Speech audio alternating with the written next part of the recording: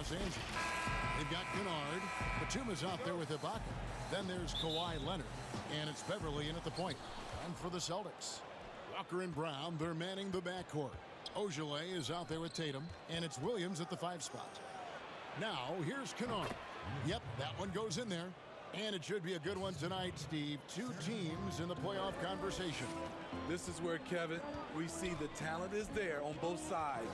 Also now, this is where coaching can make the difference, putting players in position to come out on top. And so the Los Angeles Clippers get the first points of the ballgame. Beasting on defense. First he closes out hard on the shooter, then he attacks the glass. Filthy. Back to Leonard. Fires the 3. Rebound by Williams. Tatum looking around. It's good. He makes his first shot of the game. And you get the sense Tatum is used to getting hit when he's penetrating inside. It almost seems as if he embraces those challenges. Now here's Beverly. And the pass to Kennard.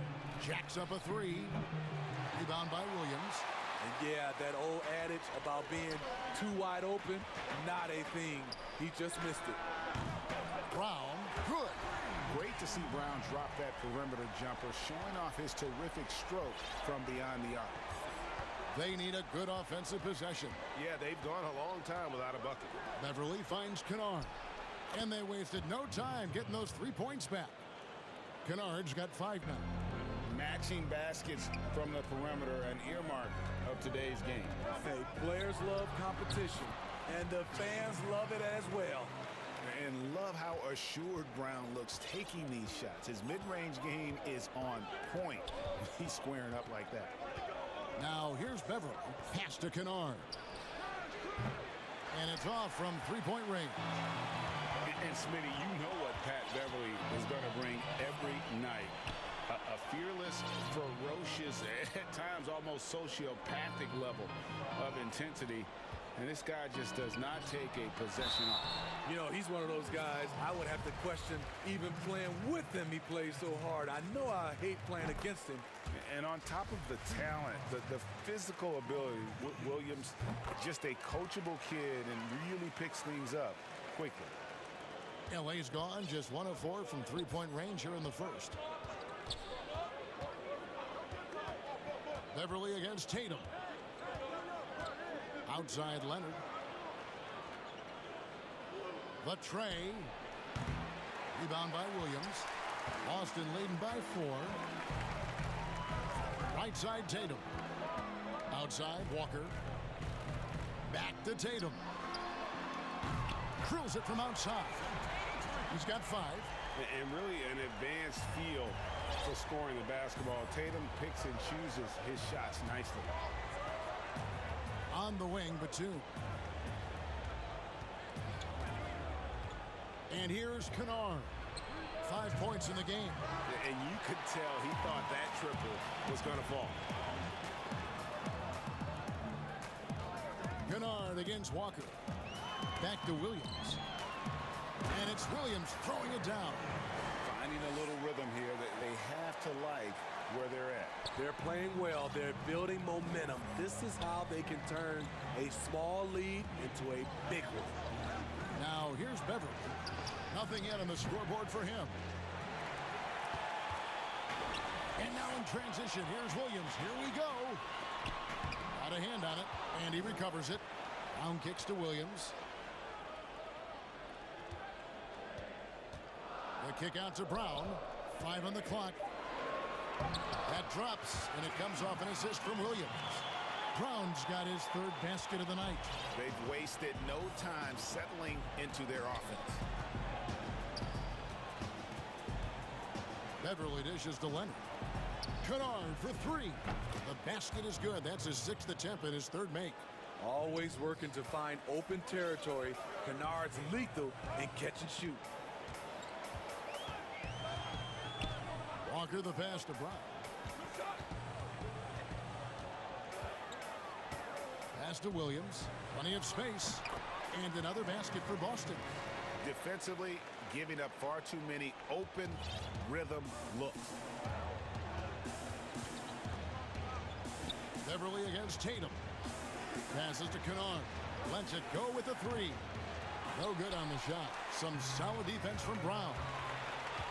Tatum backs for two. And it's the Clippers with the rebound. There's 18 seconds left in the first quarter. Here's Batum. And foul on the shot. He'll shoot two at the free throw line. Batum brings length and a versatile game to his spot on the wing.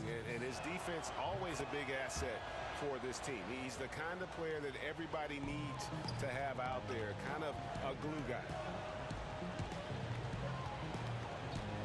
Outside Williams. And it's Williams with the jam. And what a way to start this game, dominating at both ends of the floor. They came in prepared, focused, and really jumped on the other team early. And so it's Boston going into the break with a 10-point lead. And it's been their rugged. Recently, we spoke with Patrick Beverley about his throwback. Old school basketball, you know. Now pound for pound, Greg, Beverley may be the most physical player in the league. And he also gets in your head. It's a combination that allows him to get stops against guys as big as Kevin Durant. And welcome back to the second quarter of action. Plenty of basketball left to play, but this one has been one-sided so far. And when you consider how the Celtics are doing, guys, what do you think? You could see they were well prepared defensively coming into this one. Yes, what they do, they take away the things that teams like to do offensively, also keeping them out of sync. And a chance here presented by Gatorade to see who's on the floor, all fueled up and ready to go for the start of the second quarter. Setting the floor for the Clippers, we've got Reggie Jackson. Ivica Zubac is out there with Patrick Patterson. Then it's Paul George, and it's Morris in at the three. That's in, and the Celtic lead is cut down now to just 11 on the basket from Paul George. Excellent concentration from Paul George, overwhelming the aggressive defense with his strength and determination. Thompson in the corner, lets it go from deep. That'll be Boston as it goes out of bounds. Celtics retain possession.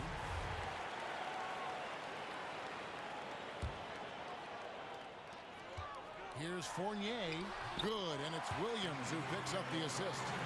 Fournier's got the lead up to 13 now for the Celtics. And here's George. He'll bring it up for the Los Angeles Clippers. Second quarter of basketball, about 1 minute played so far. Chalk up two there. George has got his second bucket.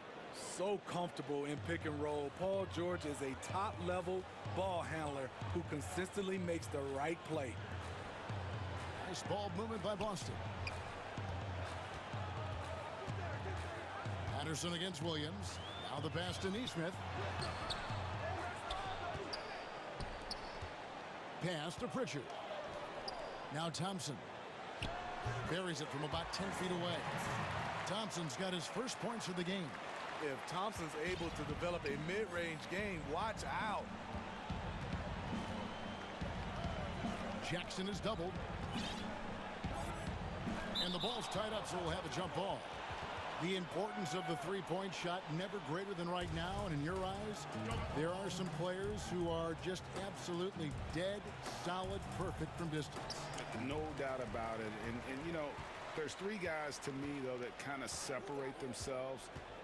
And it's one, because you have to honor their ability equally off the dribble, from three, and at attacking the paint. Steph Curry, James Harden, and Damian Lillard. Those three guys can all hit pull-ups and step backs from range off the dribble. They all got great vision, you know, so they can take advantage of defenses that get caught loading a little too much. And then they also are terrific in the paint at getting to the free throw line. So those are the three guys I think that create the most havoc when you start talking about having to guard the three-point line. A tough start scoring the basketball, but they're starting to turn it around now. Pass to Nesmith. Here's Pritchard, guarded by Jackson. And the rejection by Zubac.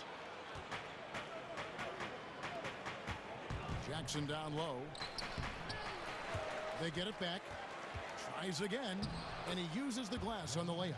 A rare offensive rebound for Reggie Jackson, but he knows what to do with it once he gets it. Here's Pritchard, guarded by Jackson. Again, the miss by the Celtics. Clippers trail by 11. The homecoming for Paul George, playing in L.A. with the Clippers. They gave up a king's ransom to OKC. 5 first-round picks and Danilo Gallinari and Shai Gilgeous-Alexander. They're finding lanes to the hoop now with consistency. 5 buckets in a row from the paint. Time called here. The Celtics decide to talk it over. And guys, the Clippers were willing to give almost anything for PG because they basically got Kawhi Leonard in the deal as well. And let's remember, GA, he could have been a Laker. They would have had to trade away the 2nd pick in the 2017 draft, that or Brandon Ingram. Their loss became the Clippers' game. And a whole new group out on the floor for the Celtics. Williams gets the bucket. Slashing with purpose there. After setting that screen, Williams knows where to position himself in these sets. Beverly against Tatum. 1:16 left in the first half of basketball. Kennard, the pass to Leonard. Off target from outside. Boston leading by 11. Ogilvy kicks to Williams. Batum against Tatum. Outside Williams. Brown outside. Another shot. He lays it in. Brown's got 9. It's a +5 advantage for them in rebounding after that one. Beverly against Tatum. Batum passes to Kennard. Traps in the tray. 11 points in the game. We've seen Kennard steadily increase his 3-point shots. Terrific accuracy here. Ogilvy, that's tipped. And the ball travels out of bounds. It was last touched by Ibaka.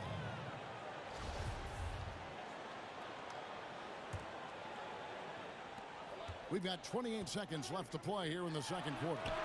And he has not been able to keep up that pace he had going in the first quarter.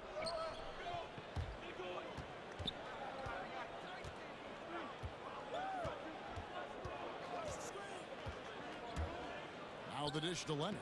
Lays it up off the glass. Leonard's got it back down to a single-digit deficit for the Clippers. Walker the pass to Tatum from the arc. That one no good. And so it's Boston in the...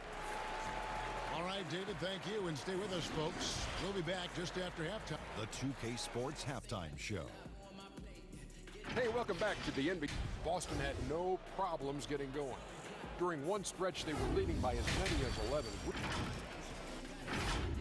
Thanks for joining us.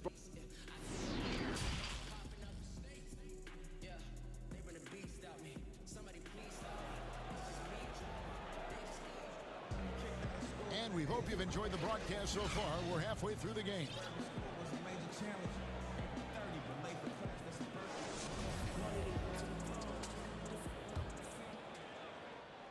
And here's Williams now. He'll bring it up for the Boston Celtics. The biggest lead of the game, 15 points. Down is the 2 with Tatum at the 3. Ogilvy is out there with Williams.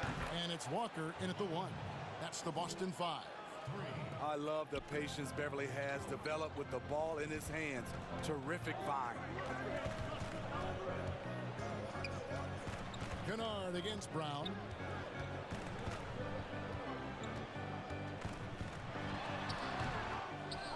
Oh, and the jam by Williams. We are trying to keep Williams off the boards. He makes it a mission to keep possessions alive. Clippers trail by 7. Now Beverly still looking for his first bucket in this one. Kennard on the wing. He's covered by Brown. The offensive rebound. Kennard's shot is off. Celtics leading by 7. On the wing, Williams. To the middle. And so it looks like the Celtics will retain possession here.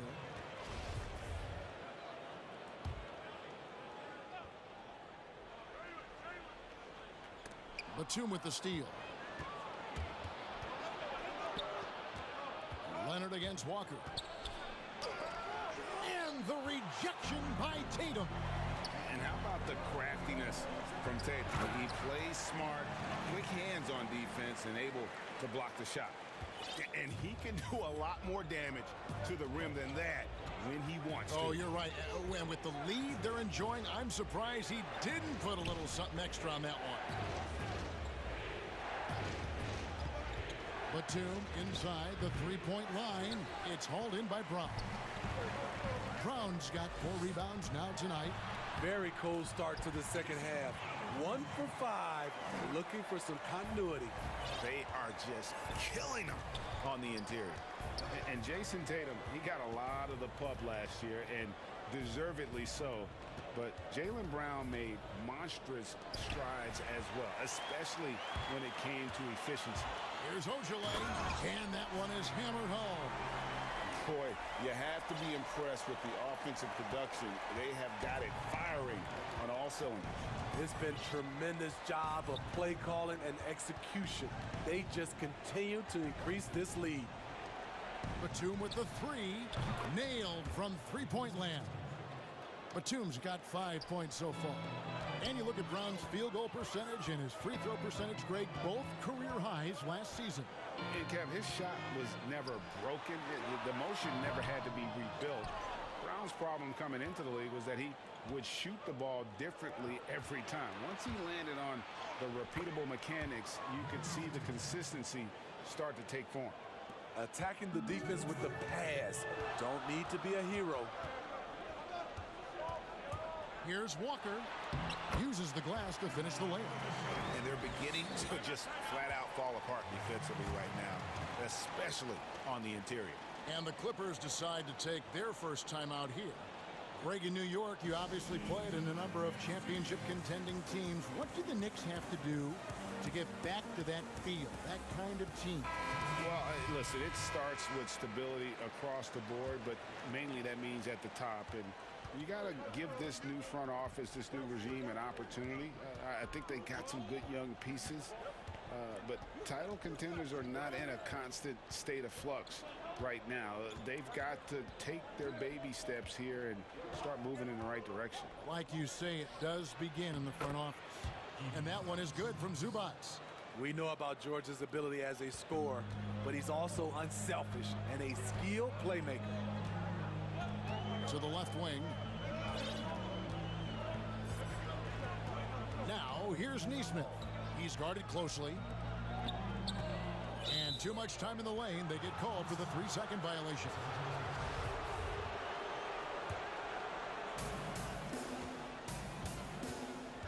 Here's George. 8 points for him. Near the three-point line, it's Morris, but they get it back. And Pritchard pulls it down. Celtics leading by 8. Celtics passing it around.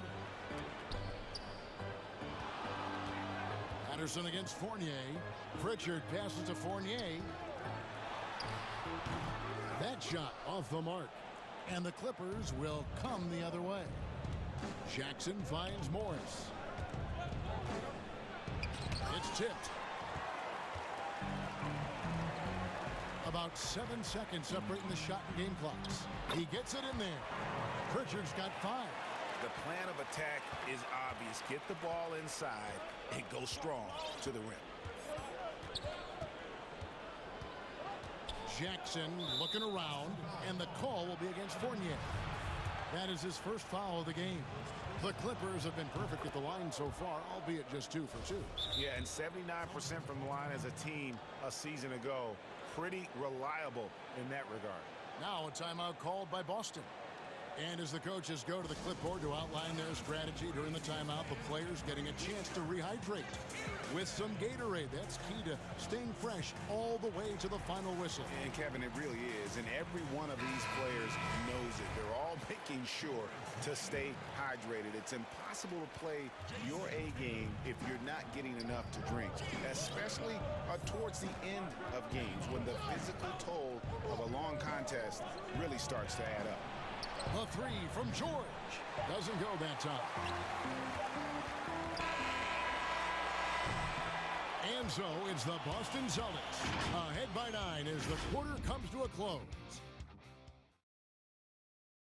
And a quick look now at the State Farm assist of the game. Just true artistry right there. I mean, great decision on where to go with the ball, and how about the perfect delivery? Execution. This is what you practice every day. These guys are professionals. Beautiful play. And this is it. Glad to have you along for this fourth and final quarter. Now a timeout called by Boston. Well, it's a players' league, but certainly coaching has its place. Yeah, if that weren't the case, you wouldn't see so many coaching changes in the offseason. And keeping us updated from the sideline, let's swing it over to David Aldridge. Hey, Kevin, well, look, here's what Brad Stevens went over with his guys during the break. He likes where things are headed, but he cautioned them to play smart the rest of the way. He said carelessness with the ball, with assignments, with rotations, any of that can undo what we've worked to accomplish so far. Kevin, they are so close. And here's George. He'll bring it up for Los Angeles. 9-point game. And on the floor for the Clippers here in the fourth. Kennard is out there with Paul George. Then there's Batum. And it's Ibaka. And it's Leonard in at the 3 side. Basket good. Smooth off the bounce with the strength to finish through contact. Paul George showing us how it's done. Brown against Kennard. Brown feeling it out a bit. Shot clock at 5. And finished off by Brown. And just awesome speed from Brown, blasting off towards the bucket and slamming it down. From deep, George. Offensive rebound. Challenging the defense at the rim, something he does very well. Excellent tip in. Boston leading by 7. A few possessions into the fourth quarter, just over a minute played. Brown outside.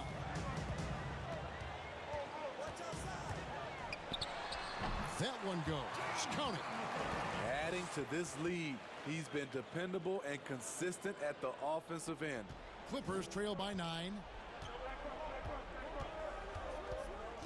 Outside, George buries the long-range jumper. Their three-point percentage has taken a big leap here in this second half. George against Walker.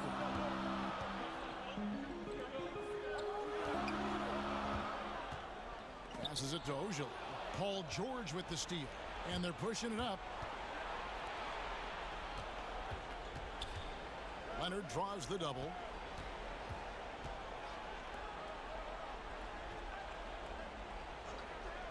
From deep three-point range. Rebound Boston. Williams has got his 7th rebound of the game with that last one. Brown, good. And that's just tremendous confidence from Brown. Going up with the shot right away and giving the D no time to react. And George kicks to Leonard.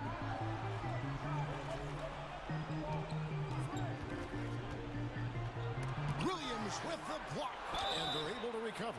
I love it. And here we go. Coach's challenge happening right now. This one in regards to the personal foul. Seeing if that was the right call.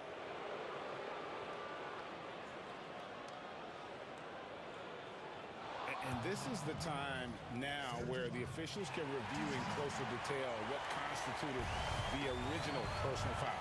Getting a different angle can sometimes make it a lot easier to determine. Greg, indeed, and the one thing with replay review is that when you see the slow motion replays, you really get a new appreciation for just the immense speed at which these players are moving and how fast the action really is and how hard it can be sometimes, you know, Greg, to make the right call.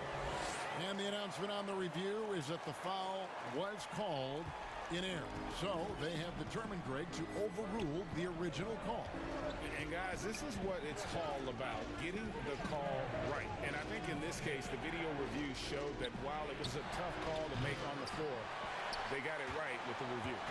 Man, at what point do you blame the play calling more than the player? They get it again. Beaujolais.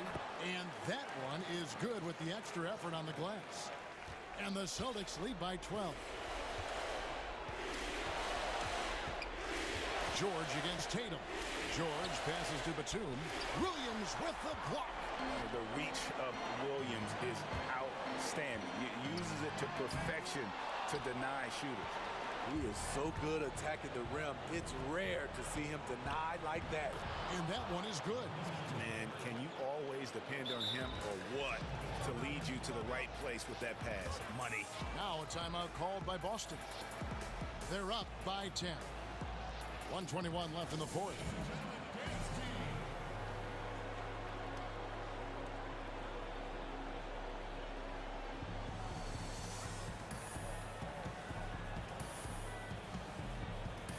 And now let's present our New Balance Player of the Game.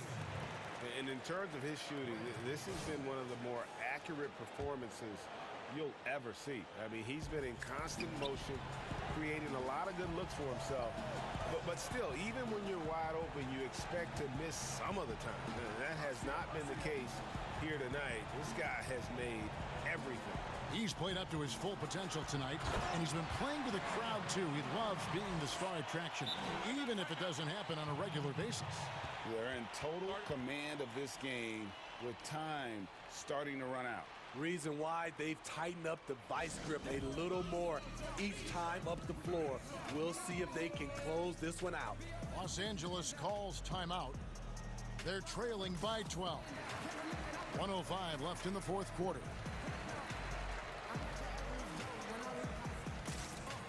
And the Clippers making a change here. Morris has checked in. And there's no doubt about this one. Playing with a lot of confidence tonight. It's a statement victory for the Celtics. What do you think was the deciding factor in this one? I think you have to look at their field goal percentage. They just shot the ball much better than the opponent, and they were getting great looks all game long. And we watched one guy all night long, guys, and looking at the stats just confirms what a dominant game he had. What a night tonight it was for Williams. You have to love the way that he was closing out on defensive trips. He would always body up, and it's why he ended with so many boards. Left side, Tatum. Goes back up, and there's the bucket as Williams finishes it off. And the Celtics lead by 12. Impressive job by the players, coaches, and don't discount the impact of these fans. They gave the team tremendous energy tonight. The fans were fantastic. It was a true home court advantage. We've got a 9-second difference between the shot clock and the game clock. George against Walker. Here's Thompson, throws it down as the official calls the foul. It may be a three-point play. It's on Kawhi Leonard. The toughness of Thompson powering up for the score, plus a chance to add to his total at the line.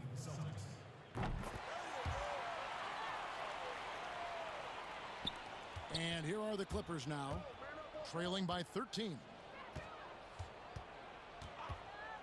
The three from George. Gets it to go from beyond the arc. Their ability, again, to stretch the floor, particularly in this second half. This was obviously a focal point coming out of the break. Look smart when the shots are going down. Inspired tonight. They fought hard and at crucial points just made the plays. Especially during this last. Thank you, David. Great interview once again. And that about wraps it.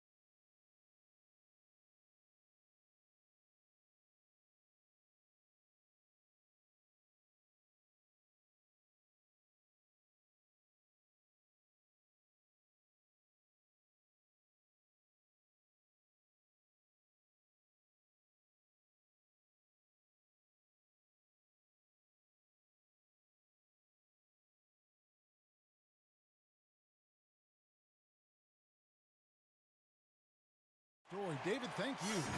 So let's take a look at the starters for the Dallas Mavericks. J.J. Redick is out there with Maxi Kleber. Then there's Richardson. Then there's Luka Doncic. And it's Cauley Stein in at the 5. Home in the paint. And for the Clippers, we've got Patrick Beverley. Batum is out there with Kawhi Leonard. Then it's Ibaka, and it's Kennard in at the 2. And Willie Cauley Stein gets the whistle that time. That's his first foul. Refs calling it close already as he picks up a quick early foul. Leonard attacking. When the story of Kawhi... And here we go with the coach's challenge. Not surprised in a competitive game like this. And he's disputing the personal foul call. And this is the time now where the officials can review in closer detail what constituted the original personal foul. Getting a different angle can sometimes make it a lot easier to determine. Greg, indeed, and the one thing with replay review is that when you see the slow motion replay, you really get a new appreciation for just the immense speed at which these players are moving and how fast the action really is and how hard it can be sometimes, you know, Greg, to make the right call. And the announcement on the review is that the foul was called in error. So they have determined, Greg, to overrule the original call. And guys, this is what it's all about, getting the call right. And I think in this case, the video review showed that while it was a tough call to make on the floor, they got it right with the review. Here's Doncic following the basket by Nicholas Batum. Second chance shot, kicks it out to Richardson. And out of bounds as Los Angeles gains possession.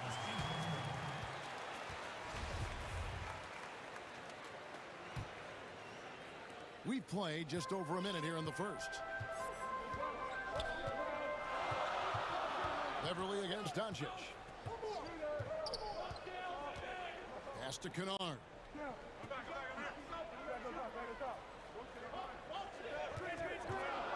5 to shoot. Here's Ibaka, and easy 2 points on the layup. And Ibaka does a little bit of everything, including rolling quickly after setting that screen. Kleber, and Kleber slams it in. Yeah, a nice, strong finish on the inside. But Greg, that's what he does. He's got the dunker mentality. Beverley against Doncic. Batum for 3, and the 3-ball is good. Batum's got 5 now. Lights out here, right out of the gate. Perfect 4-4 from the floor. And again, the turnover by the Mavericks.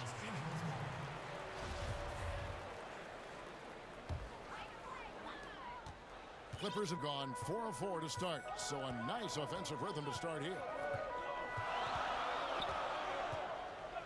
Doncic against Beverley.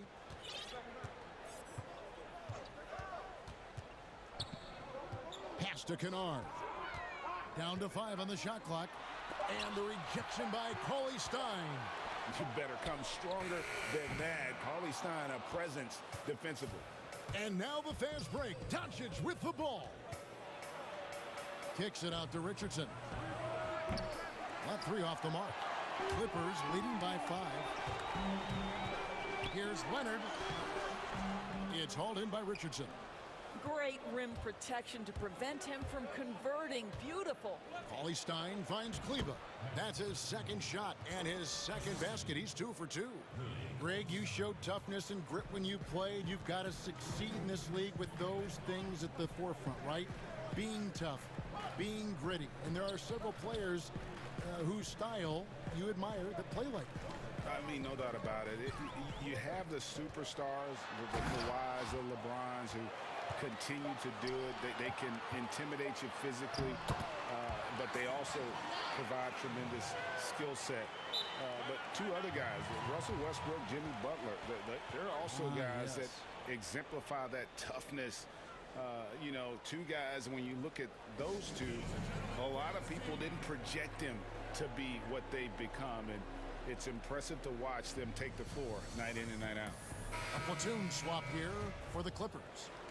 And Kawhi Leonard with a very analytical approach, Doris, to the game. Studies angles, movement, trying to groove in on perfect mechanics. I mean, he does it all. Yeah, Kev, that goes back to his favorite high school subject, which was math. And think about how precisely he has built his game. He started at the free throw line, then went to the low post, and now has added the range game. Very analytic approach. Here's George after Luka Doncic's bucket. That's no good. Misses his first shot of the night. Boy, this guy is a good finisher, so he misses a chippy. That's tough to take. That's a finish he'll be bragging about for a while. As he should. Very impressive. How about that from your point guard, gentlemen? Playing big at the rim, okay? Here's George. Here's Zubats. Well, it was only a matter of time that they finally get the bucket. His hard work on the backboard really just has given them more opportunities to score. Luka Doncic again. Doncic has got 8. The plan of attack is obvious. Get the ball inside and go strong to the rim. Jackson against Doncic. Now here's Jackson. No points in the game yet for him. Some nice ball movement by the Clippers. George, no good. Well, that's a blown defensive coverage, but it doesn't matter. He cannot answer the bell. Cauley-Stein finds Redick. Back to Cauley-Stein. And another basket for Dallas. Nice work inside by Cauley-Stein. Great tools as a finisher. 6 seconds left here in the first quarter. George, no good. It's been all about Luka Doncic for Dallas. He notched 8 points.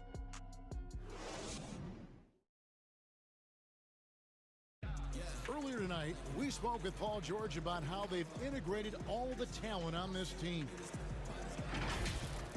Everybody has a chip on their shoulder.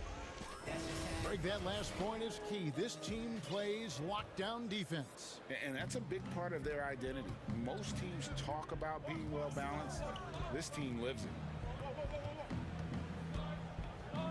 And we hope you're enjoying the game. Both teams tonight keeping things pretty even. And yep, we thought we might see it.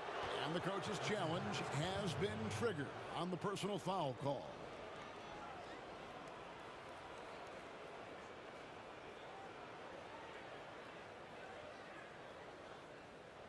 And this is the time now where the officials can review in closer detail what constituted the original personal foul.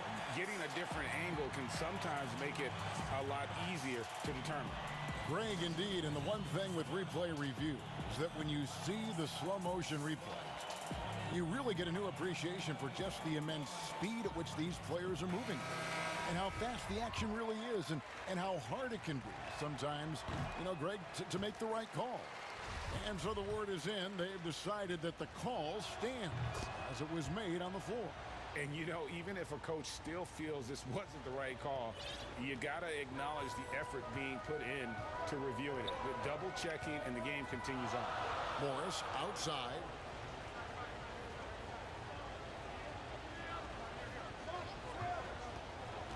Inside. And the dunk by Zubats. I really like how Marcus Morris plays within the offense. This guy is so solid at recognizing when he should give it up. Dallas calls timeout.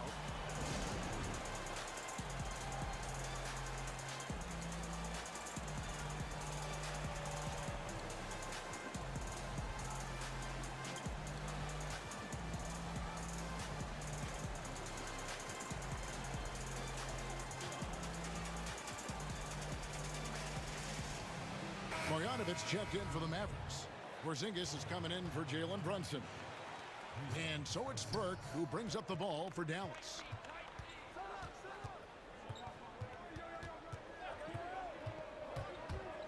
Pass to Melly.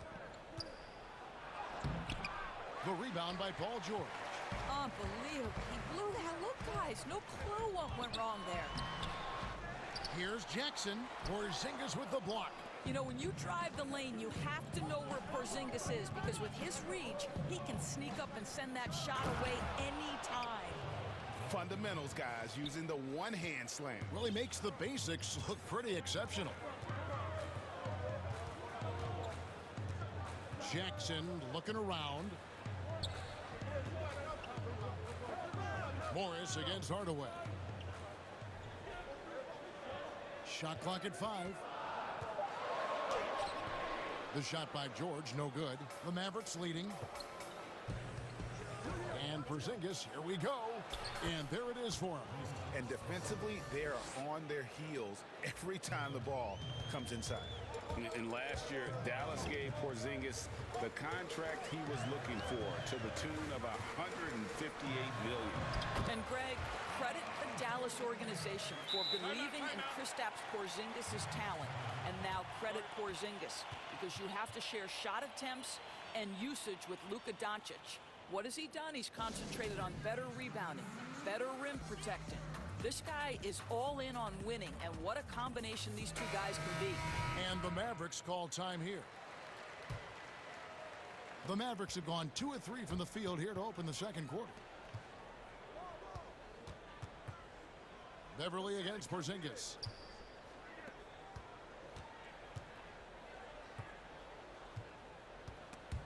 It's stolen by Ibaka.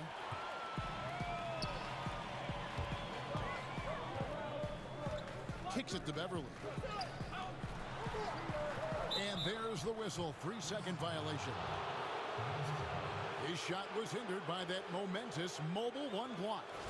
The defensive awareness, the timing, when you have to face a defender that can reject you like that, it can alter your approach. And that one's good. Burke. They should continue to get the ball inside. The defense struggling to contain them. Outside, Batum. He gets that one. Batum's got his 3rd bucket of the night. What pretty vision right there by Patrick Beverly. Wow.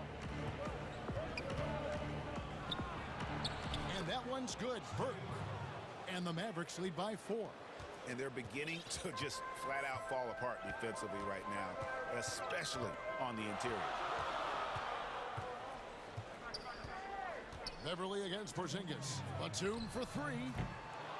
And the rebound goes to the Mavericks. And here's the fast break. Porzingis against Beverly. Melly passes to Porzingis. 2 free throws coming up, and they call the shooting foul. You know, and with his height, it is really hard to affect Porzingis' shot without fouling him. He is a problem for defenders. Greg, is a broadcaster, who have been some of your favorite personalities to cover? Man, that's a great question. You know, most of the stars, I'm a big fan of Durant and Steph and LeBron and those guys. Chris Paul's another one that's a favorite. So many of the guys, you know, there's so much more personality and so much more confidence as these guys have working in front of the camera. I think that just makes for a better experience. Somebody asked me the other day, who is my favorite? You know who I said? Who was that? Greg Anthony. Oh, you're just saying that because it's true.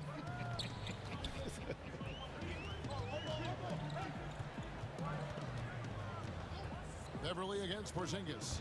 Beverly, the pass to Batum. Another field goal for him. 4 for 6 shooting tonight. That pass was about the location. Puts it perfectly into the hands of his teammate. Porzingis against Beverly. Leonard with the steal. And here comes Leonard leading the fast break. And he converts the layup. Leonard's got 4 points now in the quarter. That's fantastic shot making this quarter after struggling a bit in the first. Burke kicks to Porzingis. Back to Burke.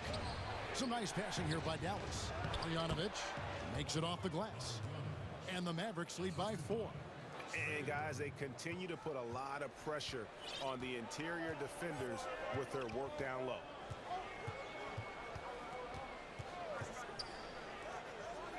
Outside, Batum. The shot will not fall. And it's Burke with the ball for the Dallas Mavericks. Porzingis passes to Burke. And contact on the shot, so he'll be shooting free throws here. Yeah, nice job of drawing the contact and creating opportunities at the line. And so he makes both from the line. You can tell when he steps to the line the kind of confidence he has in himself. It's written all over his body language. Here's Beverly. And no good. Nice D from Porzingis. Stolen. And so that's the end of the first half. Thanks so much, David, and we'll step away briefly, but get you right back out here for the start. And now, the 2K Sports Halftime Show. Greetings. Luka Doncic had a huge first quarter. He had 8 points and 1 assist. And from what we saw so far, and that.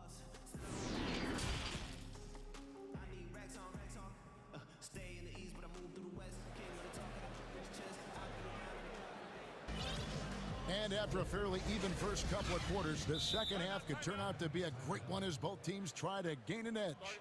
You got to like what Nicholas Batum has done in this game. He's done a fantastic job of finding open space to operate within the first few quarters. One of the things every player is after is efficiency at the offensive end. And boy, this young guy has done just that. Dallas leading by 6. Reggie Jackson out there with Paul George. Then it's Ivica Zubac. Then there's Patrick Patterson. And it's Morris in at the 3 spot. That's the group starting the second half for Tyronn Lue. And beginning to take charge of this game. This could be a crucial point. Well, working hard, building out a small lead, but you can't afford any kind of letdown here. Here's George. Good work defensively by Richardson. Dallas shooting an almost unfair 78% from the field. And it's Richardson slamming it down. And really, this is the time to push it. Try to extend that lead. You know, they can make things much easier on themselves in the fourth if they just have a few more possessions like that. Richardson against George. To the paint. Here's Zubac. Cauley Stein with the defensive effort. Richardson against George. And foul on the shot, so he'll get a chance at the line. Cauley Stein, a serviceable shooter at the line. Let's see if he can make them count. The Mavericks shooting their 7th and 8th attempts at the foul line tonight. And just to mention, a season ago, they were very comfortable at the line, hitting about 78% of their free throws. To the middle. Here's Patterson. It's good. The assist this time from Jackson. Patterson's got his first basket of the night. Yeah, these defenders just look a bit overmatched, especially inside. And Doncic, here we go. And that one, good.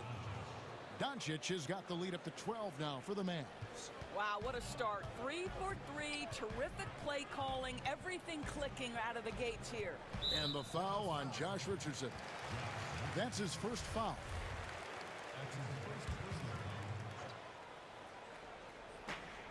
The 3 from George. Good on the triple. George has got 5 now. Well, the three-point shooting of Paul George is an important attribute. Because he can put it on the deck, he's got to balance it with that kind of look right there. Doncic dishes to Richardson. Cauley Stein kicks to Redick. Back to Cauley Stein. Stolen by Zubac. And stolen by Cauley Stein. Count it, good. And there's a pattern starting to take shape here. They're working it inside and getting good shots from close range. George looking around. Down low. And the dunk by Zubac. This guy is such a tough cover in the pick and roll. Paul George threading the needle perfectly. Excellent pass. Kleba kicks to Doncic. And Doncic throws it down.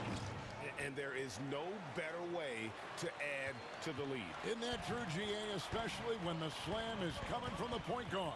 That's got to be a little bit deflating to the defense, guys. Getting kicked when you're down. My goodness. George passes to Zubac. And the rejection by Cauley Stein. And with the success they've had rebounding the basketball, they're right where you'd expect them to be, firmly in the driver's seat. And ever since halftime, they played precision basketball offensively. I got to believe that's something the coach talked to them about at the halftime. They have valued each possession. And George, here we go. And the rejection by Cauley Stein. In the third quarter with just over 3.5 minutes off the clock.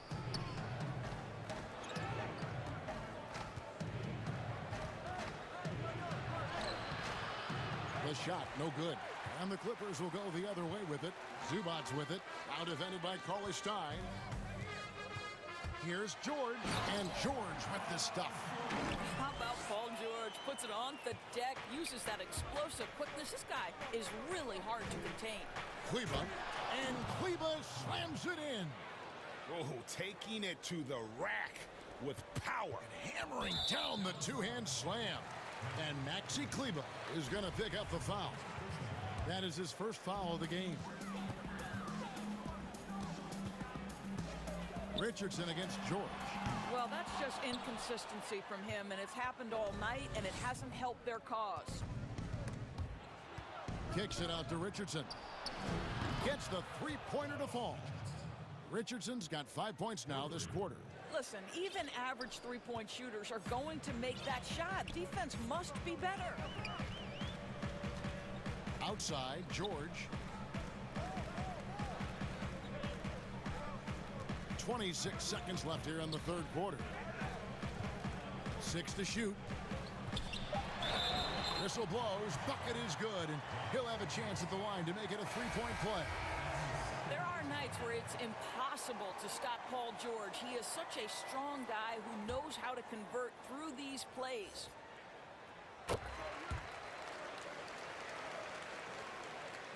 Mavericks leading by 13. Doncic with it. He's got 12. Slammed home, and he draws the foul. A chance for another point at the free throw line. Serge Ibaka picks one up there. Well, the hoop and the harm. Luka Doncic, the finish, and he'll get an opportunity to add to that. Here's George.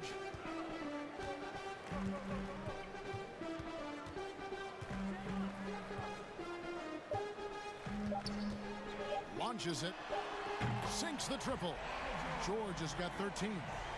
How good is Paul George at getting separation? He uses the screen perfectly and sticks it to the defense. And so it's Dallas. 13 points up at the end of the period. What a night they've had in terms of their shooting. And there have been two very different performances from these teams today as we get going in quarter number 4. Dallas calls timeout. Adjustments are a part of the game, and the coach sees something he doesn't like here. Well, this is a chess match. Looking ahead a few moves and trying to execute toward that.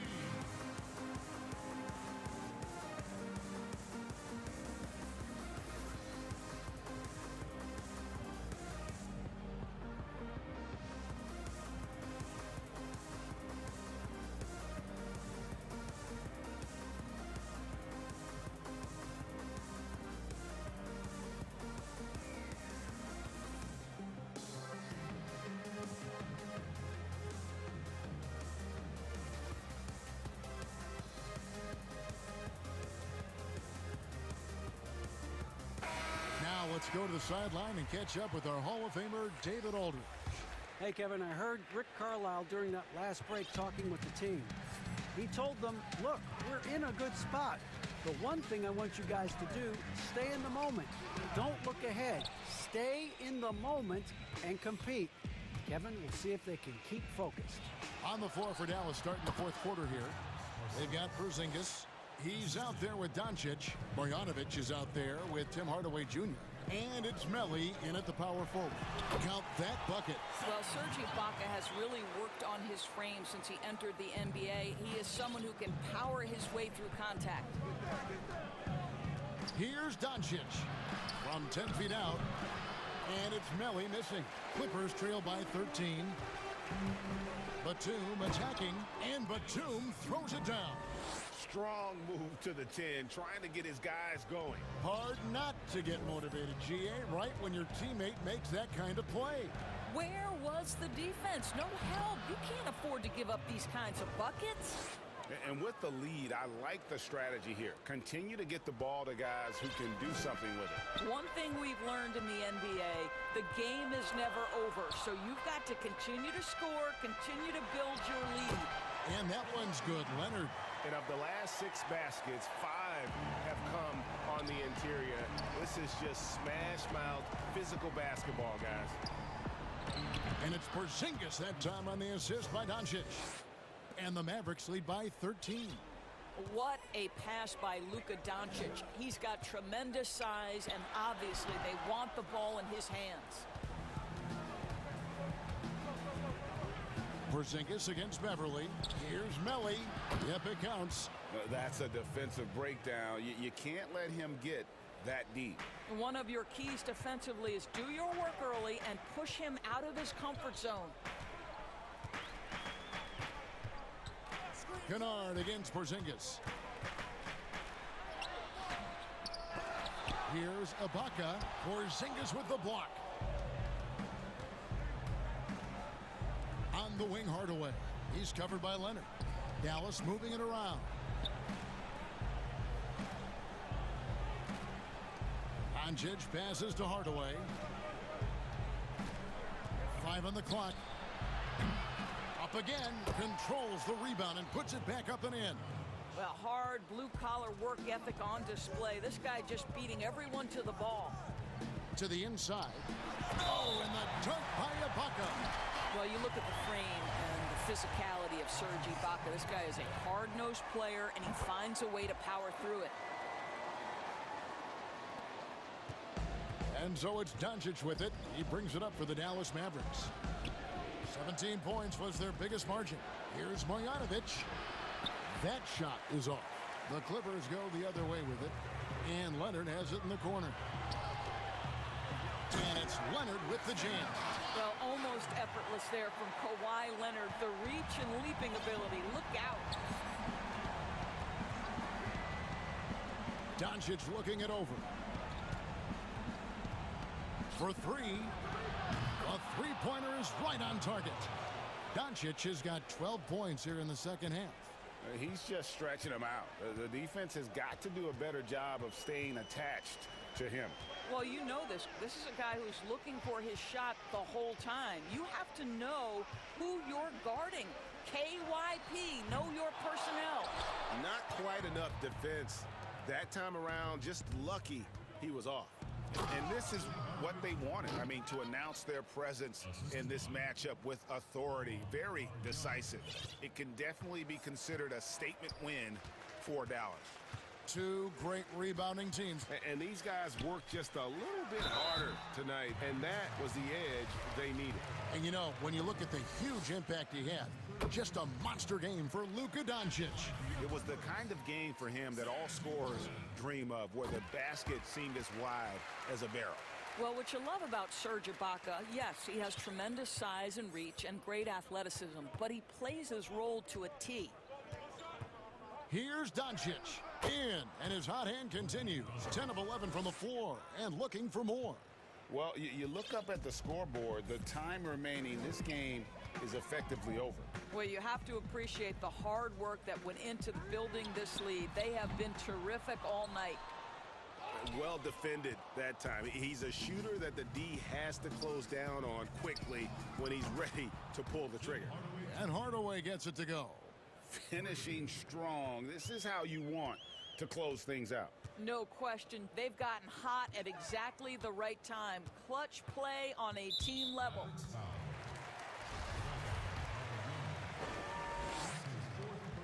A free throw drops for Ibaka. And both free throws good for Serge Ibaka. There's 38 seconds left in the fourth quarter. Here's Melly, and it's sent back by Leonard. Well, the length of Kawhi Leonard twice on the pipes with that 7'3" wingspan. There's 31 seconds left in the fourth quarter. Porzingis. Beverly against Hardaway. And then Hardaway with the dunk. Spirited performance. You love to get this kind of win, especially on the road. You've got to be able to block out all distractions in enemy territory. This team did a tremendous job staying focused on the task at hand. Good. And the assist goes to Doncic. Well, there's big-time athleticism when you're talking about Hardaway. Puts it on the deck and relentless move to the cup. So no problem for Dallas as they get the win. David, thank you as always. And that'll do it, folks.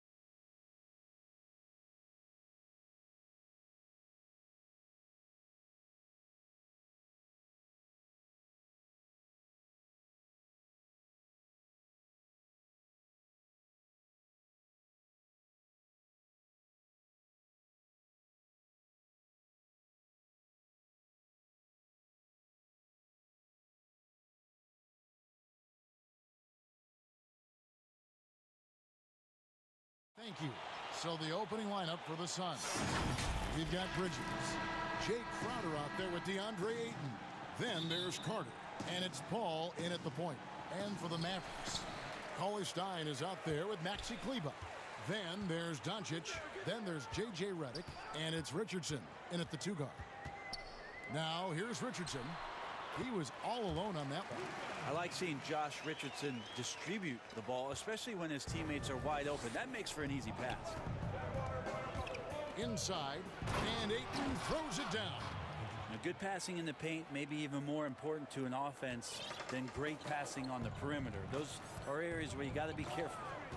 Well, DeAndre Ayton is a walking double-double. This guy has a huge physical advantage on the nights that he's playing other bigs, whether that's by his size or his ability to run the floor. And if he comes out with an aggressive mentality, he could really punish some teams throughout the course of a regular season. An even 3-on-3 break. And Cauley Stein with the basket on the assist by Doncic. Well, a good start here. That's Trey for Trey, and that's Spanish for 3. And some think that Ayton has a chance to be in a class with some of the great big men we've seen, be it Ewing or Robinson, Hakeem. I mean, those are very lofty standards. Brent, how does he get there? It's a great question. I think when you talk about it, Kevin, you got to look at the defensive end. And those names that you just mentioned on a nightly basis were a force behind anybody on the perimeter. When they came into that house, it was defended. If Ayton gets there, he's got a big opportunity. And it's Phoenix's ball. 4-point game. Paul for 3. Buries it from 3-point range. And once Paul makes up his mind, he does not hesitate on that play and is developing his three-point game later in his career. And Doncic, here we go. Kleba with it, out guarded by Crowder. And here's Doncic from the arc. Some solid D from Paul.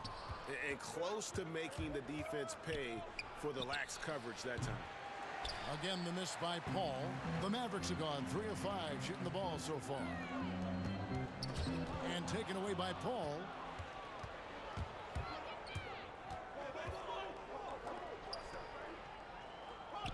Crowder against Cauley Stein. And Paul gets it to go in. Paul's got his second bucket of the night. Well, for an undersized player, Chris Paul's a pretty good finisher around the rim. Certainly knows all the angles. On the wing, Doncic. Defended by Paul. Bridges against Redick. I know you appreciate this, Greg. So much of defense now is closing out on the three-point shooting and then protecting the rim. Consequently, pull-up jump shooters are super valuable. And there are a lot of good ones in the NBA right now.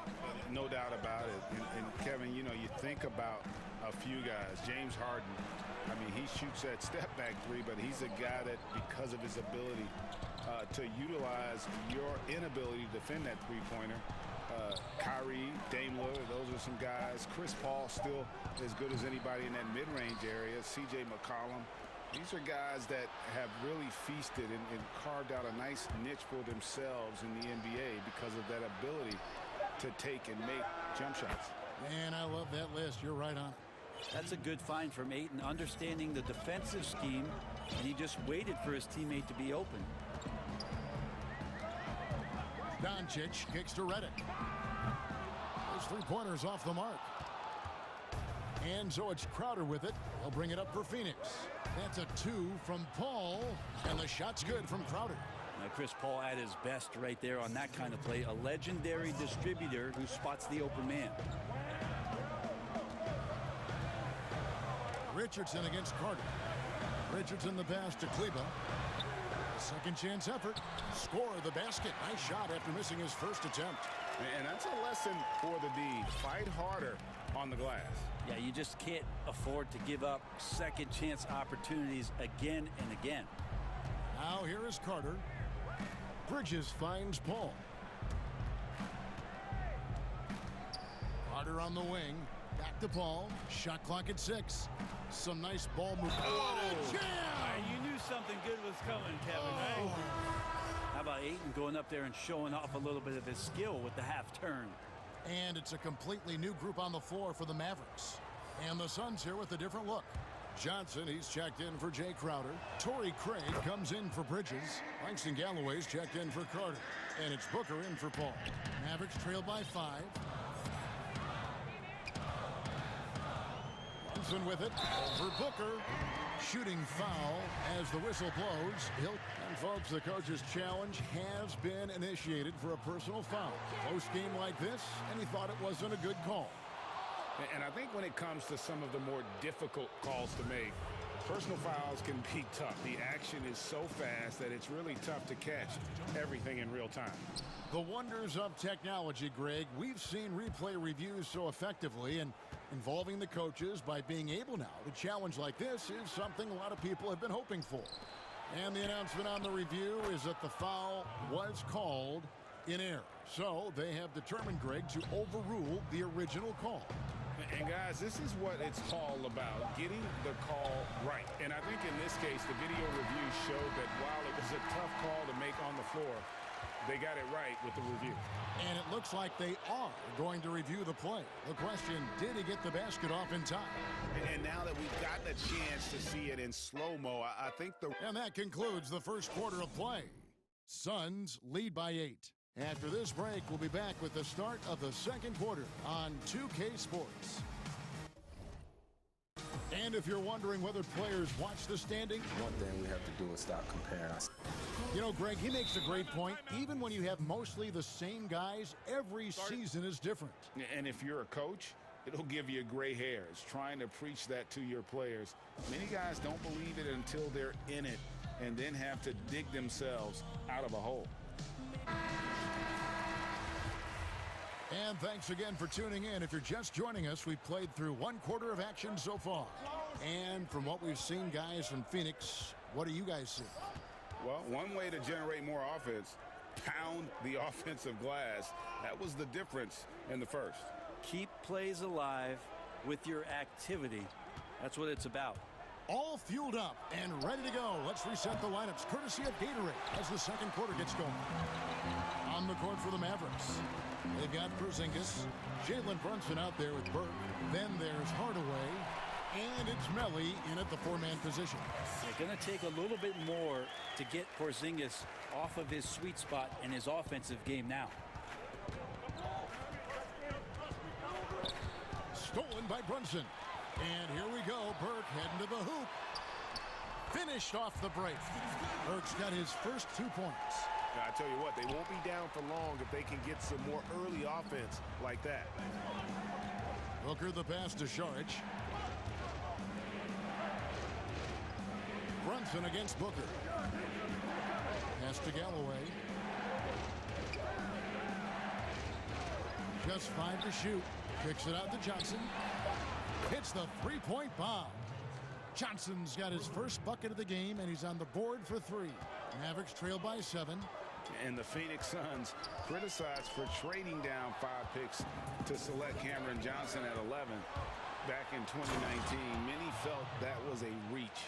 Well, there were a lot of people who were predicting that Cam was going to be towards the back end of the first round even, and a clear case for a Phoenix Suns team who was dead last in three-point percentage, drafting for a need in Cam Johnson. And that's just a lapse right there. No matter what, somebody has to be there and get a hand up in the shooter's face. Pass to Craig. He feeds it to Saric.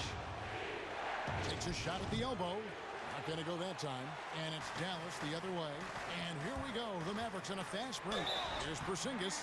And foul on the shot. He'll shoot 2 at the free throw line. Greg, if you're a small market team, how do you convince stars that you've drafted and developed to stay and re-sign?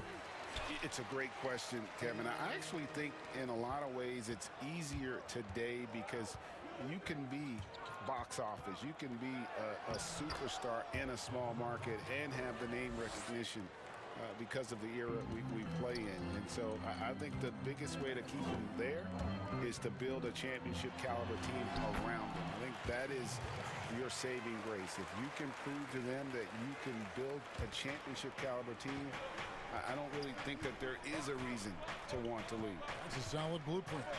Booker finds Saric. Got that bucket in no time at all. And the Suns lead by 6. Catch and shoot opportunity for Dario, and he doesn't waste it. Brunson, and it is flushed down with a nice jam. Very little resistance against that throwdown. Nope, not what they want to see in a game this close, Greg. On one side, inspiration. On the other, devastation. Saric passes to Booker. Knocks down the 3 ball. Booker's got 10. Booker knows he's got the ultimate green light, and right now, exploring the three-point line. Brunson scanning the floor. Hardaway dishes to Burke. Good, and the assist goes to Hardaway. Burke's got 4 points now in the quarter. And here in the second quarter of action as we approach 4 minutes played. Booker against Brunson. Booker in the post. 10 points for him. The shot by Saric, no good. Shot didn't fall, but that play worked well to get a good look at the basket. Yeah, an efficient offensive possession. They found the look that they wanted, just didn't go in. Brunson with it, now guarded by Booker. 6 on the shot clock. Dallas moving the ball around. Porzingis kicks to Burke. Offline with his 3. clock management. This is where they can get a 2-for-1. And Kevin, every opportunity counts. Galloway with the bucket. Well, this is why the teammates for Booker are loving him. He keeps working on his ability to find the open teammate. And there's the call on Dario Saric. That's his first foul. And the Suns with a completely new group on the floor. There's 31 seconds left in the first half of the game. This story in the second quarter much different than the one in the first. We're finally seeing some aggression. Paul goes in, and they will get the basket here, folks, as they rule goaltending. Just barely too late and catches it on the way down. He's already in the air there, committed, so can't fault him for going for the block. And it's a completely new group on the floor for the Mavericks. Richardson kicks to Cauley-Stein. Here's Doncic, and it's good for 2. Doncic has got 6. Guys, you never know what you'll see when you're watching Luka Doncic. His offensive creativity is through the roof. Here's Paul, and he got that one up in time, but doesn't go in. And we finished one half of basketball. Suns ahead. It's the 2K Sports Halftime Show. Hey, welcome back to Out in Front at the Half is Phoenix. They have a 6-point lead. Kenny, give us your take. Simply a special. And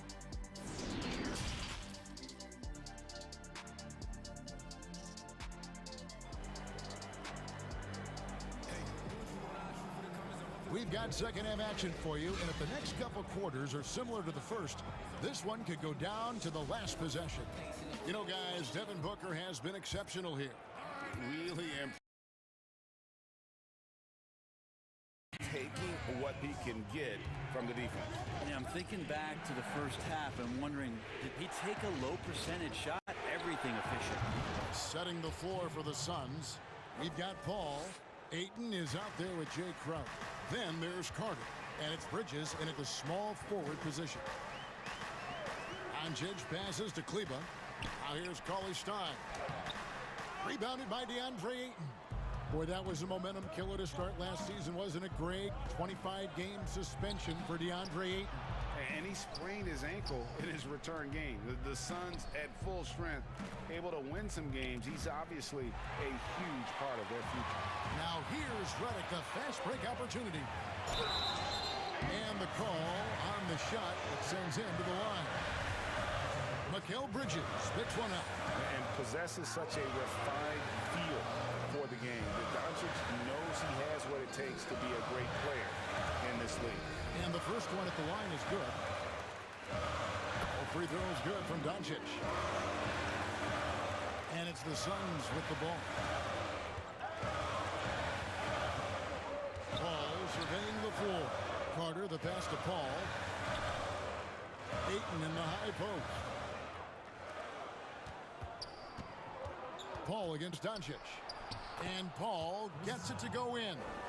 Nice job getting inside for the layup. Got the D thinking, jump shot, gave a little pump fake, and then off to the races. Here's Doncic, and that one drops. Doncic has got 4 this quarter. The defense tried, but Doncic gets through. Luka able to put a smooth release on the shot despite the contact. Doncic against Paul. The pass to Ayton. Just 5 on the clock. And the officials calling for a 3-second violation.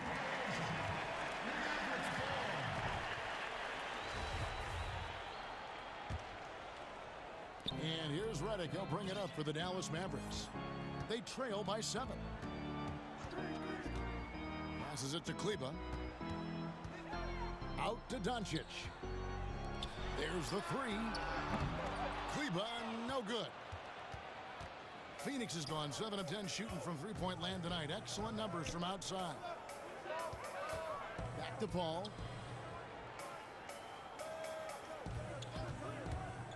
Fires from the wing. 2 free throws.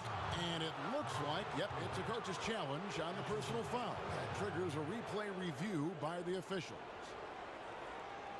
And I think when it comes to some of the more difficult calls to make, personal fouls can be tough. The action is so fast that it's really tough to catch everything in real time.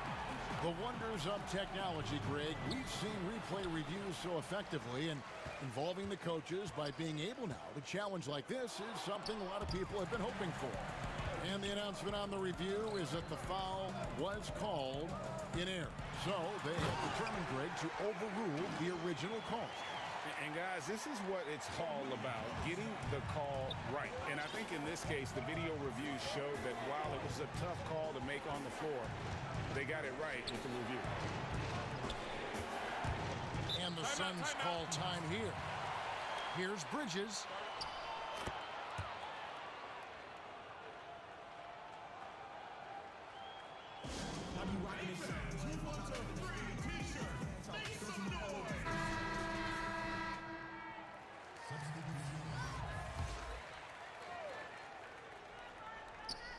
Doncic with the steal.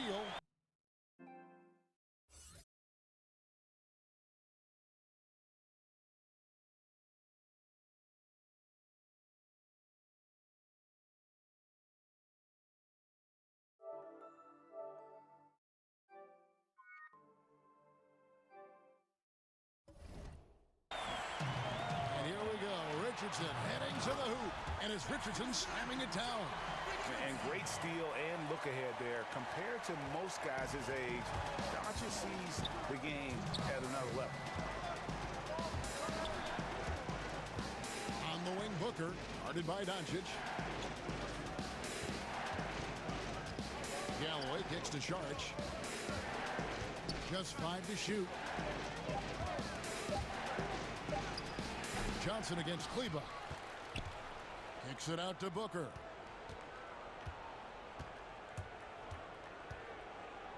Pass to Craig. Doncic against Booker. And not exactly quick off the floor, but Luka uses great anticipation to make defensive plays. Something that's kept this game close is the fact that the rebound stats for both teams are almost identical. Making the easy shots and the tough shots. He's on top of his game. And Doncic, here we go. And the layup is good. Doncic has got 8 here in the quarter. And of the last 6 baskets, 5 have come on the interior. This is just smash mouth physical basketball, guys. Here's Galloway. Richardson covering. Booker outside. Kicks it to Saric. Johnson in the corner. Phoenix needs to get off a shot. Doncic with the block. And they'll turn it over. Could not get off a shot. 24-second violation. We have got to see that sensational mobile 1 block again. And guys, that's about as good a defensive play as you'll see. Instant reaction to get a hand to the shot. Mavericks trail by 3. There's the feed to Cauley Stein.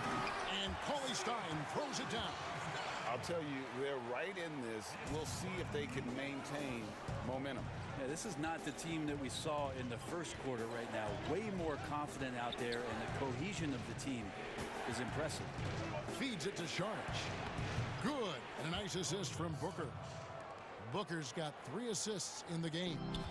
Saric, one of those guys with size and a combination of a deft touch. And in close, he's effective. Doncic left side.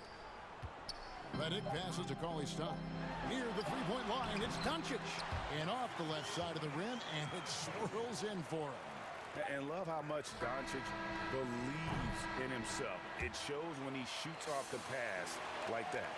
And as we conclude the third quarter, what a game, neither team giving ground. Suns lead by 1. And we'll get going after this. Now let's take a look at our assist of the game presented by State Farm. And, you know, you can always count on him for at least a couple of these pretty assists over the course of a game. And this one, a thing of beauty. Sometimes it happens when the offense is struggling, but every now and then this helps with the offensive uptick right there. Great job of setting his teammate up. 3/10 quarters behind us. One more to go. Thanks for being with us as we begin the fourth. Josh Richardson out there with Luka Doncic. Then there's Maxi Kleber. Then there's Cauley Stein. And it's Redick in at the 3 spot. That's the lineup in the game for Dallas. And here's Booker from the arc. No good that time. Now Dallas takes it the other way. Here's Cauley Stein, and he drops in the layup off the glass. And the Mavericks lead by 1. Moving it around, 8 of their last 10 coming off assists. And Booker kicks to Saric. Nice ball movement by Phoenix. Pass to Booker.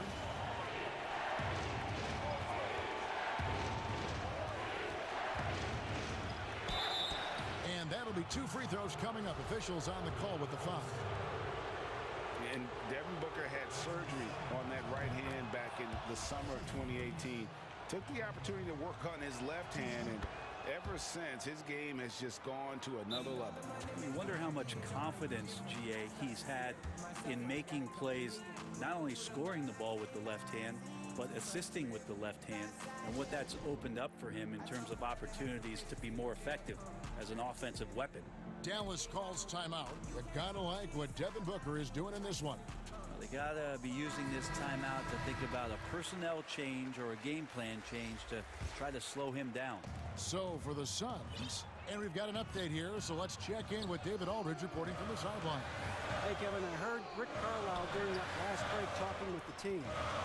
His emphasis was for more effort on the defensive end. He said we have to do a better job of communicating and helping each other out. They're getting too many easy looks. Let's make it hard on them. Kevin, they're going to have to if they're going to slow down the hot shooting of their opponent.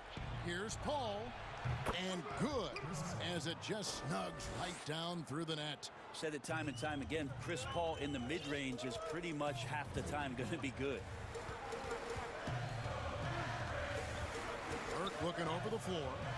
The pass to Brunson. Porzingis kicks to Hardaway. Drills the three-pointer. Hardaway has got it all tied up now for Dallas. He's got some growing confidence right now in the catch-and-shoot game, Hardaway Jr.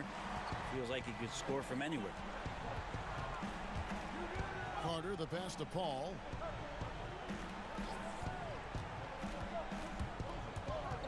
Passes it to Ayton. Pass to Paul. That's the 6th make from the field. He's taken 9 shots and missed but 3. And the D not really doing its job there. A little slow to react to the ball getting into the paint. Dallas calls timeout. Ladies and gentlemen, dance team.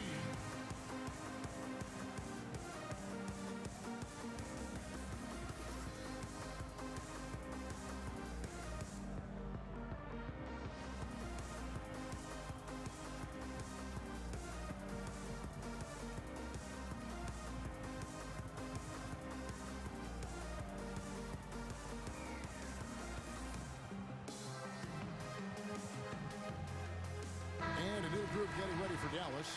Cauley Stein, he's checked in for Trey Burke. Marjanovic comes in for Nicolo Melli. J.J. Redick's checked in for Hardaway. And Luka Doncic subbed in for Jalen Brunson.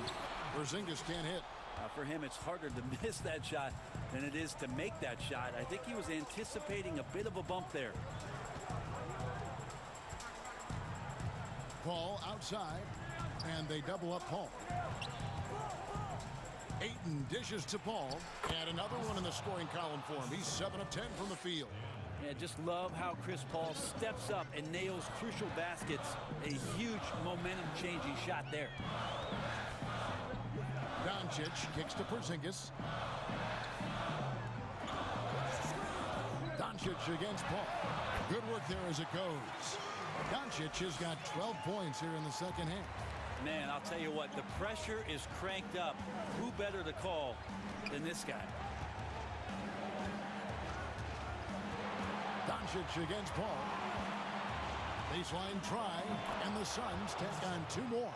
There's always these nights where Chris Paul tends to get a little bit hungry on the offensive end. We're seeing it play out here. Doncic doesn't go for it. Some solid defense from Ayton. And the whistle blows. It's going to be on Luka Doncic. That's his first foul. I mean, I like the call. I thought the defense was just there a little late. And the Suns call time here. They're up by 4. 1:35 left in the fourth quarter.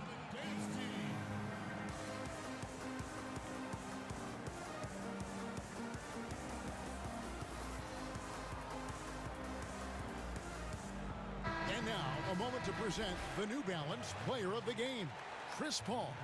And his focus, guys, has been laser sharp, and his touch from the field, flawless. The teammates have worked hard to get him the ball in some good positions, and boy, has he rewarded them with a spectacular shooting performance. Great call to keep running all those sets forward. And it's Ayton missing. And you can see the defenders afraid to kind of get in his way a lot of times when he's on his way to the basket. But on that one, they were there. How about the poise from Doncic right there? He ups the ante when it's a critical possession here in the game. Booker the pass to Ayton. Kicks it out to Paul. Fires from the line. It's rebounded by Dallas. Now that's just enough defensive pressure on him to throw off that shot. I bet he gets a good look at it next time and hits it. Bogdanovich with it, and it's Johnson picking him up. And he gets the whistle. 2 free throws coming up. And they had a foul to give, but you want to use it on the ground. So the first one drops, and that narrows the gap to 1. That one falls, so he hits both of them. And you just have to understand that hours and hours of practice mean that clutch free throws become easy. On the wing, Booker, headed by Porzingis. Johnson, wide open, he fires. Yes! That is world class. Love seeing that there. A huge possession, and he nets it. Doncic passes to Reddick. Shoots over Bridges, but they'll get another chance. Here's Porzingis. Here's Bogdanovich. Good! A huge shot to tie it up. How about the purpose with which he's crashing the backboards right now? Some hard-earned second chance points. Booker against Porzingis. Now here's Booker. Ball left side to win the game. What a shot! Amazing! Unreal. I can't believe this. How in the world can you end the game on a shot like that? So it's the Suns taking the W in a close one. They break the hearts of every fan in the building with a dramatic late victory. And Kevin, this is the kind of win you have to take a ton of pride in. I mean, they battled with everything they had and came through when the pressure was at its highest. And that's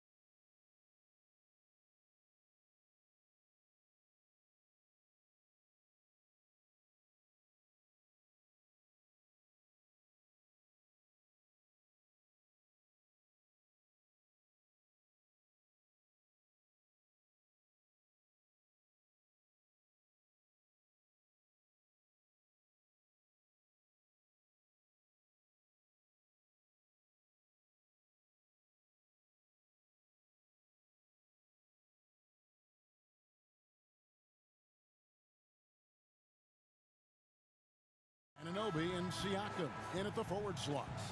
Then there's Chris Boucher. Then it's Fred VanVleet. And it's Trent in at the shooting guard position. And for the Suns, we've got Carter. Bridges out there with Jay Crowder. Then it's DeAndre Ayton. And it's Paul in at the 1 spot. Here's Ayton. And Ayton throws it down.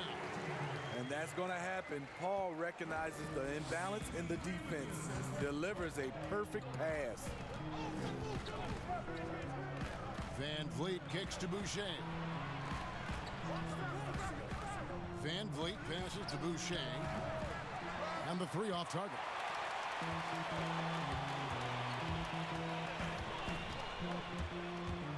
Here's Paul. And he drops it in from the low post. Greg, we've got 2 terrific highlight-making teams, both athletic in so many ways. You know, it makes me hearken all the way back to college, and one of my teammates, Stacey Ogden, one of the greatest athletes I ever played alongside. But we're going to see a lot of his impact in tonight's game. Just setting the tone with an aggressive move to the rack, and where's the help defensively? No excuse. You have to be aware. He should be on your radar all the time. Back to Paul.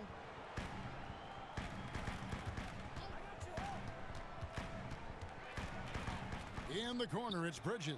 6 to shoot. Now here's Ayton.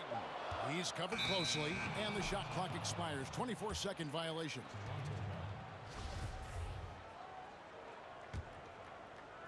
Little over a minute 30 into this first quarter. Crowder against Siakam.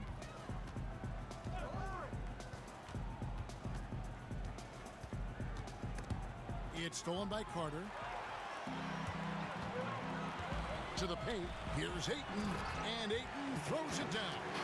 And it's the way Ayton uses his body inside. It's what allows him to get so close to the basket. VanVleet up top. Defended by Crowder. Beyond the arc.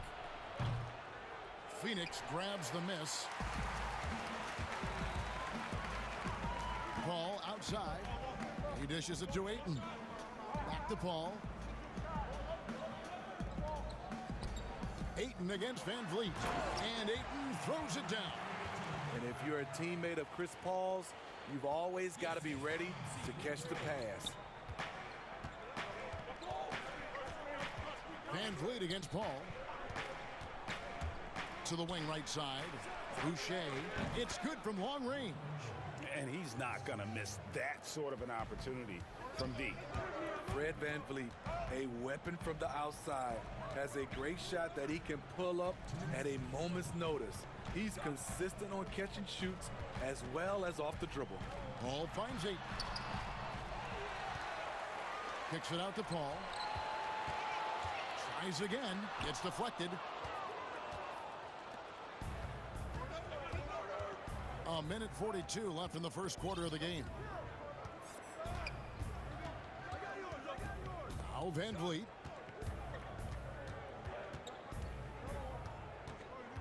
And a lot of contact on that one, so he'll shoot 2 here. That one on Ayton. And with VanVleet, about half of his shots are from deep. Yeah, you're right, GA.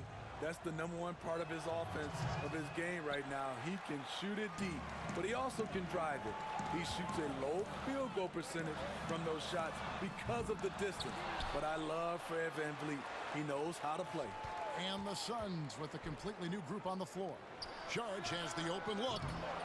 No good from outside. Uncontested look. Can't fault the shot selection. He's money from there. Lays it in off the pretty alley-oop. And that'll tie this game up.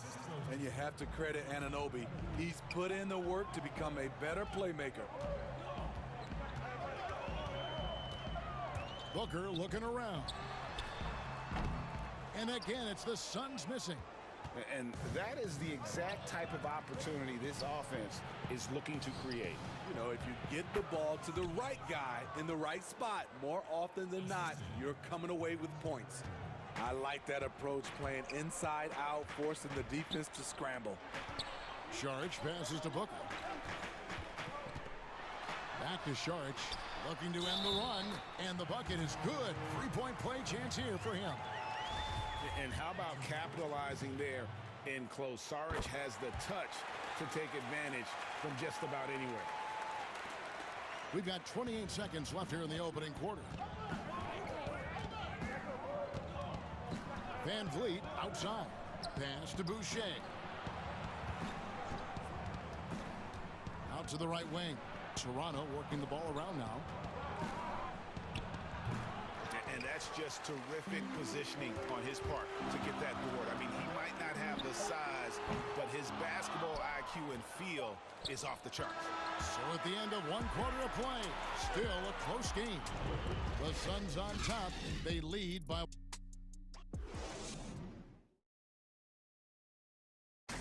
When it comes to the art of providing leadership, CP3 had this to say. The guys on the team already tell me I talk too much a lot. You know, I'm constantly talking on the court.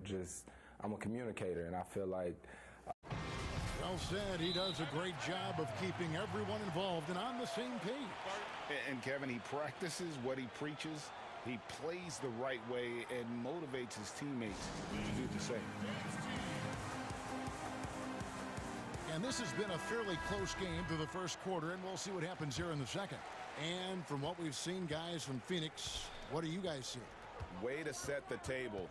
Offensively, they dominated on the interior. They came in looking to attack from the get-go, willing to be physical and setting the tone. Setting the floor for the Raptors. We've got Johnson. Lowry out there with Bembry. Then it's Rodney Hood, and it's Baines in at the 5 spot. On the wing, Booker, Lowry covering. And here's Booker, still getting warmed up offensively. No scoring yet from him. Shot clock at 5. Out to Sharich from downtown. Hits it from three-point range. We'll see if they can finally hold on to a lead. It's been back and forth all night. Both teams putting forth their best efforts right now. This is the kind of game fans pay to see. And they're forcing the ball inside, and it's working like a charm. And you look over the course of Kyle Lowry's career, he's bounced around for quite some time, but boy, has he found a home in Toronto. And you know, GA, a few summers back, had a chance to leave, but he stayed with the Toronto Raptors. What a decision that was. Reason why? He helped lead this team to their first title. Kyle Lowry's been loved by this franchise. He'll go down as one of the all-time great Raptors. And so Lowry will bring it up for the Raptors. They trail by 1. And here in the second with about a minute and a half gone by.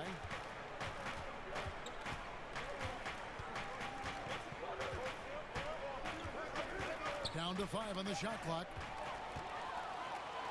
And Phoenix pushing it up now. Here's Galloway. Deflects the pass. Booker finds Sharich. Johnson with it. Good. And a nice assist from Booker. Booker's got 4 assists now tonight. Yeah, and they're starting to warm up from the field this quarter.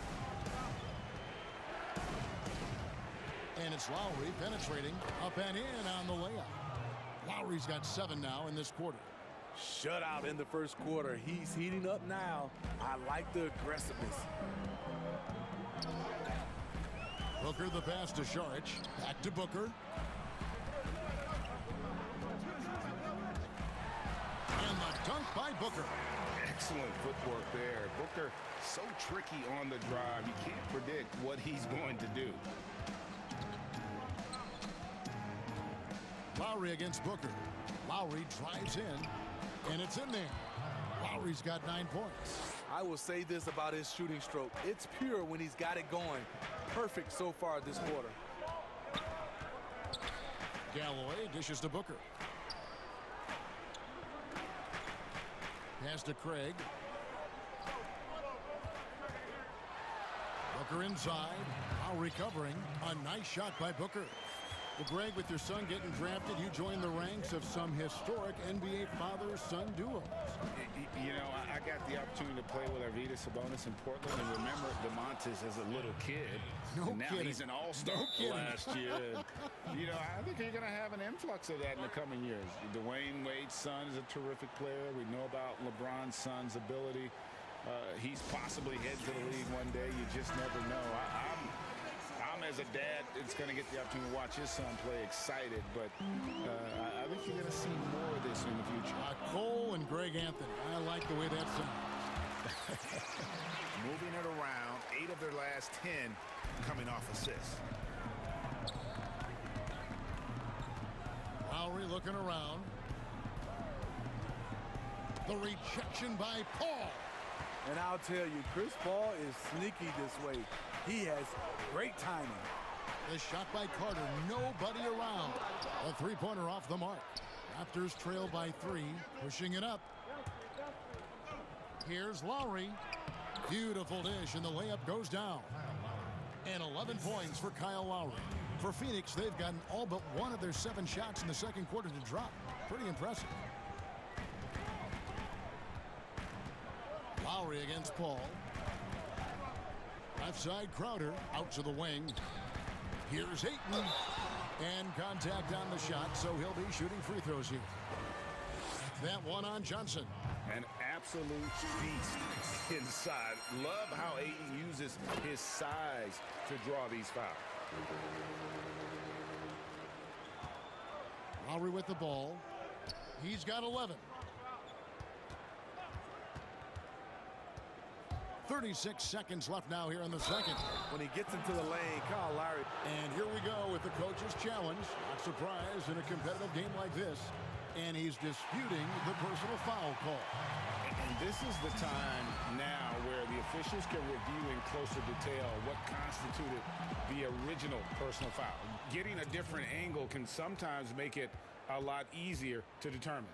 Greg, indeed, and the one thing with replay review is that when you see the slow motion replays, you really get a new appreciation for just the immense speed at which these players are moving and how fast the action really is and how hard it can be sometimes, you know, Greg, to make the right call. And the announcement on the review is that the foul was called in error. So they have determined, Greg, to overrule the original call. And guys, this is what it's all about, getting the call right. And I think in this case, the video review showed that while it was a tough call to make on the floor, they got it right with the review. And he's got his first free throw of the game. And not the guy you want to see at the line too often. Season numbers has him in the bottom tier of the league.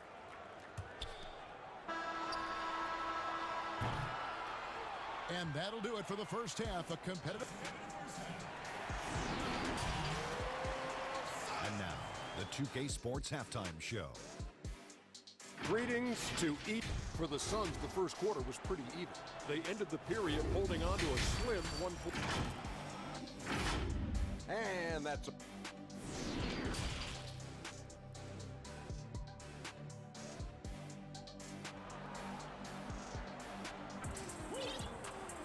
And we're halfway through this one. Plenty of basketball left in a game that's been fairly even so far. Kyle Lowry has just been sensational. Man, he's been running wild on him through that first half.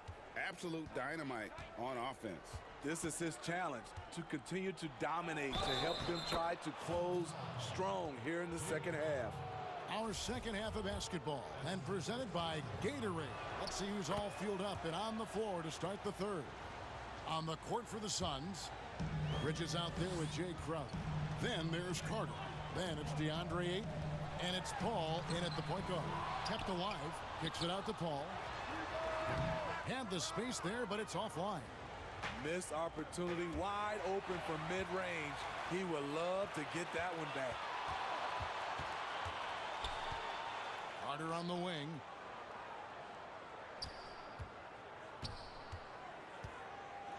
Pass to Ayton. And Ayton throws it down. And a strong showing of physical strength there from Ayton. Defenders have their hands full when he's around the rim. Back to Boucher. No good on the three. Suns have gone 1 of 3 since starting the second half. What you love about Crowder, he gives you a little bit of everything at both ends. I mean, defensively, he'll take on anybody. He's smart, draws a lot of charges. Offensively, he can stretch the floor, and he'll make the extra pass. He's also an opportunistic rebounder.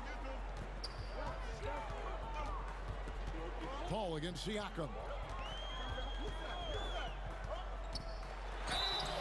And foul on the shot. He'll shoot 2 at the free throw line. Reggie, we hear this a lot. It's almost too popular now to say good offense beats good defense. Being a defensive-minded player yourself, do you agree with that statement? Absolutely, Kevin. And the thing is, in today's game, when I played, there was an era, you know, you could hold teams in the 80s and 90s. You could go a quarter and keep them at 12, 15 points. You can't do that now. It's different. You've got to be able to win stretches of 2 and 3 minutes. And honestly, you're right. The offense does dictate far more, but it doesn't discount the importance of defense. And if you still look at the reigning champs and the teams that have won titles recently, that's still one area that they're consistent in, is their defensive approach. And Ayton throws it down. I guess he didn't appreciate getting scored on that last strip. I guess not. He threw it down right on top of him. Siakam inside. He's against Crowder. Van Vliet looking around. Sweet little floater. Van Vliet's got 5 points so far. Fred VanVleet is staying locked in. He's confident going to the floater when given the chance. Paul goes in. Can't hit from in close. Oh, I don't believe that. He's better than that. Come on. Boucher kicks to Van Vliet. Back to Boucher. Raptors get it back. Van Vliet finds Boucher. Second chance shot. And the dunk to finish it off. A beauty. There's no bigger play in a close game than a putback slam. Oh, and that one's got them all hyped up. Wow. They're bringing the energy, the hustle, the fight, and they also didn't give up on that possession. And the Suns call time. And as fans and broadcasters, we're not permitted to hear the specifics in these huddles. No, we're left to infer from the adjustments we see on the floor. A platoon swap here for Phoenix. Van Vliet against Booker. In the corner, it's Galloway. Booker against Van Vliet. There's 1:38 left to play in the third. Good D by Booker. Suns trail by 3. Now the feed to Johnson.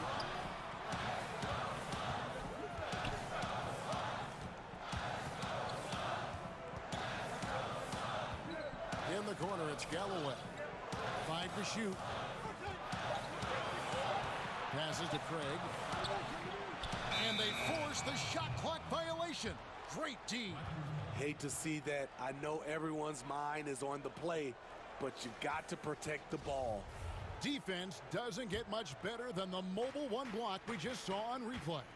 And read the play perfectly. Gets himself in the air at the right moment. Terrific denial. Van Vliet can't get it to go. He goes up strong, but he is met with resistance. I think that surprised him a little bit.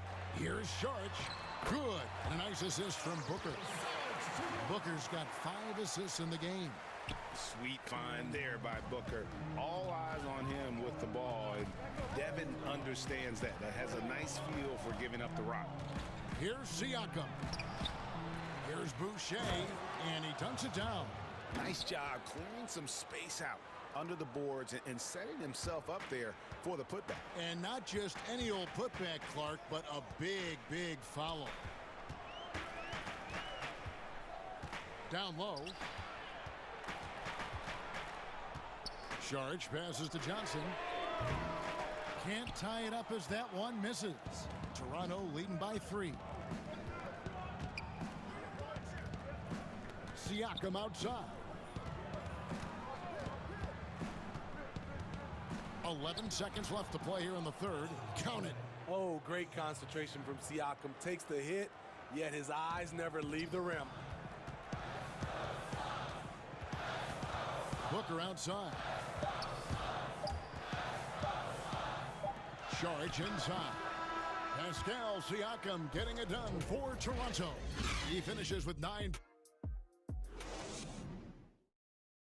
And now we have a moment to reveal our State Farm assist of the game.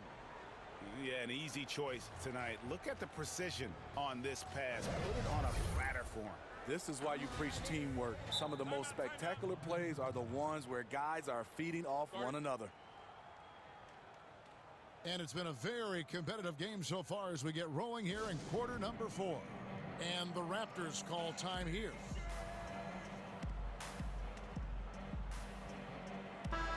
And keeping us updated from the sideline, let's swing it over to David Aldridge. Hey guys, during the last timeout, I listened to Nick Nurse talk to his team. He said, keep grinding. We're in good shape. Things aren't always going to go perfectly. Don't let that slow you down. Let's just stick to what got us here. Kevin, we'll see if they can build on this lead. On the court for Toronto to start the 4th. Johnson is out there with Aaron Baines. Then there's Lowry. Then it's Rodney Hood. And it's Bembry in at the 2. Here's Lowry. Drops in the layup for 2. Lowry's got the lead up to 5 now for the Raptors. He's a great finisher for a player his size. When Kyle Lowry gets a step to the hoop, he's going for the bucket. Booker and the dunk by Booker. Go into the rack with energy. And the D afraid to cut him off. Yeah, got to chalk that one up with some shaky defending. In a close game like this, everything has to be challenged, and everything has to be earned. And they pick up 2, and the Raptors lead by 5. They are just killing them on the interior. Booker against Lowry. Booker outside. Saric outside. Good. A nice assist from Booker.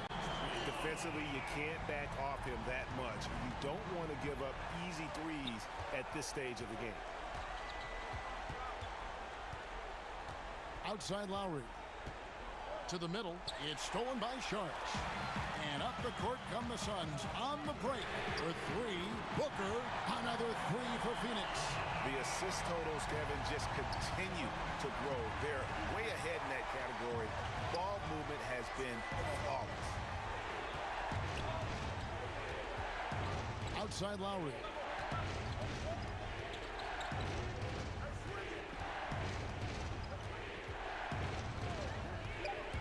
To the paint. Here's Baines. And he's fouled pretty hard on that shot, but he's got the chance to pick up the points at the line. Yeah, good job to take it right at the D. He's perfect from the line this time.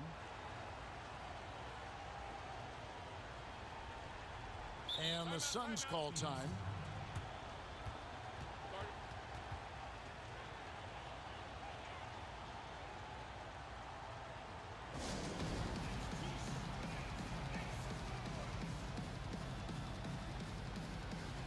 Both teams deciding to change it up. The Suns trailing. Paul, right side. Step back shot. And a kind roll that time off the rim as that one falls. There's a certain resiliency to this team, and you're starting to see it. Well within striking range. Now is when you have to lock in at both ends. Phoenix has gone 2 for 2 from three-point land to start the 4th quarter. Boucher with the steal. And now Siakam pushing it up and no one back to stop him. Can't cash in from close range. I'm not sure what happened on that play. May have relaxed a little bit once he got to the rim. Kicks it out to Paul. This one for 3.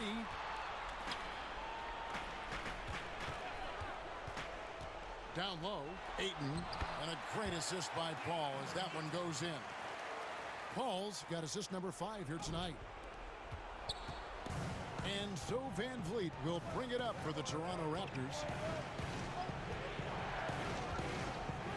Siakam up top, defended by Crowder. Crowder with the steal. And here we go. Fast break. Paul's got it. Finished off the break. Now it's a 5-point Phoenix lead. He is showing signs of maturity in these moments. It's clear that Ayton takes pride in coming through for his team. And the shot is good. And you want him taking big shots for you in big moments. That one was as easy as it gets. I don't think he expected to get that good of a look. Poor communication defensively. Siakam against Paul. Ayton trying to break free. The shot's good from Paul. Paul's got 4 points now in the quarter.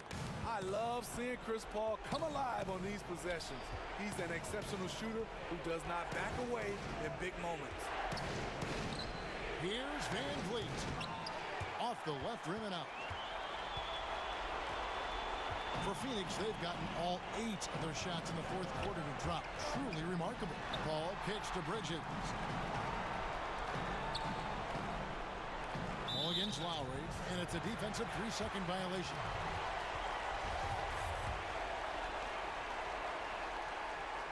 And so he hits the technical free throw. And taking a technical there is the last thing you want to do. The opposite of smart basketball. Here's Paul. And he gets the whistle. 2 free throws coming up. And it's interesting looking back at past drafts. Chris Paul taken 4th overall, but will be the clear #1 in a do-over. So he goes 2 for 2 at the line, and it's an 8-point game. Van Vliet against Carter. There's 38 seconds left to play in the final quarter, and he makes good on the layup. Fearless at the finish. Fred is just unfazed by the game's biggest moments. Phoenix calls timeout. They're in front by 6. There's 38 seconds left here in the fourth quarter. And now a moment to present the New Balance Player of the Game, DeAndre Ayton. And his percentage from the field tonight seems almost made up. I didn't think it was possible to have that kind of success shooting the basketball. You need a little bit of luck, a bunch of hard work, and a whole lot of talent. Well, credit them for maintaining that aggression, even being up this much. They don't want to leave no chance for a comeback. Just focus on playing the right way. Here's Boucher, and a miss there on the triple. These guys have had some good motion on offense. Nice to system. And when everyone's involved offensively, it has a way of helping you on the defensive side as well. And it's just competing, giving your best when it matters most. It's called killer instinct. It's one thing to be close at the end. It's another to finish. Beautiful call that time up the floor. The hard screen frees him up for the bunny. Impressive job by the players, coaches, and don't discount the impact of these fans. They gave the team tremendous energy tonight. The fans were fantastic.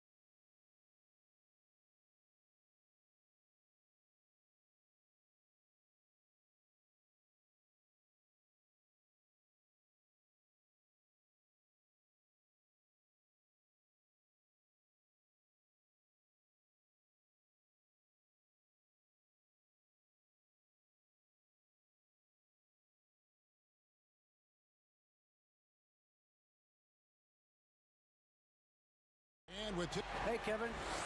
It sure has. Thanks, DA. And now the opening lineup for Boston. Around the small floor with Tatum holding down the 4 spot. Kemba Walker is out there with Evan Fournier. And it's Thompson in at the center position. And for the Raptors, Anunoby and Siakam in at the forward slots. Then it's Fred VanVleet. Then there's Chris Boucher. And it's Trent in at the 2-guard position. And so VanVleet will bring it up for the Raptors. And when talking about Tatum, it's hard not to think back to 2017 when Danny Ainge traded back to 3, essentially choosing him over Markelle Fultz. Yeah, and now Fultz is starting to pick it up a little bit, though. Watch him. He's going to be dynamic. But you're right. Certain deals can define a franchise. And Ainge, he's unafraid to take chances. And a wide open look for Walker. That's in, coming off the assist from Thompson. And Walker is what we call thirsty. He's thinking of firing as soon as he gets the rock. Great presence of mind from the point guard. Now here's VanVleet. And the rejection by Tatum.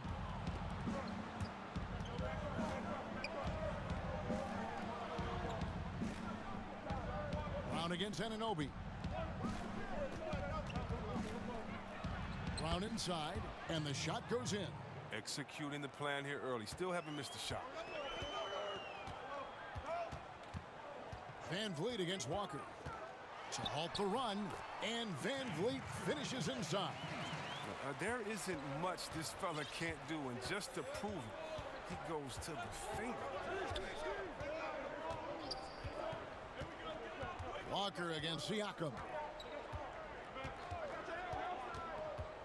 Walker goes in, score the basket, his second of 2 attempts. That's what I'm talking about. That's a perfect 4-for-4 start for them.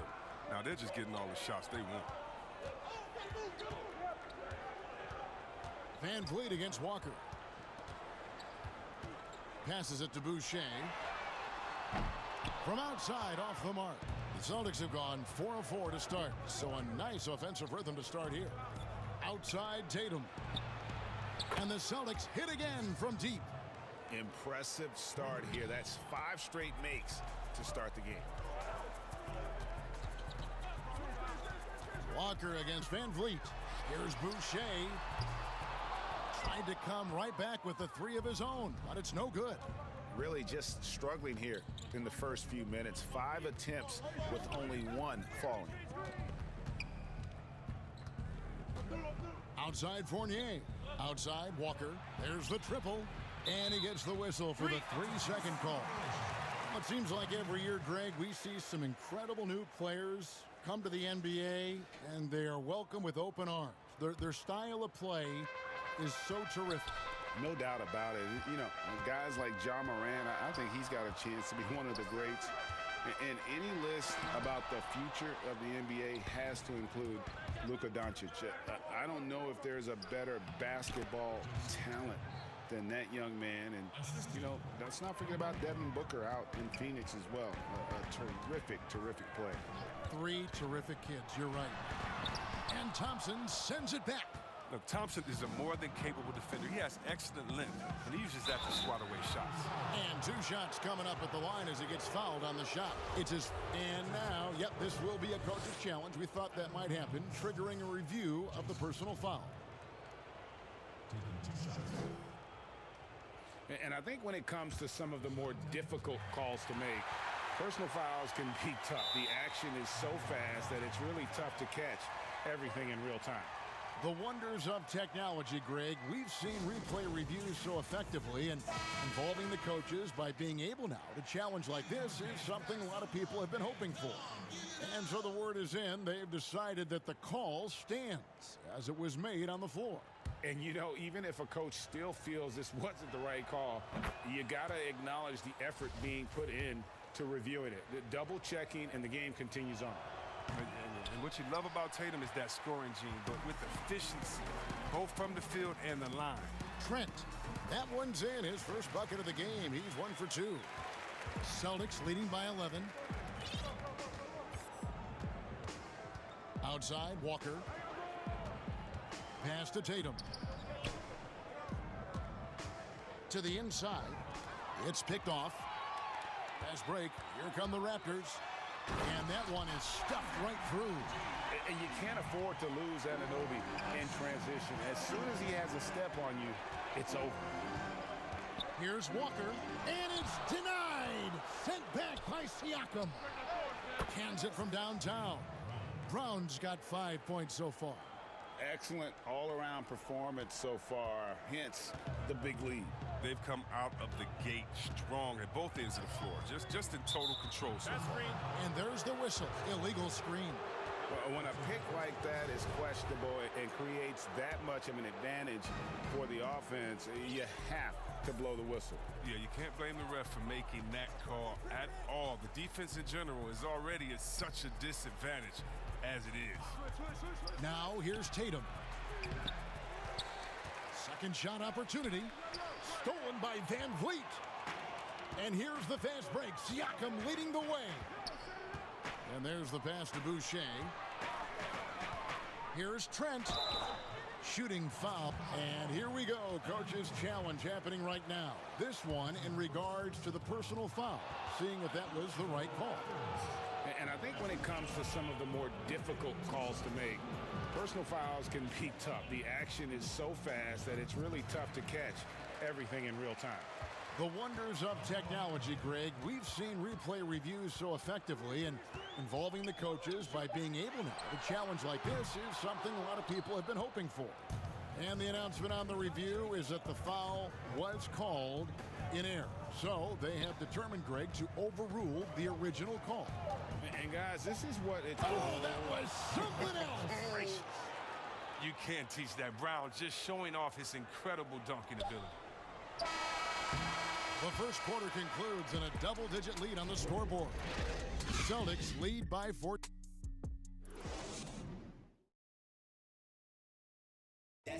Pascal Siakam before the game tonight shared his thoughts. We was always a team, and I think we don't. And Greg, that's how Siakam plays the game himself. Versatile, very unselfish, and a franchise player in the making. And so far through one quarter, it's been a lopsided game. We'll see if that changes here in the second. And guys, we've seen the Celtics really take control here. What we saw in that first quarter, they won their matchups defensively. Yeah, they really got after it. I mean, they made life extremely difficult for the shooters, which is why they hold this lead. So the Celtics called timeout. They're first.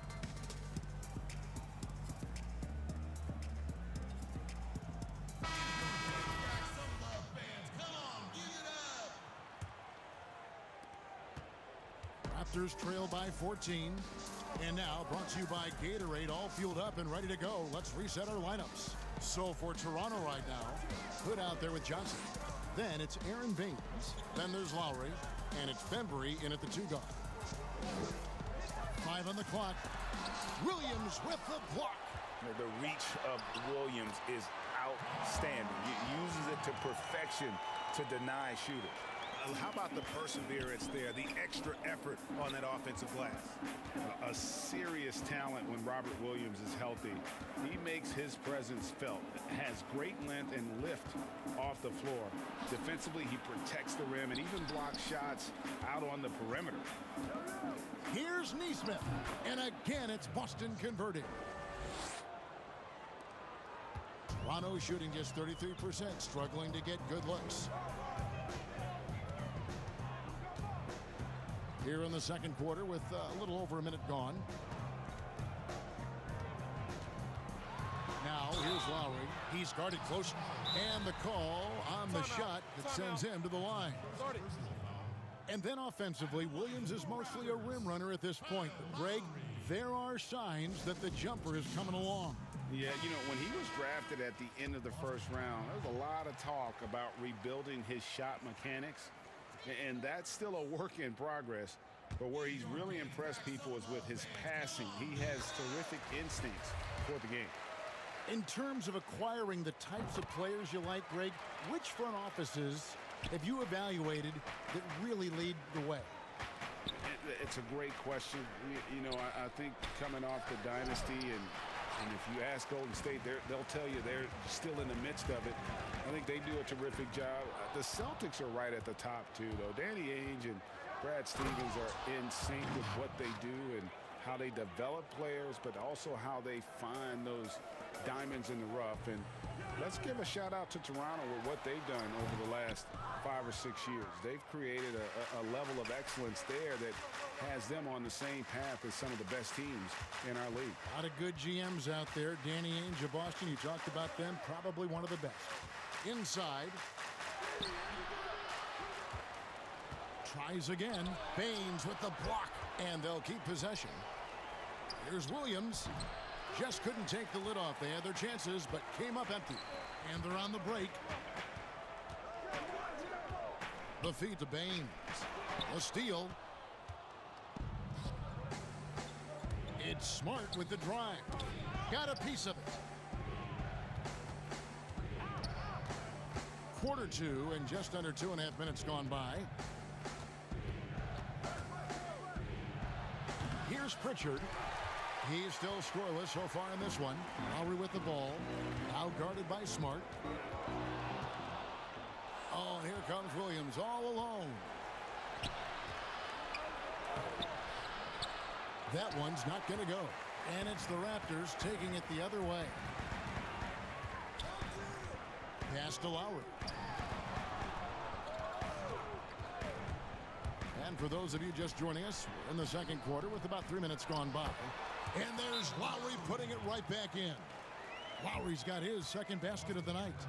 And he is an elite level decision maker. Lowry understands when to pass out of that pick and roll and when to shoot. Now a timeout called by Boston.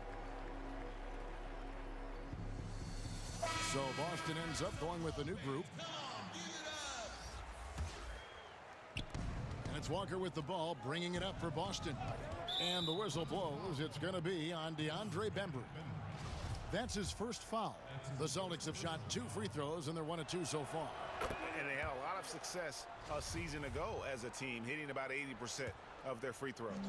Now, we've all seen this guy's development. Thompson has proven to be a valuable role player. He's exceptional at tracking down rebounds and more than capable of finishing. And he can do a lot more damage to the rim than that when he wants to. Oh, you're right. And with the lead they're enjoying, I'm surprised he didn't put a little something extra on that one. Lowry against Walker. Baines. The shot's good on the assist by Lowry. And that's just smart basketball. Lowry reading the overcommitment and just whipping the ball to the open man. Pass to Fournier. Lays it up and banks it in. And the Celtics lead by 15. When you allow good scorers to get uncontested shots at the rim, no wonder you're losing. Yeah. Horrible effort. It appears they may be on the brink of giving up. Yeah, and this team depends on Lowry. I mean, so skilled at creating shots for himself or his teammate. Outside Fournier. The three. They grab their own miss. And count it. The shot is good. He'll go to the free throw line. And with the success they've had rebounding the basketball, they're right where you'd expect them to be, firmly in the driver's seat. The Celtics shooting their 4th attempt at the free throw line right here. Raptors trail by 16. And it's good. 2 points. Lowry's got 8 here in the quarter. I mean, it took him a long time to get into the flow of the game, but the points are starting to come for him now.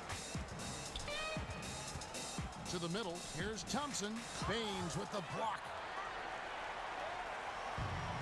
Here we go. One-on-one. Here's Bembry. No stopping him there. Jams it in as he's fouled. Chance now for a 3-point play. That's on Evan Fournier. For Toronto, they have been perfect at the line so far, albeit just 2 for 2.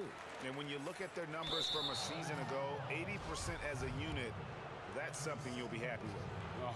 Oh, no. He's the last guy you want to put on the line. You can just about book the points every time he steps up there. An electrifying scorer. Walker, he'll burn you in so many ways. And it's a completely new group for Toronto. And they're really getting more points at the free throw line here in the second quarter. Toronto calls timeout.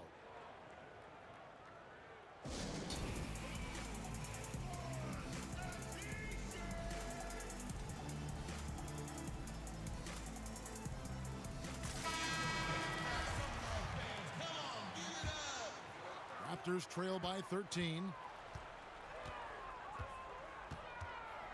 Van Vliet looking around. And Fournier over to help. And we're going to have a jump ball. It's tied up there. You two players.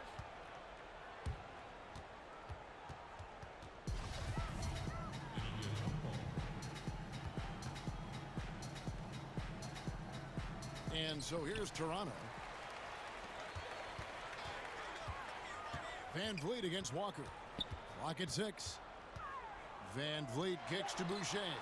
Bangs home the trifecta. Boucher's got himself going there. His first points of the game on the deep ball. Thompson inside the line.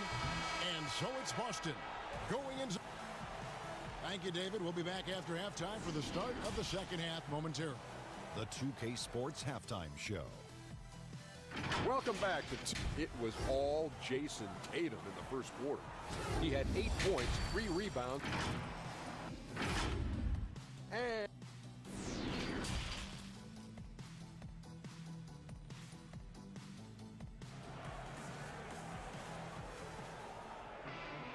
and if you're just joining us in this one, first half is in the books. One half to go. One of the stories here, Jason Tatum getting it done today. And how about the amount he's contributing in the scoring column?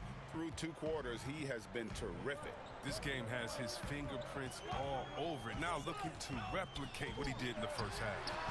On the court right now for the Celtics. Round the small floor with Tatum holding down the 4 spot. Fournier out there with Kemba Walker. And it's Thompson in at the center. Tatum against Van Vliet. Beautiful job by Tatum right there. I mean, the ball handling skills incredibly advanced for such a young front court player. Walker against Van Vliet. And again, Toronto with the triple.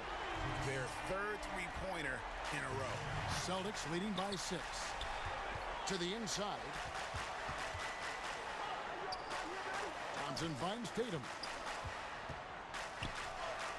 It's in, and he's a very efficient 5 for 6 on the game.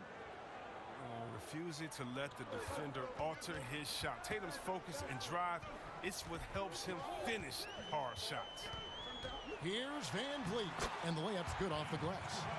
Van Vliet's got his 2nd bucket of the game to go. Rock solid start for him. I mean, they're 3 for 3 since coming out of the locker room. Tatum wide open, he fires one. Sinks the 3-pointer. And the Celtics lead by 9. His individual effort has been outstanding tonight, and it's helped him grab the lead. There's the double team with Walker. Van Vliet up top, guarded by Walker. Boucher, good, and Van Vliet gets the assist. Van Vliet's got 5 assists tonight. And they're getting their points now almost exclusively from the triple. 4 of their last 5 makes are from beyond the arc. Tipped away. And Thompson kicks to Fournier. Back to Thompson. Over Boucher. Tatum passes to Thompson. Fournier against Van Vliet. And it's Thompson with the jam. Look, this is what Thompson wants every time. He wants to get near the rim and try to throw it down. And I remember a lot of scouts wondered whether Brown could ever become a 20-point-per-game scorer. That question was answered in only his 4th season. Oh, yeah, it didn't take long for him to answer that question. And he did it in a variety of ways. He hit more threes, drew more fouls, did a better job of converting at the rim. And the scary part is, it feels like he's just getting started. And they get it back. Fournier finds Tatum. And another shot. It's hauled in by the Raptors. 3 minutes gone now in the 3rd quarter. Pass to Boucher. And again, Toronto with the triple. He's been dominant this quarter. I mean, he's determined to prevent the lead from getting any bigger. Walker with it. Picked up by Van Vliet. And it's Walker penetrating. Banked in off the glass. Walker's got 9 points. And defensively, they are on their heels every time the ball comes inside. Van Vliet against Walker. Here's Boucher. And again, Toronto with the triple. He's made the most of the halftime break. He shook off the problems he had in the first half, and he started to settle in. Time called here. The Celtics decide to talk it over.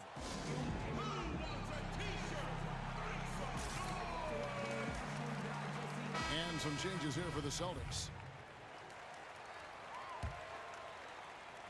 And it's Williams with the ball for the Boston Celtics. At one point, they led by 16. Out to the right wing. Pritchard passes to Ojala. And it's denied. Sent back by Siakam. Impressive fadeaway right there. And the Celtics lead by 4. This is great to see. Williams shooting with confidence, wanting to add to his game. Van Vliet kicks to Boucher. Good, and Van Vliet gets the assist. Boucher's got 21. Yeah, there's 6 points on consecutive 3 balls. They're finding holes now in the D. Neesmith, the pass to Williams. Here's Ojala. The pass to Neesmith. To the paint. Tries yet again. And it's denied. Sent back by Siakam. 7-second difference. Shot and game clock. Releases. Rebound by the Raptors. Here's the Raptors with the ball. They're on a 14-6 run. It's deflected. Unbelievable rejection from Smart there. Really using his insane vertical. Just send that one back. 3 on 3. Anunoby has the open look. They get the rebound. You've got to give them a lot of credit for just battling back into this game. There's no panic in them. I mean, staring at a big deficit, they still kept their poise and went to work. And we'll be back with you shortly.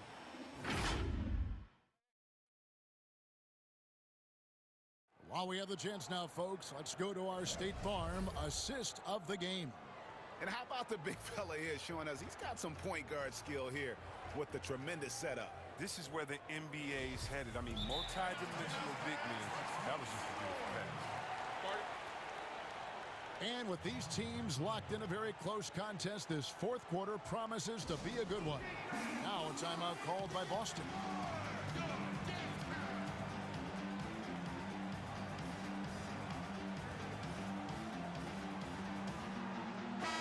It's a chance now to catch up with the fourth member of our crew, Hall of Famer David Aldridge. Hey, Kevin. Well, look, here's what Brad Stevens went over with his guys during the break. His emphasis was for more effort on the defensive end. He said we have to do a better job of communicating and helping each other out. They're getting too many easy looks. Let's make it hard on them. Kevin, they're going to have to if they're going to slow down the hot shooting of their opponent. Lowry out there with Denver. Then it's Johnson. Then it's Rodney Hood.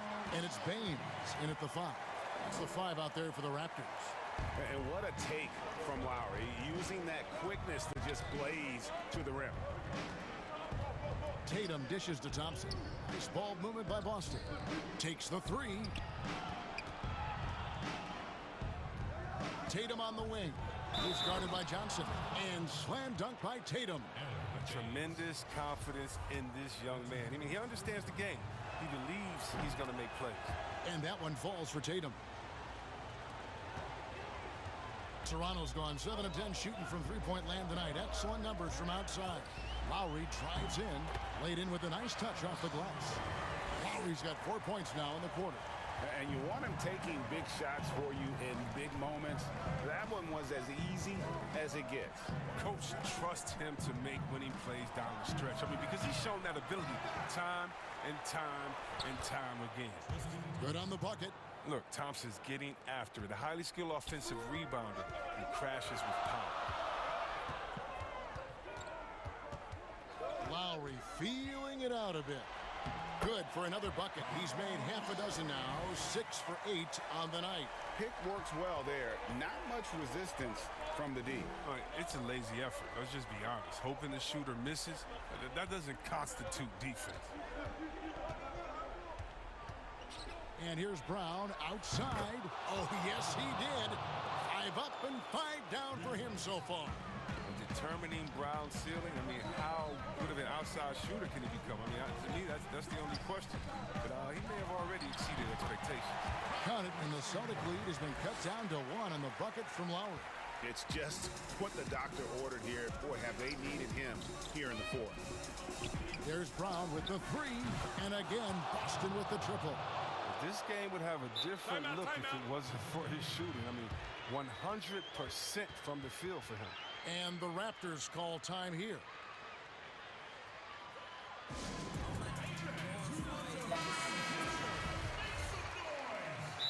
Timeout. Guard it.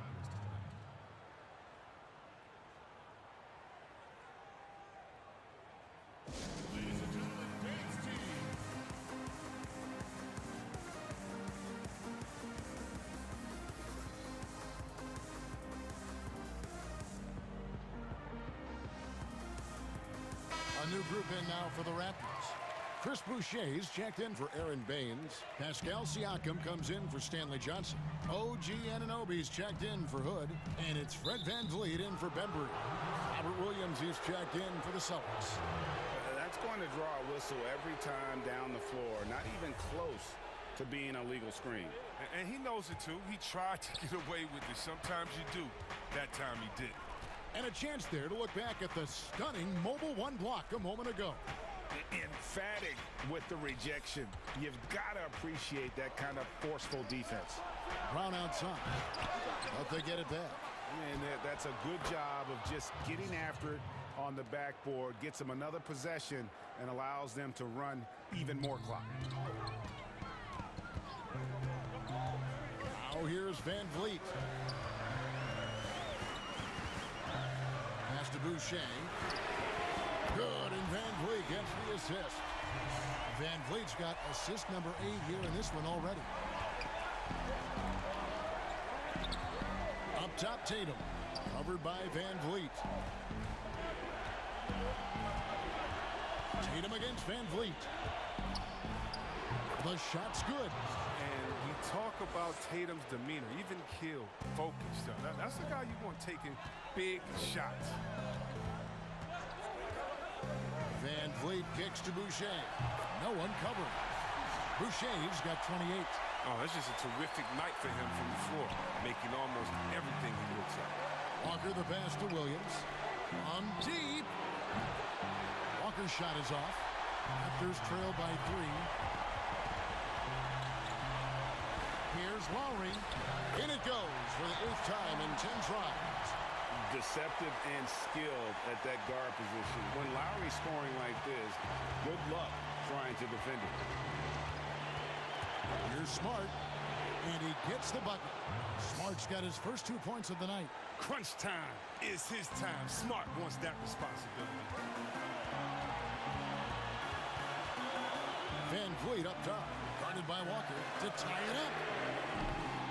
Walker with the rebound. Boston's gone 6 of 10 from three-point range, up over 50% for the ball game. Took him no time at all on that one. Now it's a 6-point Celtic lead. He can go inside, he can shoot it, he can dominate on the fast break. And tonight, Brown is doing it all. VanVleet kicks to Boucher. It counts! What a beautiful shot to bring him to within 3. And the crowd is loving this long-range bomb attack that we're seeing here tonight, coming right back to answer a 3 with one of their own. Back to Brown. Money! You gotta love how Brown finishes strong, driving fast and hard to the cup for the rim-rocking Shazam. Just 2 seconds between shot clock and game clock. VanVleet kicks to Boucher. Brown against Anunoby. Yes!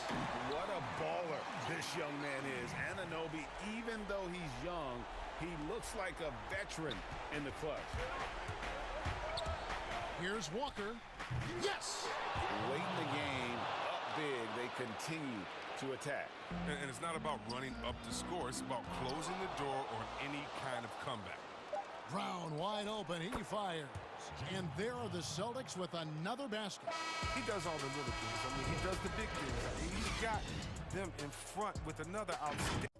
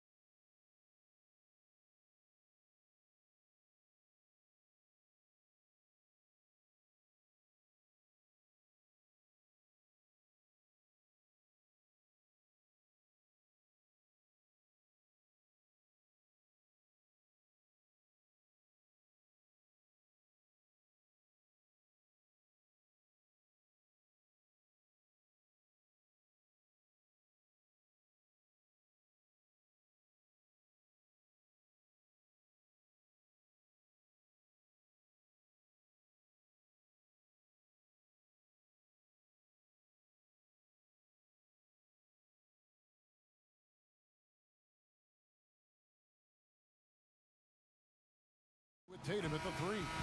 Williams is out there with Ojale. And it's Walker in at the point guard. And for Los Angeles, we've got Patrick Beverley. Kawhi Leonard is out there with Batum. Then it's Luke Kennard. And it's Ibaka in at the 5 down low. There's Brown with the 3. Here's Leonard. Solid play in the low block, and that one's good. Well, great fans and players alike are excited for tonight. This is just not another game on the schedule. Clash of the Titans in this one. This will be a great test for both teams. Here's Ojale. It's hauled in by Beverly. Leonard attacking. That one, no good. Great D that time from Tatum.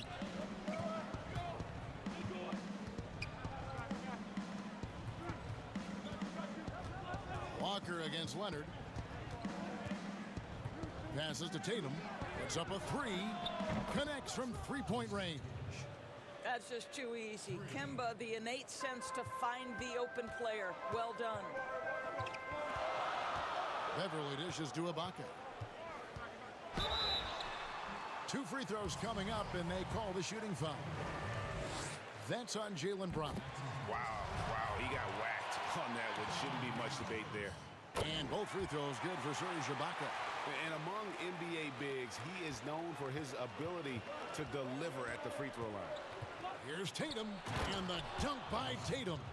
Well, the incredible explosiveness, no fear from Jason Tatum. Woo-hoo, lights out. In his career, surprising some scouts, Tatum's hit a high percentage of his threes. The difference last year, he took a whole lot more of them. He understood, Greg, that his game needed to be more efficient. Far fewer mid-range, long-range twos. He almost doubled the number of three-point attempts from the year before, and that was by design. This guy understands success in the modern NBA, plays at the rim, and plays from 3. And the Celtics with possession here after the Clippers pick up 2. You know what, though? Sometimes you can be too open. I think it may have surprised him, and that's why he missed. And he's good on the 3-ball. Leonard's got his 3rd basket of the night. You know, outstanding start. You've made 3 of your first 4. The 3 from Tatum. Good on the triple. Tatum's got a couple of threes now in the first for the Celtics. The Clippers have gone 3 of 4 from the field to start out the game. Beverly against Walker. Beverly, the pass to Ibaka. Tatum against Leonard. Scored the basket. His 4th. He's only missed 1 of his 5 shots tonight. How about the focus and locked-in nature of Kawhi Leonard? My goodness. Williams kicks to Walker. Basket is good. He'll get a chance for 1 more at the line. Just setting the tone with an aggressive move to the rack. And where's the help defensively? To me, that's a complete lack of communication on that side of the ball. These guys need to be talking to each other. And that one falls for Walker.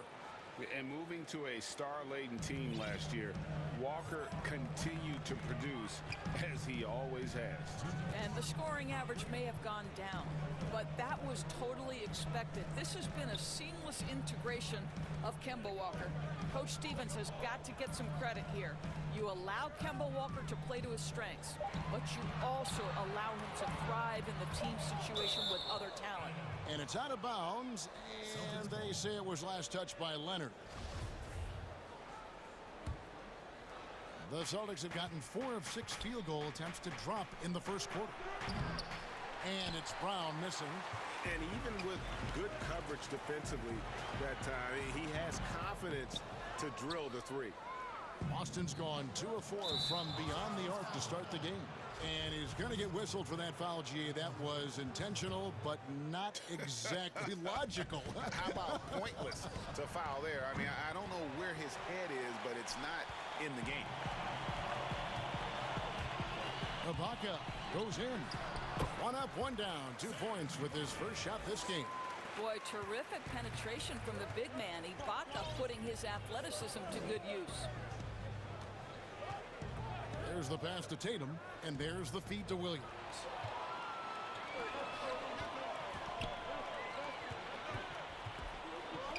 Here's Kennard.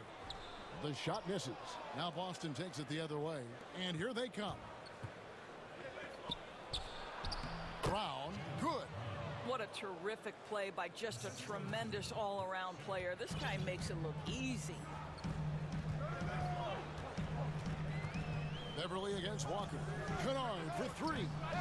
Rebound Boston. 35 seconds left to play in the first. There's Brown with the three. It's good for his second make. He's made 2 of 3 so far.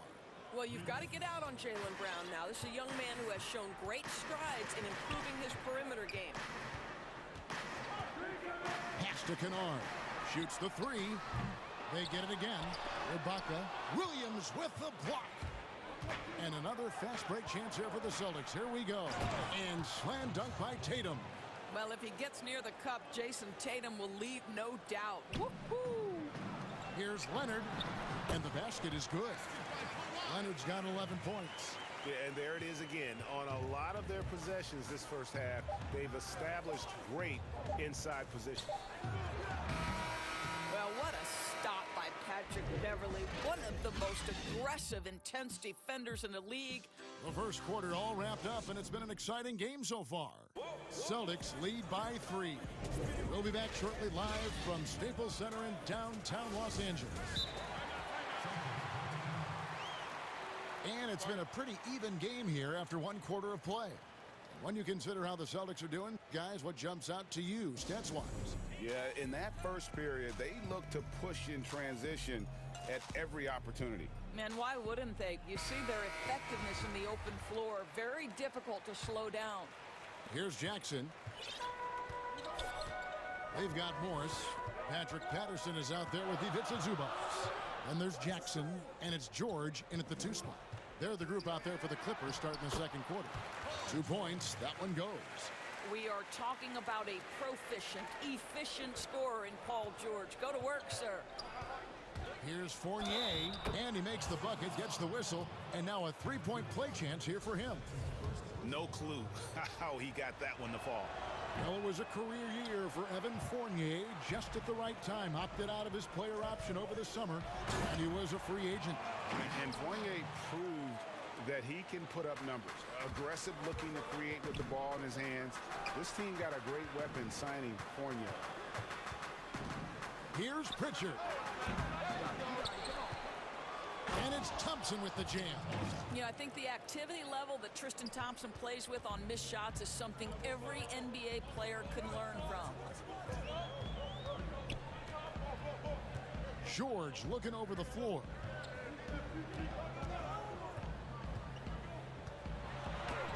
Down it goes for his 3rd basket in as many tries. You can't just stop when there's a pick set up. Gotta fight over it as a defender. You know exactly what that takes. It takes energy, it takes activity, it takes intensity. What a beautiful stroke from range. Defensively, you've got to try to take him out of his comfort zone. Fournier against George. And now approaching 2 minutes of action here in the second quarter. And it's George finishing it off. You have got to have the right focus and the right reads in the pick and roll. And Paul George making all the right decisions right now, slicing up the defense. Fournier gets a wide open look. And again, Boston with the triple. Boy, major defensive lapse on that trip, leaving him all alone in 3-point territory, and he drills it. Here's George, and George with the stuff. And make no mistake, Paul George is a fierce finisher inside. Fournier against George. Here's Pritchard. He's been quiet so far. Still no points in the game. Williams inside. Patterson defending. Good. Second chance points always hurt. Just not enough effort to block out. No doubt those extra possessions can really add up against you when you do not take care of the defensive glass. Jackson misses. There's some defense for you. For someone who's as good at shooting the three ball as he is, you need a defender who's equally good at guarding against him. That's a stomach punch, guys. Turn it over and give him a free run to the bucket. Oh, you're so right. No question who has the momentum now. It's still close, though. These teams have been neck and neck. Let's see the response here. Greg, 11 years for you in the NBA. You had to have some favorite players that you played besides and with. You know, it's a great call, and there were a ton of them. A few guys, though, Wilson. Gary Payton, I got a chance to play with Gary for a year and have known him when we used to go at it in high school. And it's really about his personality. This is a guy that constant chatter, practice on the court. That's what fed his confidence. Charles Oakley, another guy, he would run through a wall or through you to win a game. And then Scottie Pippen later in my career, just a winner and somebody who I competed against for many years, but then having the opportunity to play with up close, I got a greater appreciation for his skill set. And it's a completely new group for Los Angeles. You know, something that Williams does so well, as soon as he has inside position, he just goes for the finish. And it's Leonard missing. Celtics leading by 3. There's Walker with the 3. Sinks the triple. Walker's got 6 points. When you're an open teammate, you've got to be shot ready. And boy, Kemba Walker so efficient in the catch and shoot game. Outside, Batum. Pass to Kennard.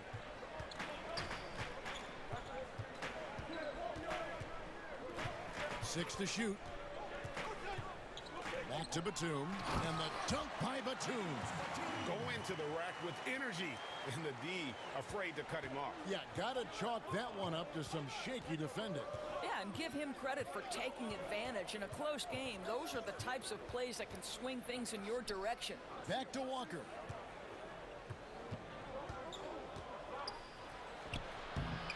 And that one is off. Clippers trail by 4. Leonard attacking. That one doesn't go.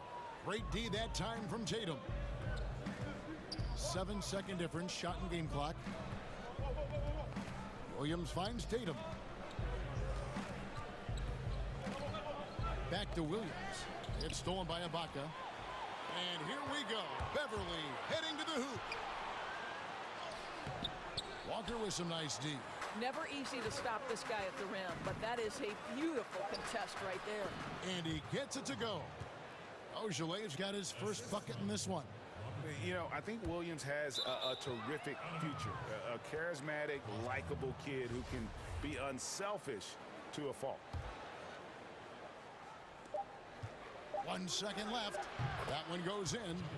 Brown's got the lead up to 8 now for the Celtics. Boy, that's a bang-bang play on the inbounds pass. I like those quick hitters. And so it's the Boston Celtics. It's the 2K Sports Halftime Show. Welcome back. It was all Jason Tatum in the first quarter. He had 10 points, 2 assists.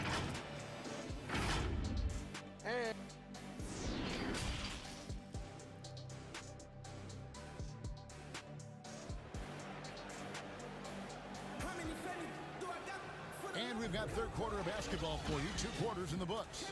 It's been one outstanding game from George. No problems fighting his way to the rim in this one. A lot of points in close.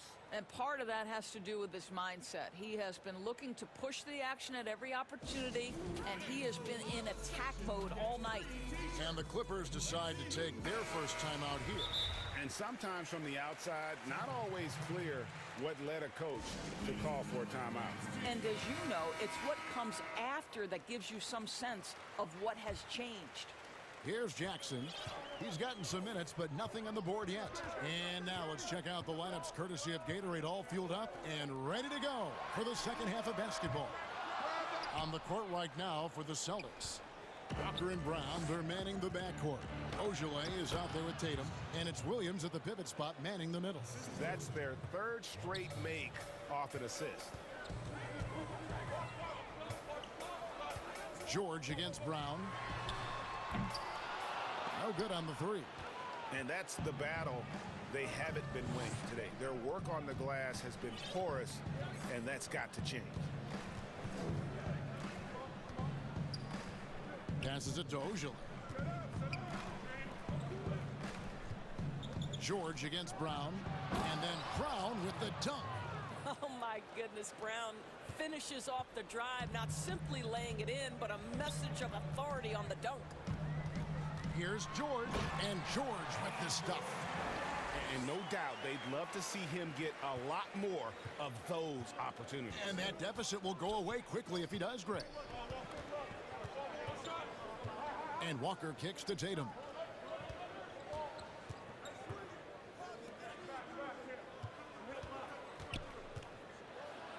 And slam dunk by Tatum. This guy is so crafty on the drive. Wow, Jason Tatum, with his quickness and his length and the strides he's got, can score at will. George finds Morris. That ball's nice speed that time from George. Morris has got it back down to single digits for Los Angeles. Brown against George. Brown outside. From outside the arc, that shot misses. The Clippers go the other way with it. You know, missed that one, but still a really good start coming off the break. 3 for 4 now. Offensive rebound, Patterson. Misses in close.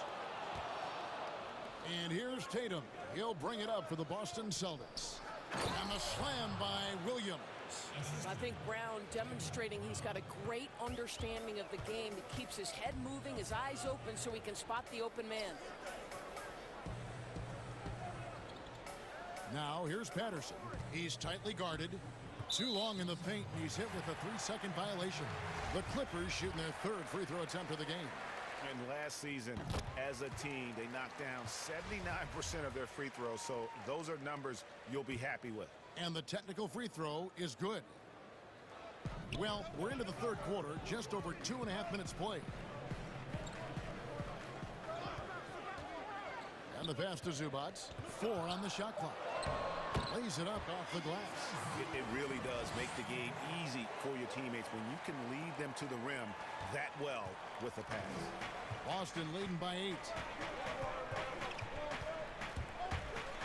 Right side to Walker. The kick out to Brown. The 3. Scored the bucket. He's made 5 so far, shooting a very clean 5 of 7. Well, this guy flat out carrying the load for them offensively. He is taking and making good shots. What a terrific job. So it's the Clippers now. Here's George. It drops. That's his 9th field goal of the contest. A blistering hot 9 for 11. And when Paul George has this kind of rhythm and pace to his game, you simply want the ball in his hands as much as possible. Brown, and finished off by Brown. Oh, inflicting some punishment with the 2-hand flush. They're going for the throat. And George, here we go. And it's George finishing it off. Well, you love how Paul George finishes on the drive. That is a powerful dunker right there. Time called here. The Celtics decide to talk it over.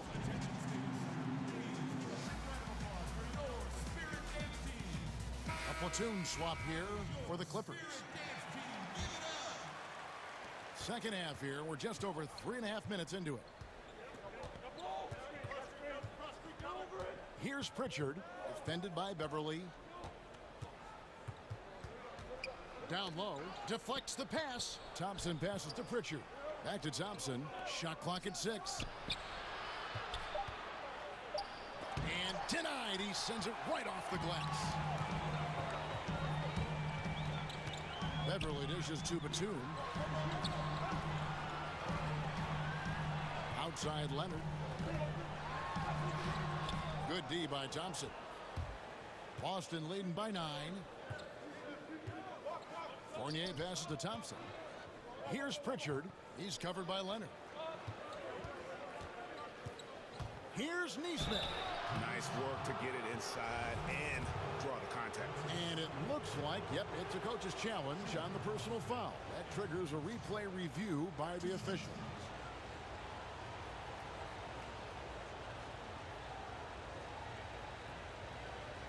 And this is the time now where the officials can review in closer detail what constituted the original personal foul.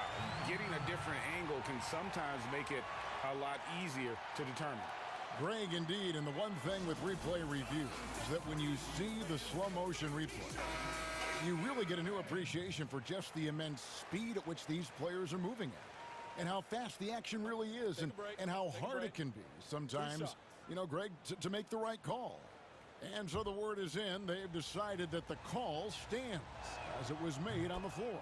And, you know, even if a coach still feels this wasn't the right call, you got to acknowledge the effort being put in to reviewing it. The double checking, and the game continues on. Clippers trail by 11. About 7 seconds separating the shot and game clocks.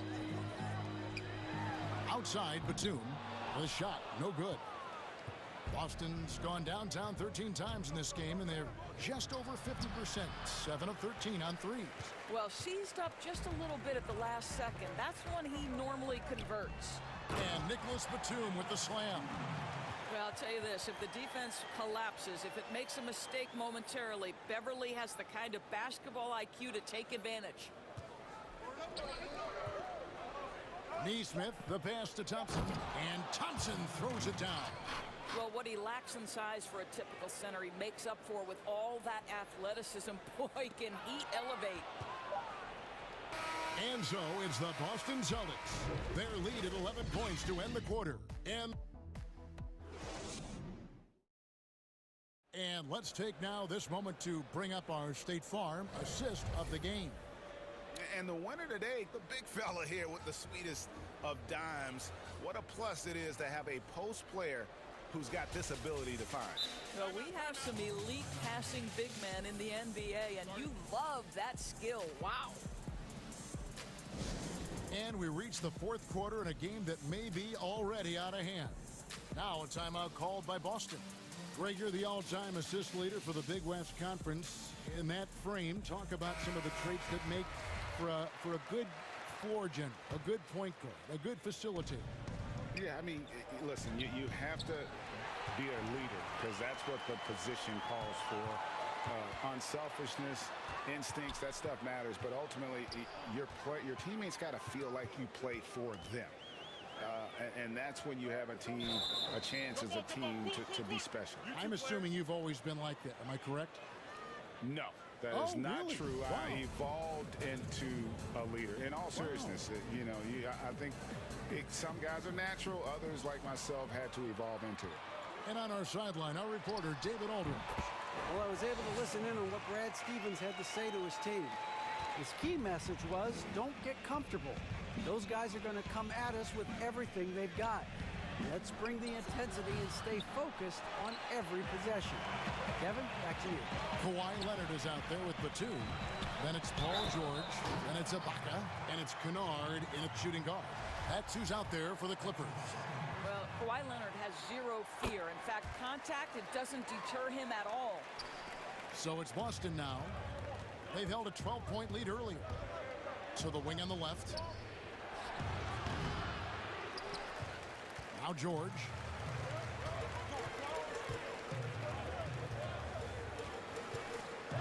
Takes it out to Leonard.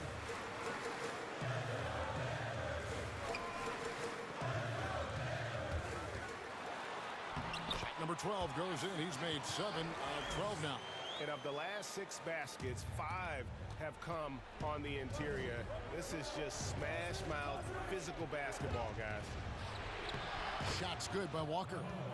Well, the screen gives Kemba the freedom necessary, right? How about the handle? Defense couldn't compensate. Turn out the lights.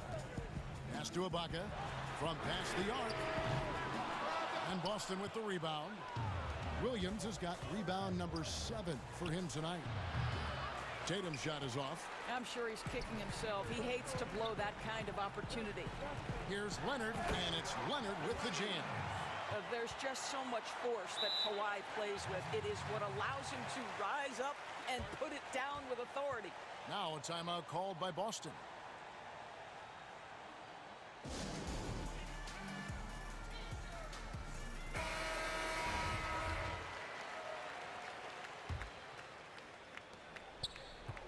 And so it's Walker with it, who brings it up for the Celtics.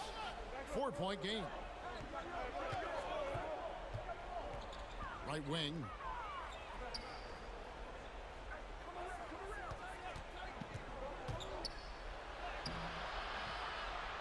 It's hauled in by Paul George.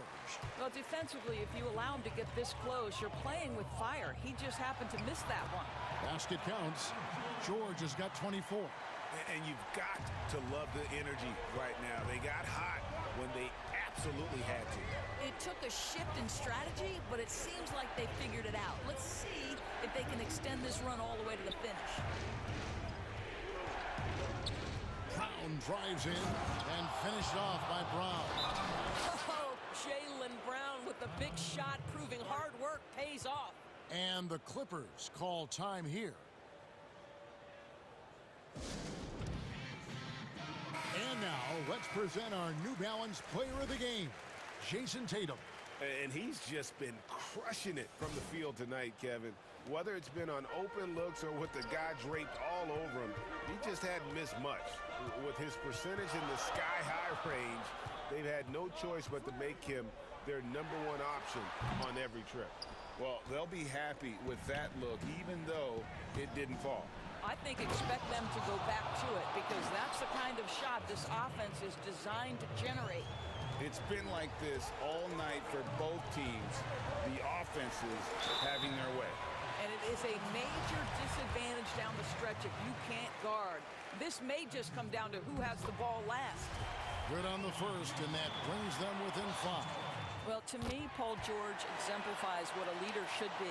This guy does not look for his personal stats. He just wants to make the guys around him better. Tatum against Leonard. Pass to Ojal. Back to Tatum. And the rejection by Leonard. Well, the length of Kawhi Leonard twice on the pipes with that 7'3" wingspan. Well, this is how you shut him down. A tremendous contest against a very skilled player. In for another field goal. A sublime 9 of 14 on the night. Let's remember, this is a former Finals MVP. He will not blink in the biggest of moments. Walker goes in, and that one drops for him. Kemba Walker is fearless and doesn't let the game situation or the clock impact his ability to score it. George, no good. Celtics leading by 4. Tatum looking around. There's Brown with the 3. Kennard with the rebound. Los Angeles has gotten off to an 0 for 2 start from downtown here in the 4th quarter. Here's George. Money! Oh, you just love seeing a player with absolutely no fear. To me, more often than not, when you attack, good things happen. Guys, they're not going to be in any rush on this possession. Not with the lead. Now's the time to burn some clock. Brown against Kennard. It's Brown with the drive. Boy, how impressive is the quickness Jaylen Brown possesses. This guy sprints hard toward the cup on every drive. We've got a 9-second difference between the shot clock and the game clock. A putback, it falls! And he has brought them to within 2 points. Oh, my goodness. Serge Ibaka with the killer instinct in an important situation. Love it. Now a timeout called by Boston. They lead by 2. 26 seconds left in the game. 26 seconds left in the 4th quarter of this one. And George gets the whistle that time. That's his first foul.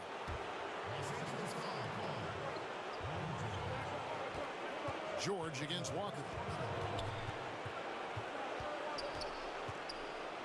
16 seconds left to play here in the 4th. To the middle. Here's Brown. I love the edge with which Serge Ibaka plays defense. He covers a ton of ground. The shot by Ojale, no good. And so it's Boston scraping by with the win. They break the hearts of every fan in the building.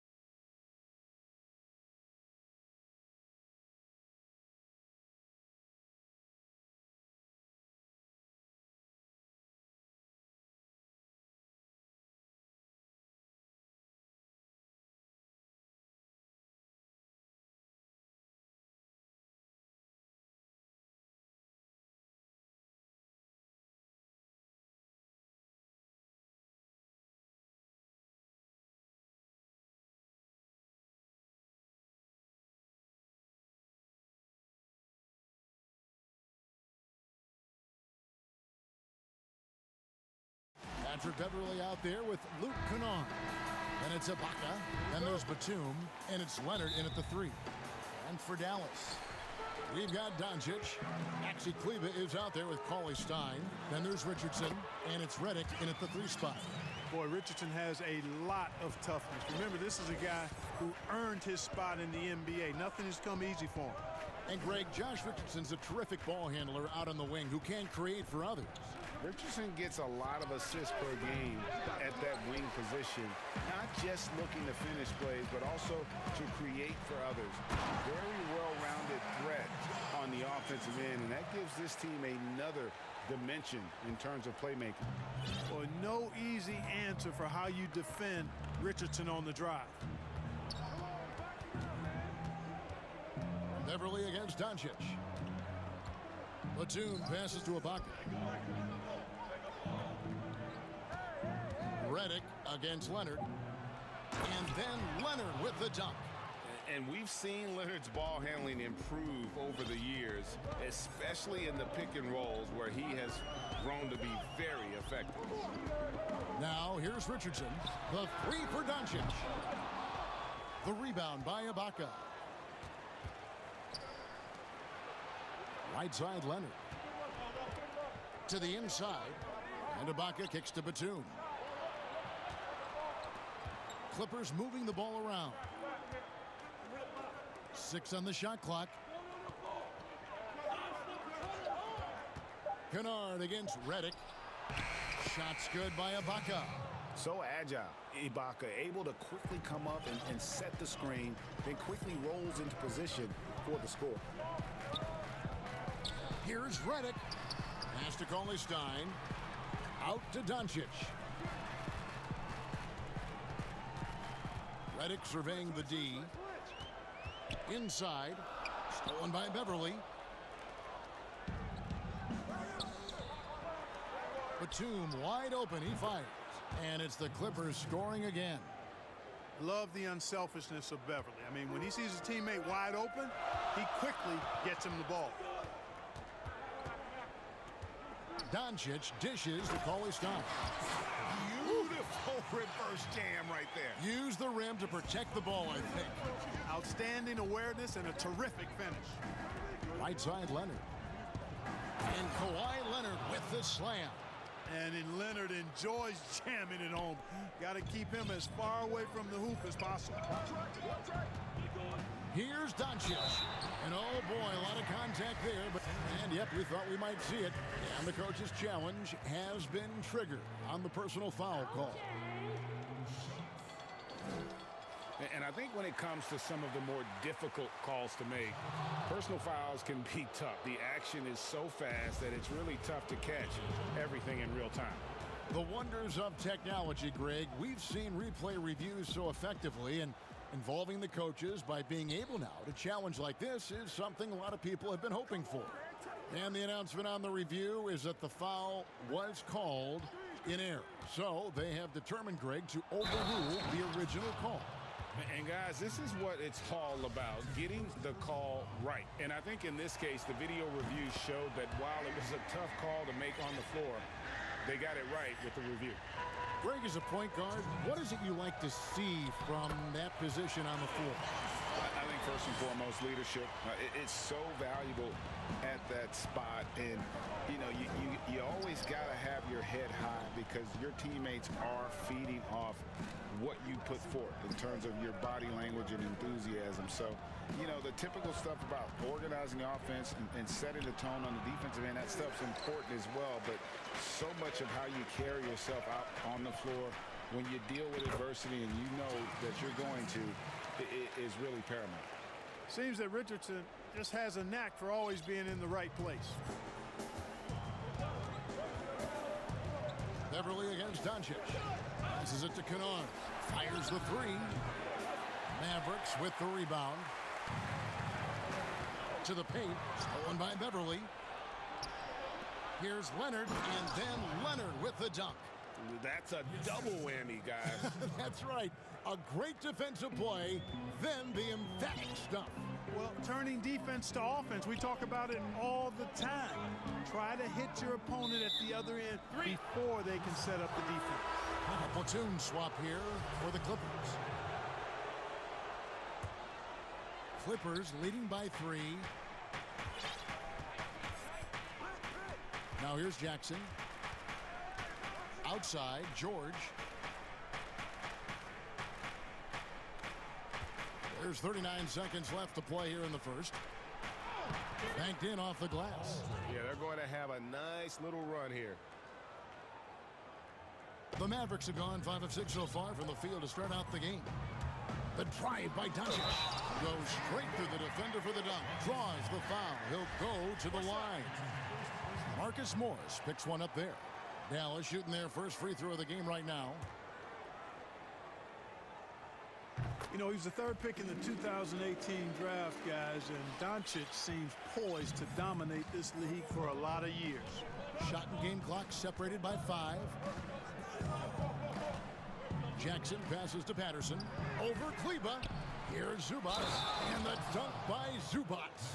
Nothing soft about the putback there. And why chance it, right? Take the dunk if you've got it. Well, you know, if nobody's going to put a body on him, then that's going to be the result. Mavericks trail by 5. And Porzingis, here we go. Bucket is good. Well, you can see it in his eyes. Porzingis looking aggressively for his shot. George looking over the floor. The pass to Zubac. A good game so far as we conclude the first quarter. Clippers lead by...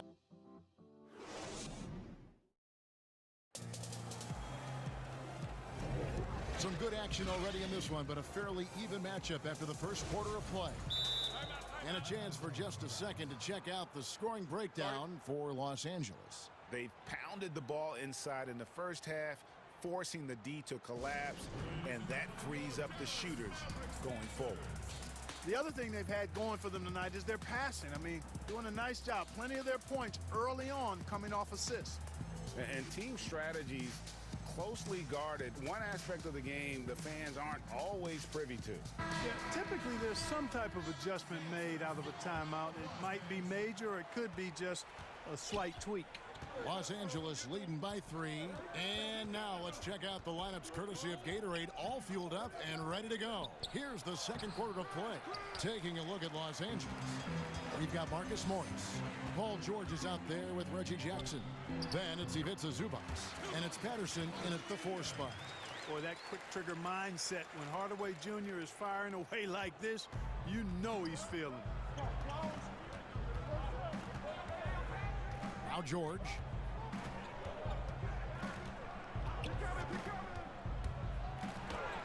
His second shot goes in, off to a good start, 2 for 2. And George typically capitalizes well off any pick and roll situation because he makes quick decisions and his basketball IQ is pretty high. Those plays can make a difference in a game like this.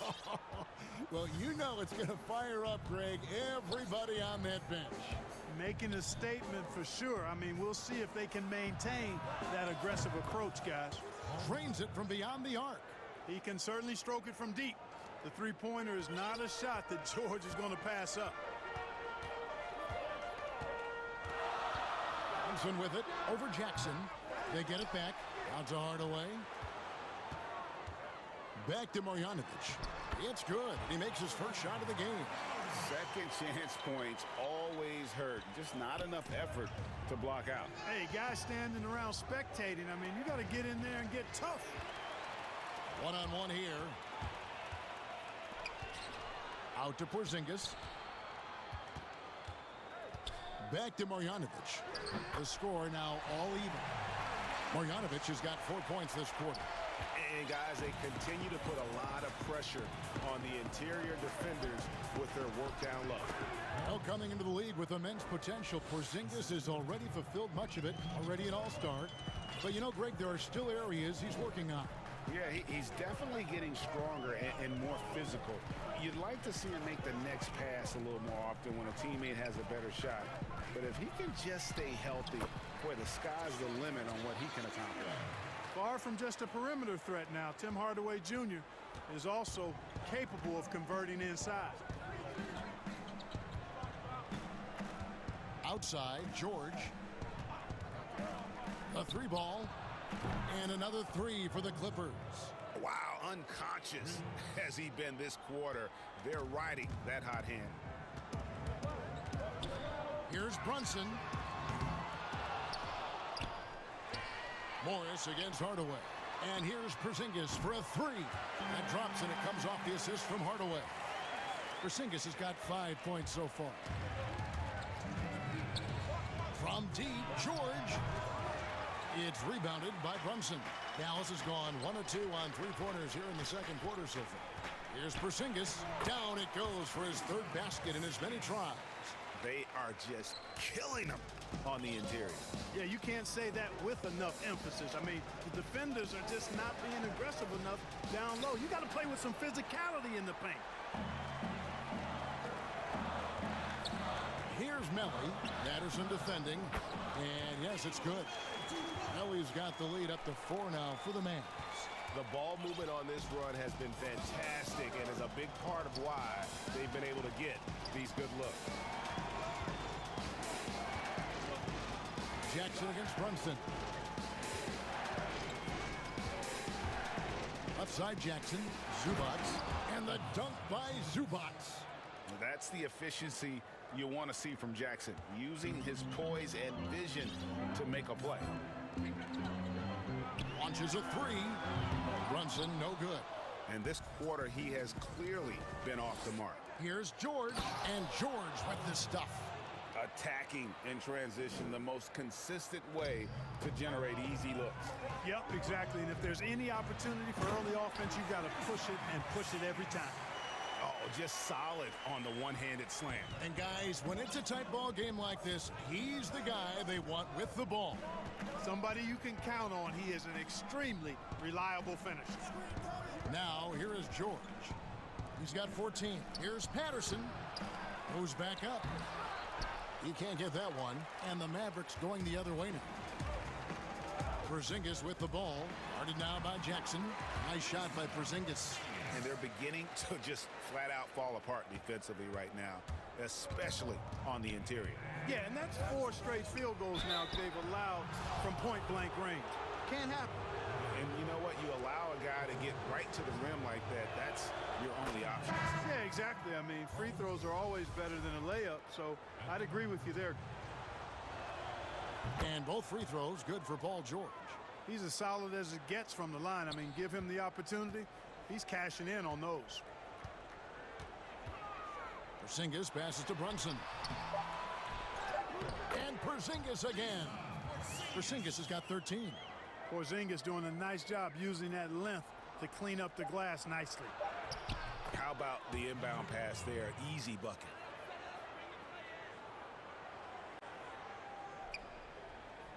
It's stolen by Ibaka. A big-time effort for Porzingis. Thanks, Kevin. Thanks for the great interview, David. And we'll be back for the third quarter of basketball. And now, the 2K Sports Halftime Show. Hey again, everybody. There was no stopping Kristaps Porzingis in the first half. He had 13. And that...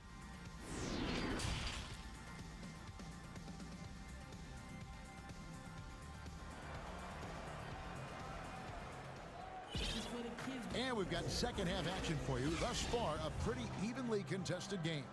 You look at Paul George in this game, guys, he's been everywhere.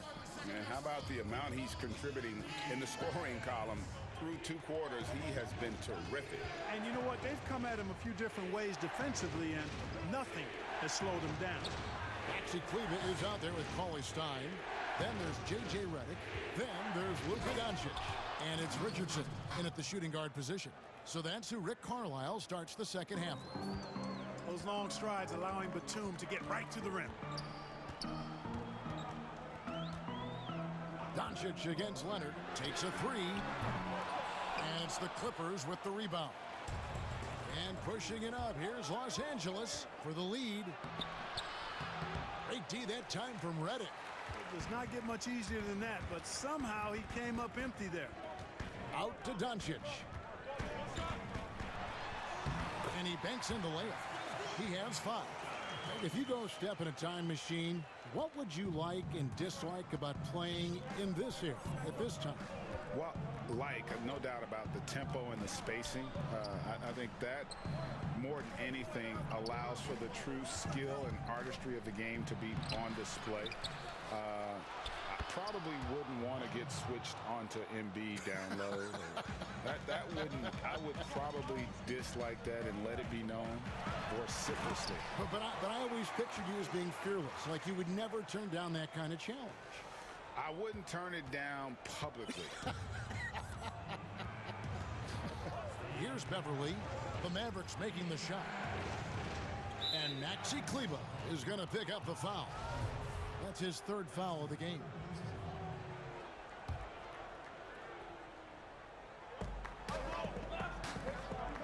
Ibaka, this is to Leonard. Over in the corner, Beverly. 5 to shoot. The Clippers need to get off a shot. And that stifling defense of Cauley Stein is what got him drafted 6th back in 2015. And Doncic throws it down. Just the kind of play they need in a game this close. You know, that's the kind of aggression they want from their floor leader. And it just forces the defense to pay more attention to him, guys, which we know can open up things for others. And he didn't punish them for the weak coverage there, but they can't count on him to continue missing. And the rejection by Leonard. And just a big-time shot-blocking threat. Leonard's instincts on defense are just mind-boggling. Knows when to go after the blocks. Yeah, 3 consecutive field goals have come right at the rim. The D had better start buckling down. The Mavericks have gone 1 for 1, making their previous attempt at the line. And at the line last season, about 78% as a team. Pretty solid numbers. Just under 2.5 minutes into the 3rd quarter now.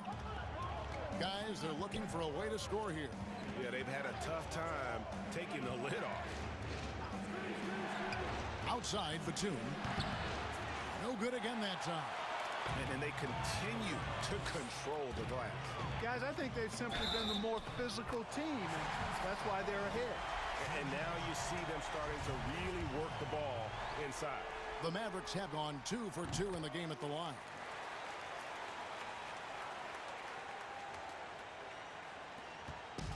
And here's Beverly. He brings it up for the Clippers. It's a 10-point game. And here's Leonard from 3. Cauley Stein grabs the board. Boy, you can just see the frustration growing on their faces. Nothing going their way. You know, guys, no denying it's been a rough patch here. I think they've got to run whatever is best in their playbook to get a good shot. Here's Beverly. After Luka Doncic's bucket, Beverly the pass to Batum. A 3-pointer is right on target. Batum's got 5 points in the quarter. The timing by Batum, really good at recognizing when to fire off the catch. And Doncic throws it down. Just rubbing it in their faces with that dunk. He is never going to take his foot off the pedal. And that's terribly demoralizing for a defense, guys. I mean, they know he's going to keep coming and coming and coming, and that they may not have an answer for it. Ibaka for 3, and the rejection by Cauley Stein. And it's out of bounds. Last touch by Redick.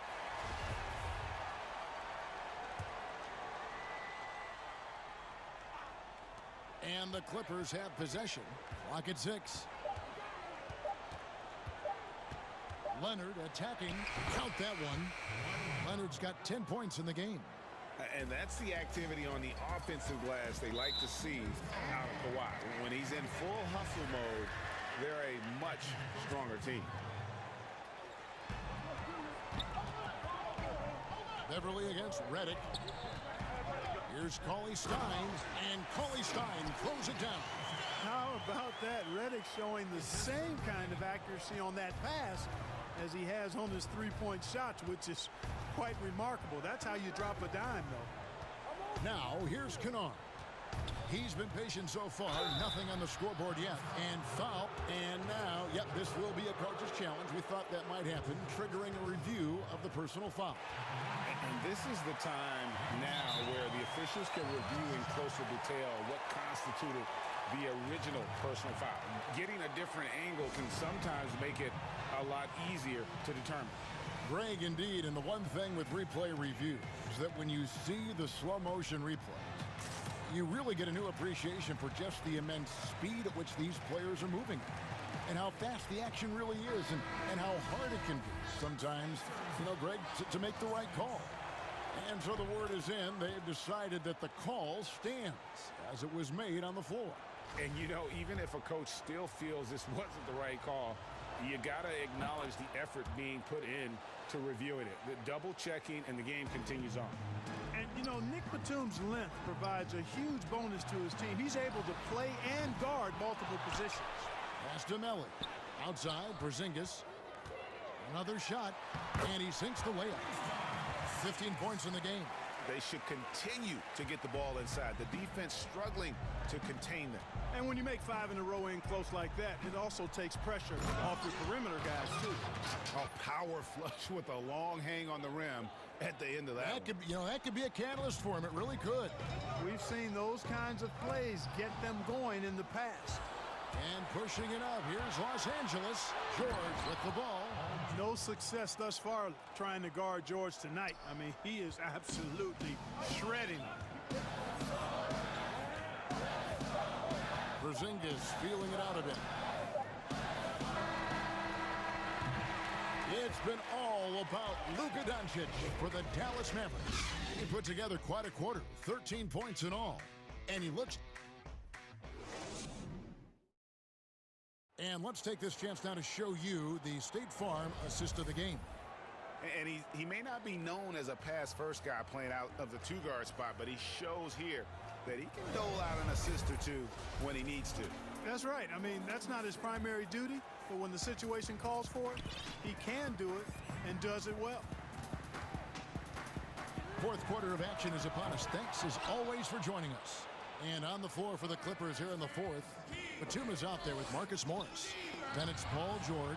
Then it's Ivica Zubac. And it's Jackson in at the one spot. Hardaway for three. No good. So Los Angeles will take it the other way.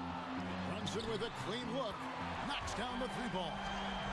And the Mavericks lead by 10. And what's your take, guys, in the hustle stats for the Mavericks?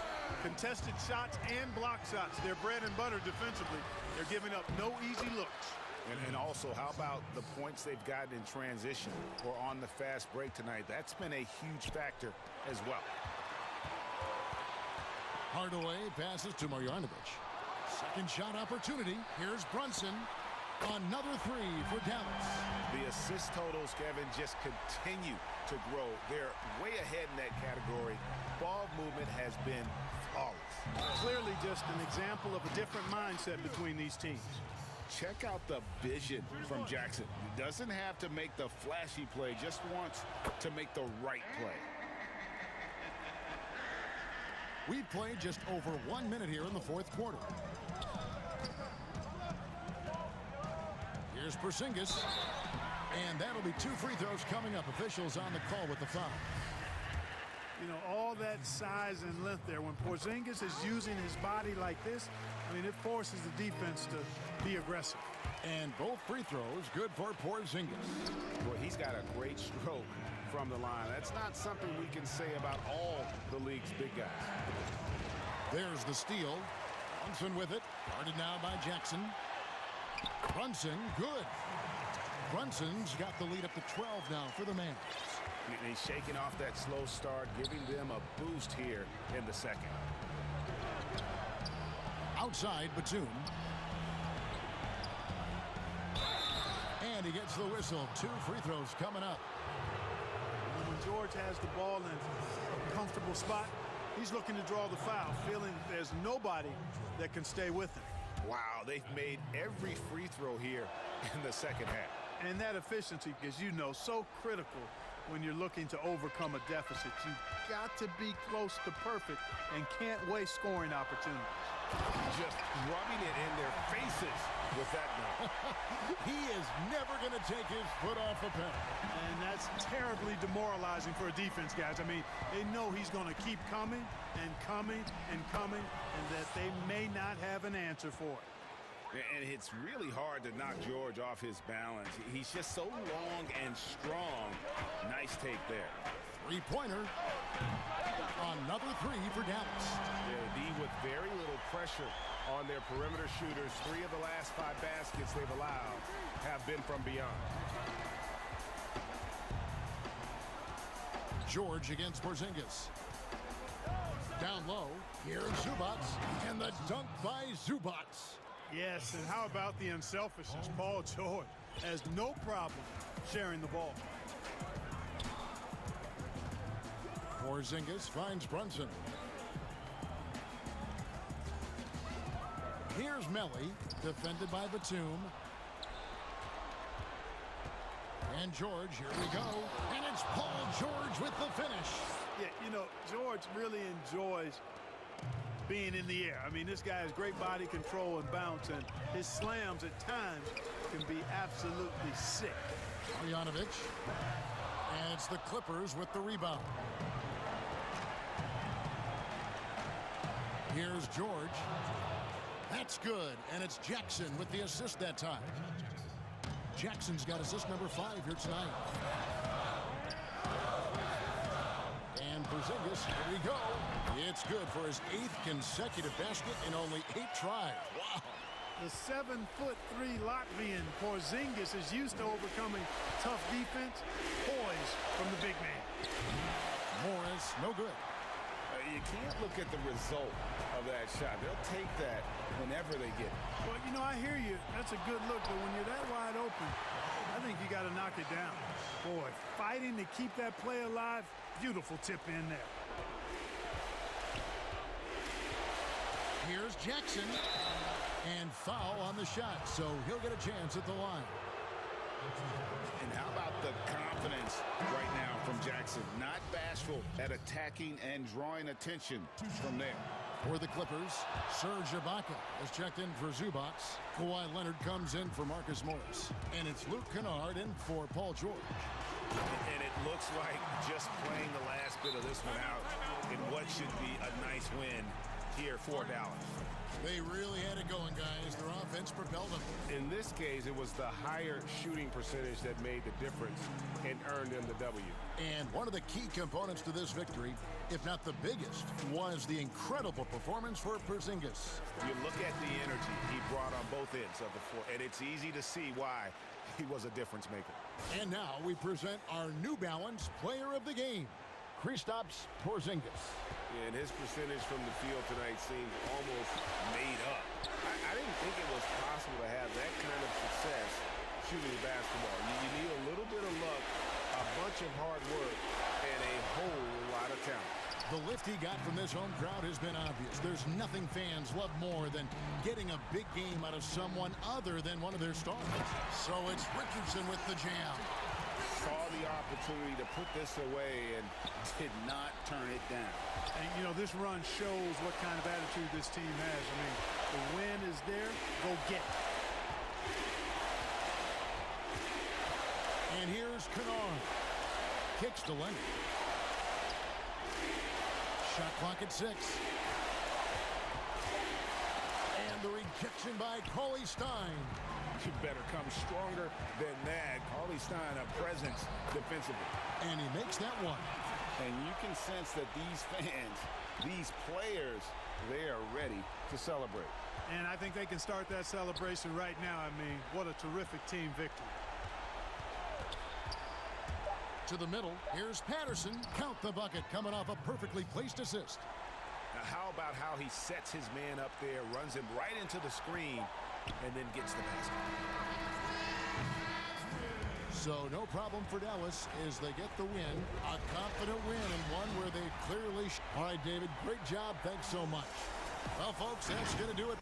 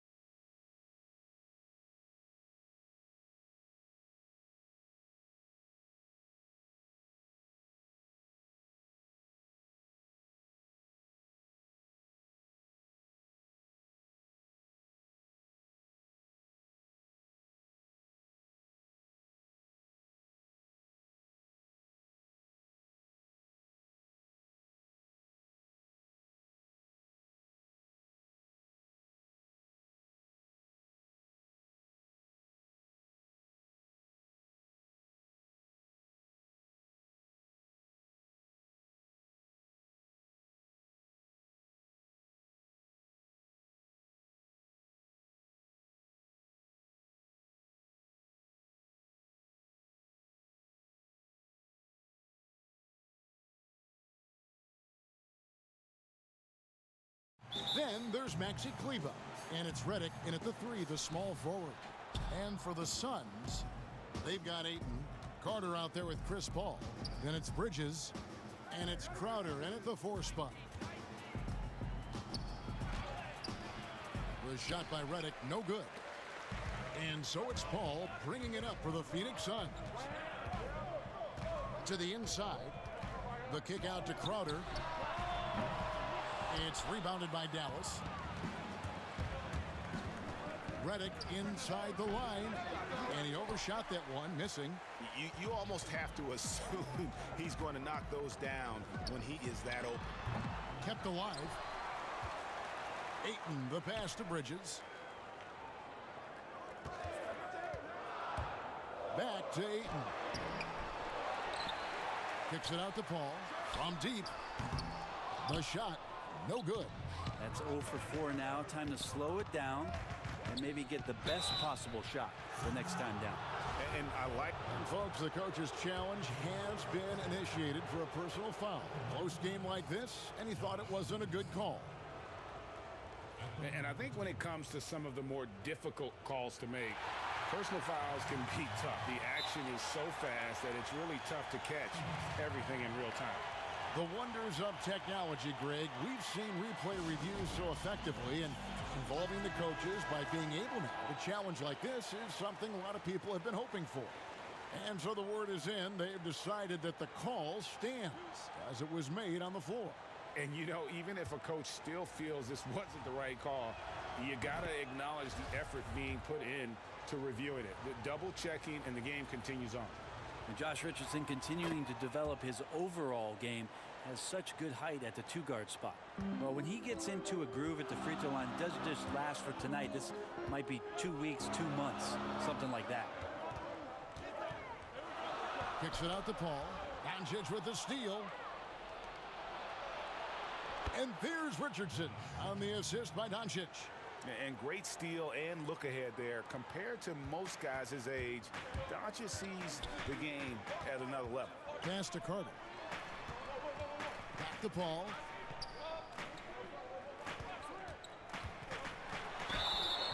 And they call the foul, so a chance at the line for one more coming up. Well, that's a healthy make there after missing their first 4 shots. 1 of 5, not what they wanted, but they're on the board. The Suns shooting their first free throw attempt on the night. And one of the highlights last year for this group was the fact that they were so efficient from the charity stripe. That's a huge factor. Doncic, no good. He creates such a great opportunity right at the rim, and he just can't get it to go. Even with the defense, not really a factor. Paul kicks to Crowder. The pass to Carter. Great pass to set up the lay-in. And he can time his passes so perfectly. Wow, what an assist. Doncic passes to Kleba. It's good. And how about the vision there from Doncic? Can make the easy pass and also the difficult. Over to the left wing. Feeds it to Ayton. And he uses the glass on the layup. Uncovered at the rim, finding cracks in the defense here early on. Just really smart basketball and exploiting whatever holes that he's seeing right now in the defensive squad. Greg, you were a feared ball hawk in your playing days, and I know you see similar players playing today. No doubt about that, Kev. You know, Ben Simmons, a player at 6'10" with those hands. He's incredible to watch on that. And how about Fred VanVleet, though? He's a guy, they say he's 6'1". I don't know, but he gets into you and competes, man. And that's the beauty of our game.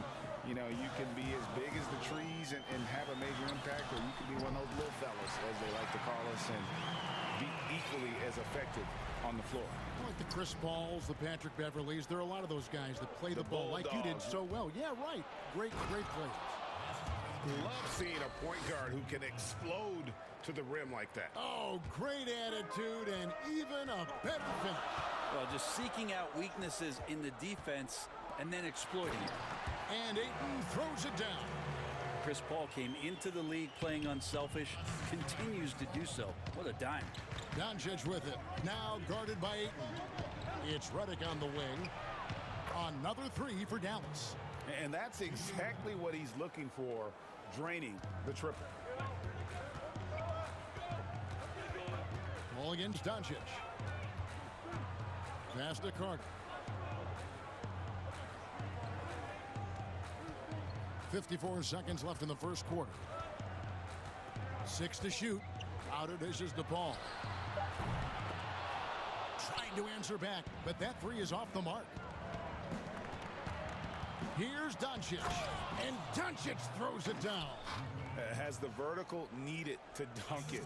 Doncic showing off the power and flair that he possesses. Bridges kicks to Paul. We've got 28 seconds left in the first.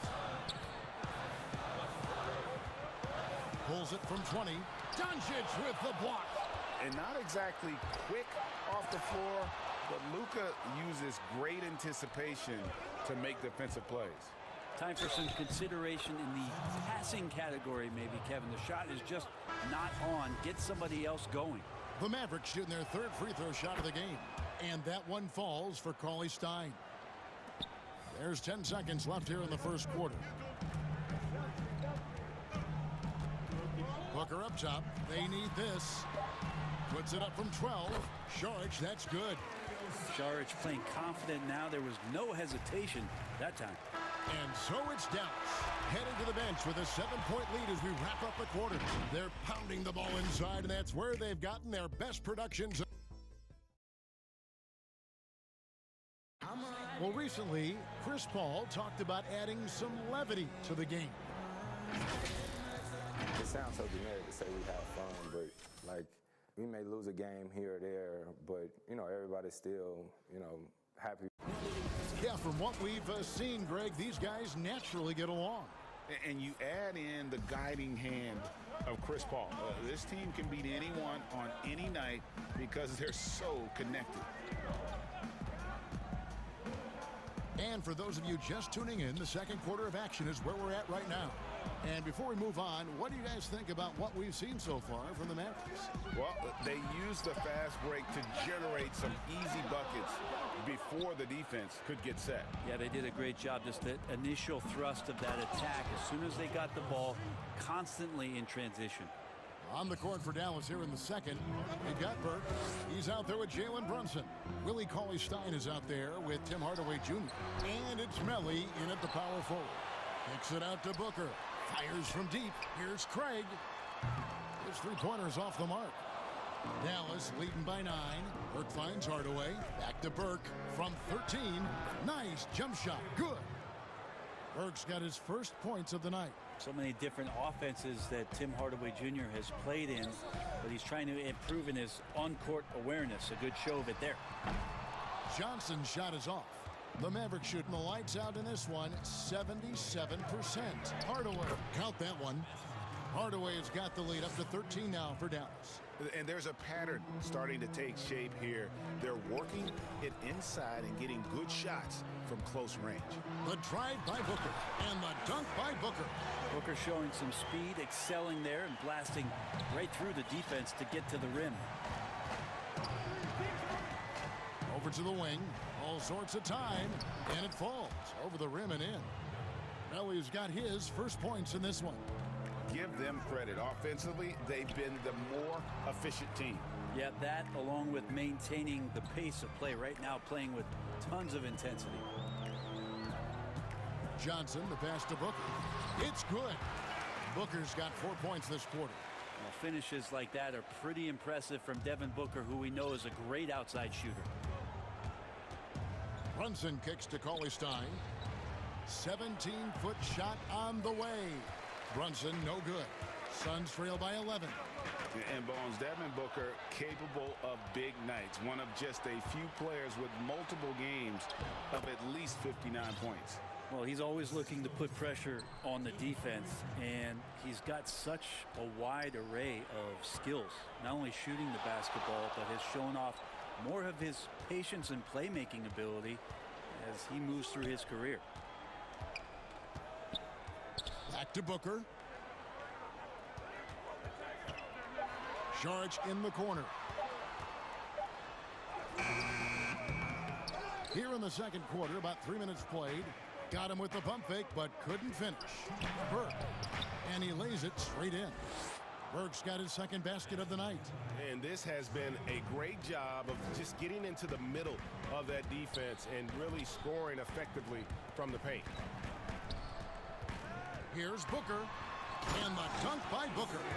And Šarić, just one of those European players that comes over with the fundamentals. Beautiful play there.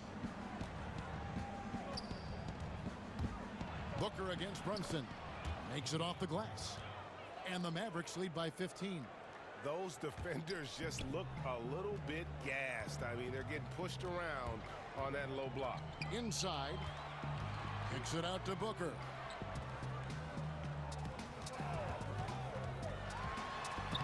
Buries it down low. Booker's got 8 points in the quarter.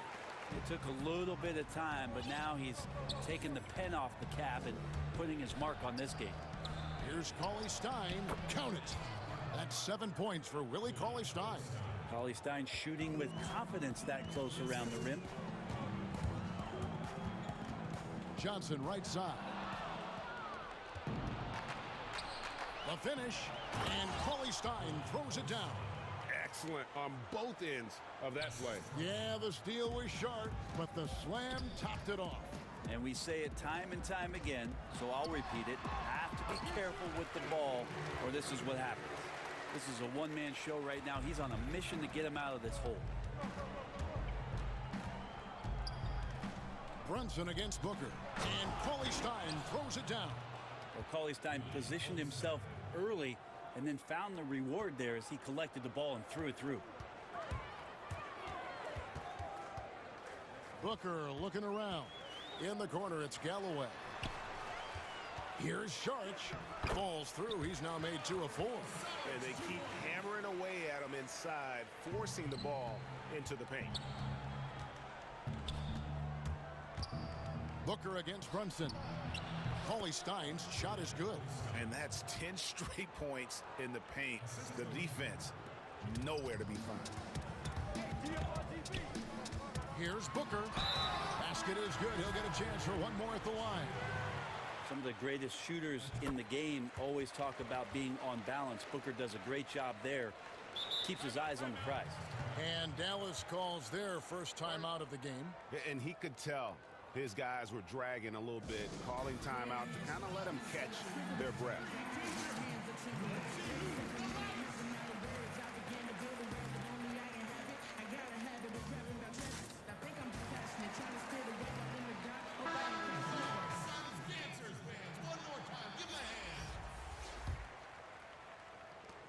Seven seconds left in the first half. Here's Doncic, and the dunk by Doncic. And guys, he's not an easy man to stop when he's got the rim in his sights. Never has been, never will be. He is a determined finisher. And so it's Dallas with a shot. The 2K Sports Halftime Show. Hey, welcome back.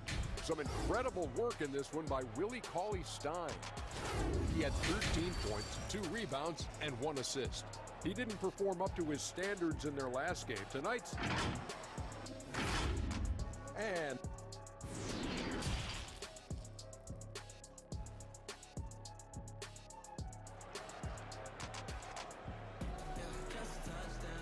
And after a very lopsided first half, we'll see if things play out a little more evenly here in the second.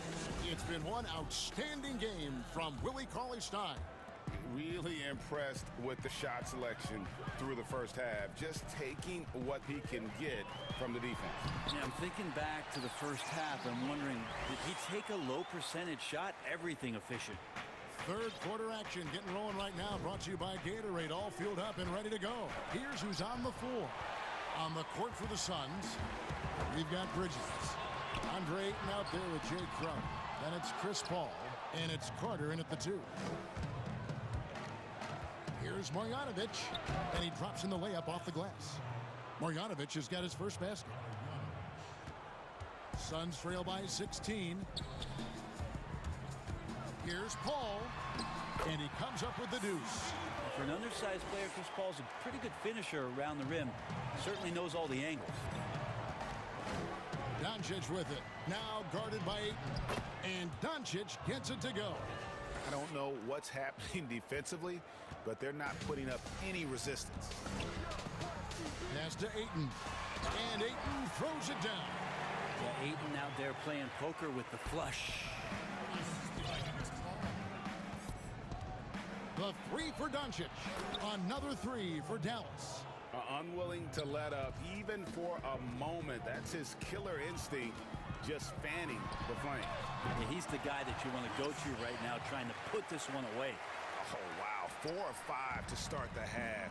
Coming out on fire. Here's Doncic. In it goes for the 8th time in 10 tries.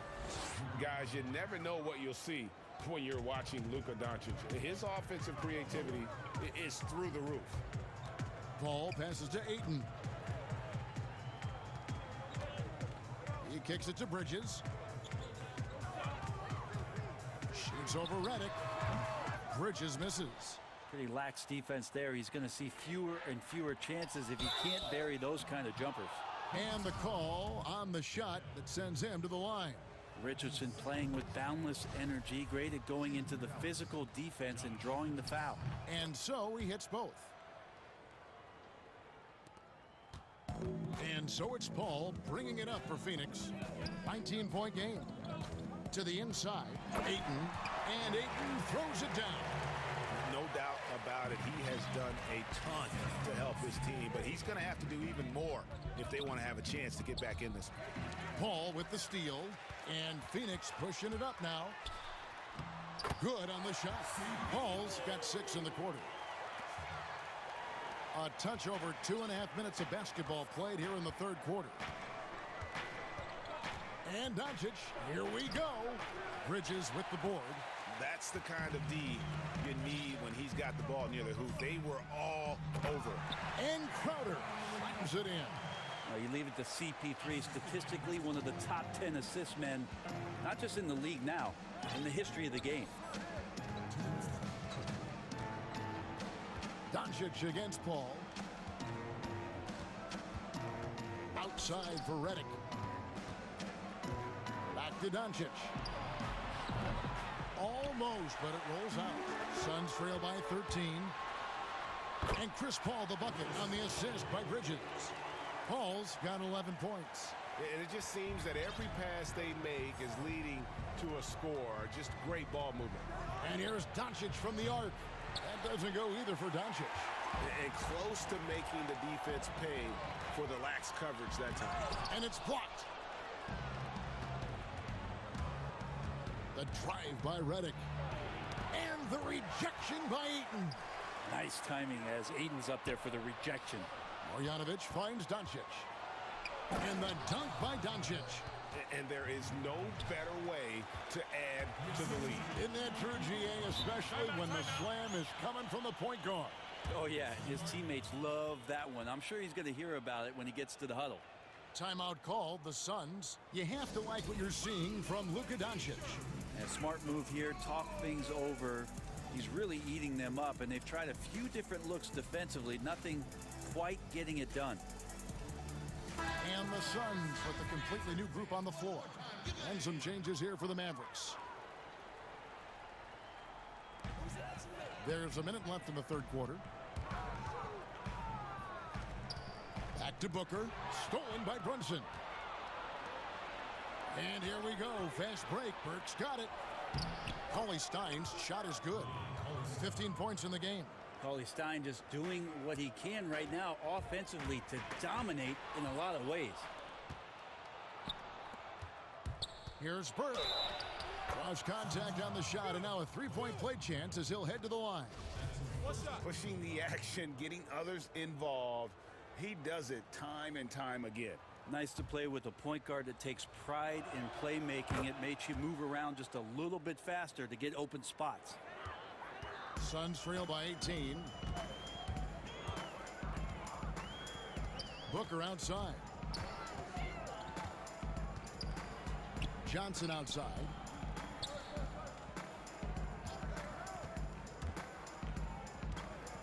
Kicks it out to Booker. Just 4 to shoot. The Suns need to get a shot off. Johnson can't hit. I saw a green light there. The D's not going to get away with that kind of lapse all that often here tonight. Here's Burke. Offline with his three. It's been all about Luka Doncic for Dallas. His production has been flowing as he's tallied 20 points and looks to be planning for more. And we'll be right back after this. How about a look at today's State Farm assist of the game? And he sliced the D wide open with this feed. They had no chance to prevent that basket. That's what great passing will do for you right there, dissecting the defense with that play. And with the fourth quarter upon us, time is running out for this game to become competitive. On the floor right now for the Mavericks, we've got Jalen Brunson. Also, Trey Burke out there. Hardaway is out there with Willie Cauley-Stein. And it's Melly in at the four-man position. Talk often about physicality of bigger players. Cauley-Stein, one of those guys who fits into that category. Down low, here's Sharge. Good. A nice assist from Booker.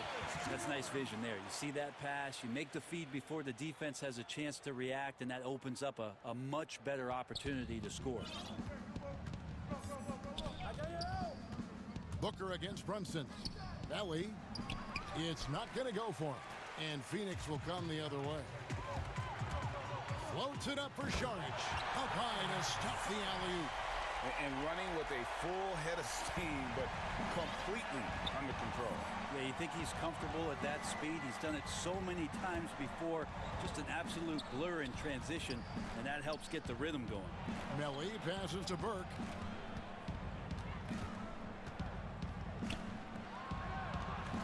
Here's Cauley-Stein. There he goes again. That's his 9th straight basket. He's a perfect 9 for 9. Again and again, they're dissecting the defense and creating those high-percentage looks from inside. Three-pointer. And there's Booker on the assist by Sharge. 16 points for Devin Booker. And just lights out in terms of his scoring. Devin Booker's calling card. Cauley-Stein kicks to Burke. And he can't answer back. The three-pointer offline. And so Booker will bring it up for Phoenix. Down by 15. Sharge has the open look. That three off the mark. Not sure how he finds himself in so much space there. He's kicking himself for whiffing a bit on that one. 2 free throws coming up, and they call the shooting foul. Yeah, just nice strength there, and then just off with the shot.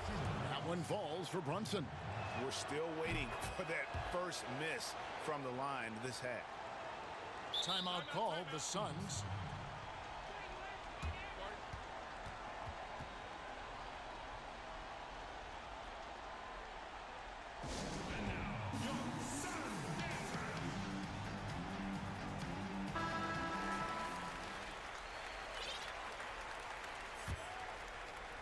Suns trail by 17.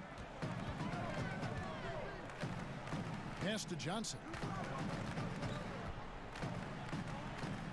Booker against Brunson. Kicks it out to Johnson. Sharge outside. Down to 5 on the shot clock. And there's the foul. It's on Jalen Brunson. That's his first foul. And now another look at that mobile one-block defensive performance. The defensive awareness, the timing, when you have to face a defender that can reject you like that, it can alter your approach. Are we sure that's the same player, guys? He looks completely different. What confidence he's playing with, and look how engaged he is on both ends. Wasted no time on that one. And the Mavericks lead by 17. I feel like Tim Hardaway Jr.'s role is to be out there and gun away, so ready to shoot that time. Paul passes to Ayton. Pulls it from the elbow. Kicks it out to Paul. Good ball movement here by the Suns. And the shot's good from Crowder. How can you forget about him? I mean, he's not going to miss that open of a look. Here's Burke. That one drops for him.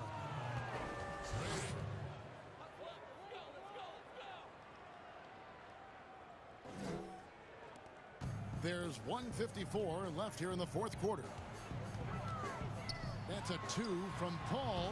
The offensive rebound. Second chance shot. 4 on the clock. And it's Phoenix scoring again.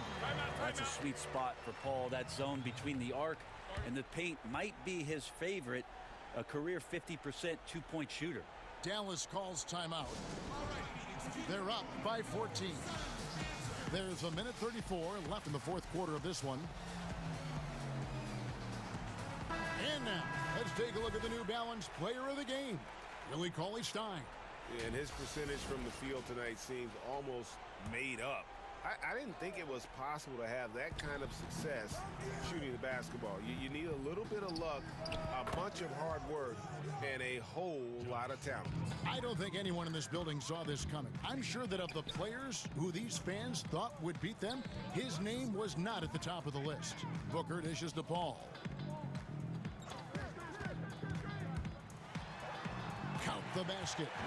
Paul's got 15 points here in the second half. And this is going to end in a lopsided victory. I love the tenacity and aggressiveness, as well as the ability to close. You really got to give it up here for Dallas. You know, it's tough to put your finger on the deciding factor in this one, but I'd say that the shooting accuracy made the difference. Yeah, I think you're on point, Kevin. They got better looks, and that tends to lead to a better field goal percentage. And what a tremendous standout performance it was for Willie Cauley-Stein. It felt like there was more than one of him out there tonight. He was involved on every possession, and he made his presence felt in so many ways. Phoenix has gone 3 of 4 from downtown here in the fourth. Here's Paul, and the shot goes in. Well, at this point, they're just trying to get back in sync. You want to play a good brand of basketball. The consistency definitely is a key to some of the playoff performing teams, and tonight they just did not find it in this contest. Yes, that goes in. And on that kind of play, no one can match up with Paul going back the other way. Just too crafty and too skilled. He's going to do damage. Doncic finds Kleba. Again, the miss by the Mavericks. And it would take divine intervention for them now to get back in it. Yeah, I'd have to say, guys, I don't think the man upstairs is really focused on a comeback. Paul against Doncic. Now the pass to Johnson. Back to Paul. So no problem for Dallas as they get the win. And in the win, a comfortable win.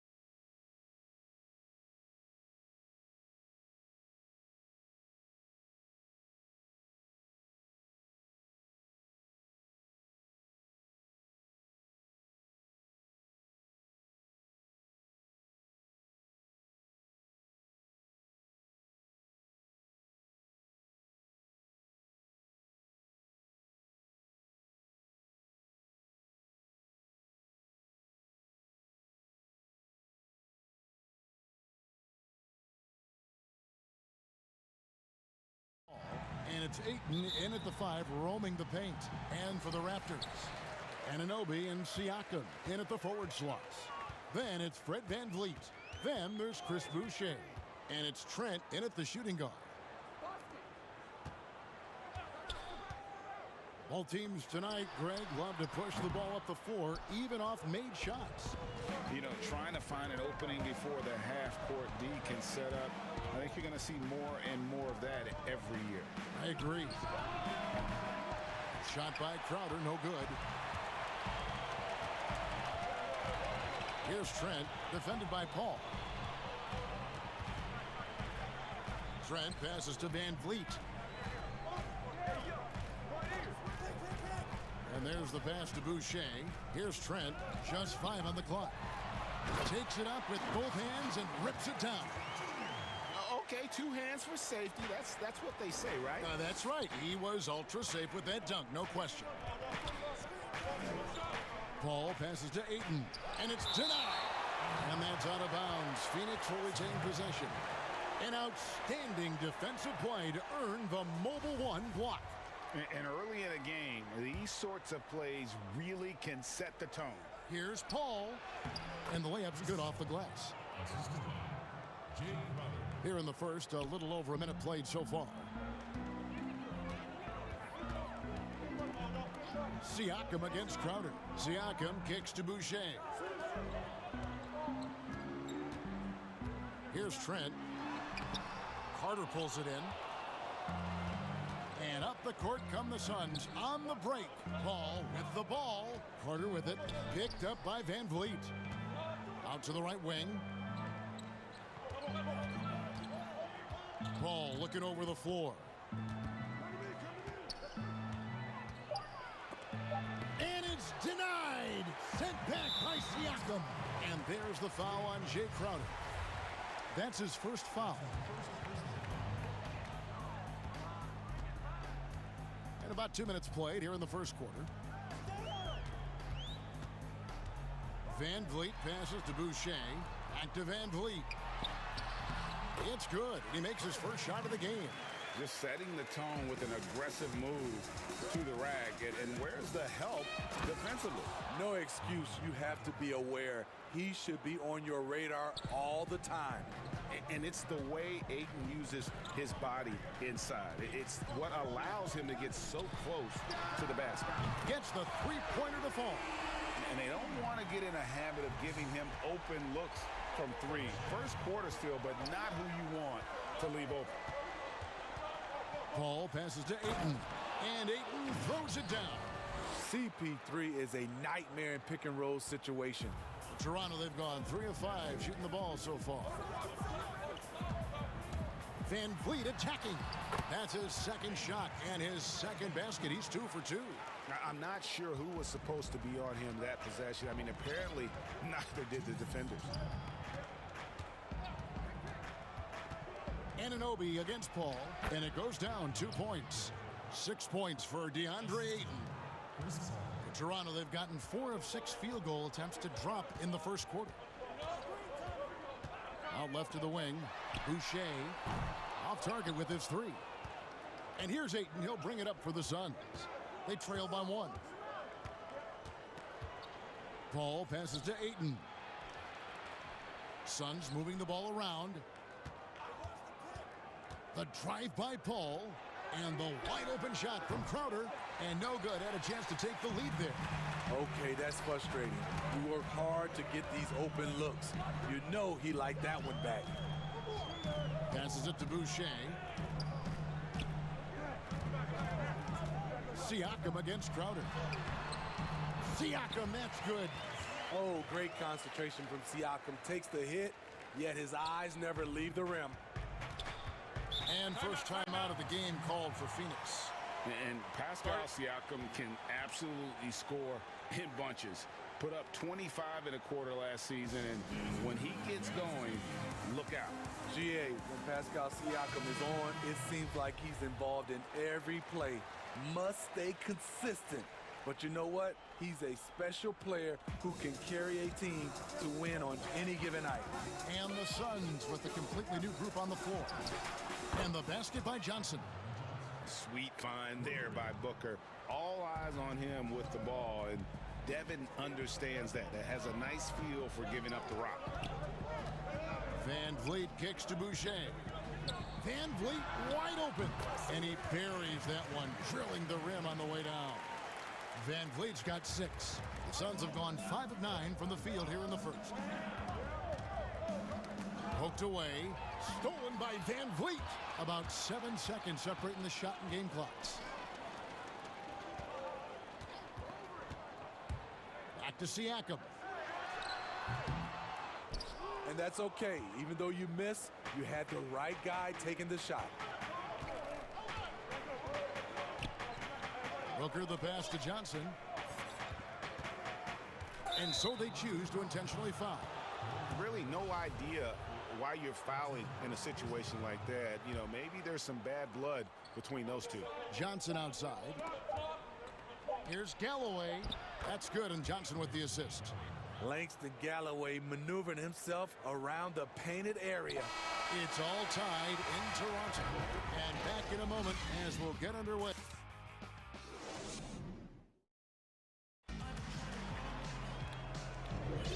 And some good action in the books as we get back to the game that's been pretty close here so far. And guys, what's your take on Toronto so far? I really thought that everything seemed to fall into place for them in that first quarter. Sometimes you have a quarter where everything just goes according to plan. Superb start to this game for them. We've got Hood, Bembry out there with Lowry, then it's Johnson, and it's Baines in its center. So that's the 5 in the game for Toronto. They now take the lead. Charge has got the opening basket here in the second quarter for the Suns. Toronto trailing. Lowry feeling it out a bit. It's good. He makes his first shot of the game. That pick and roll is where Kyle Lowry shines. The defense left with only bad choices. Lowry against Booker. To the middle. And Jaric kicks to Booker. Clock at 6. Here's the 3. The shot by Jaric, no good. And on an open look like that, he's very gifted at making the weak coverage pay. Here's Lowry. That's his second shot and his second basket. He's 2 for 2. He's a great finisher for a player his size. When Kyle Lowry gets a step to the hoop, he's going for the bucket. Pass to Jaric. Back to Booker. And the dunk by Booker. And once he gets clear off the screen, there is no stopping him. No, not when there's a flush waiting to happen. That's a big-time move and a big-time finish. Lowry against Booker. Lowry drives in. Rejected by Booker. Out to the right wing. Drills it from outside. Galloway has got the lead up to 3 now for the Suns. No doubt, Greg, you are known being a gritty, in-your-face defender. And when you think of the most hard-nosed point guards in the NBA today, who comes to mind? For me, I think Chris Paul. I'd go first because this guy, one, he's a phenomenal two-way player. He'll do whatever it takes to win, even if that means pushing the envelope a little bit. Pat Beverly is another guy, just a flat-out bulldog.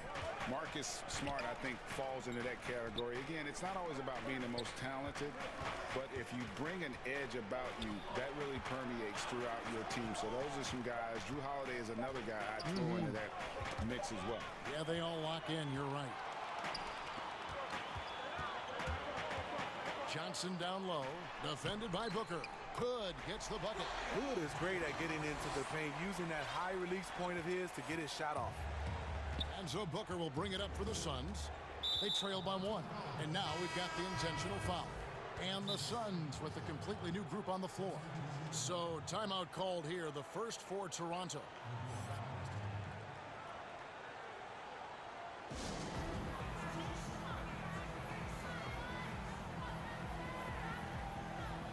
And it's a completely new group for Toronto.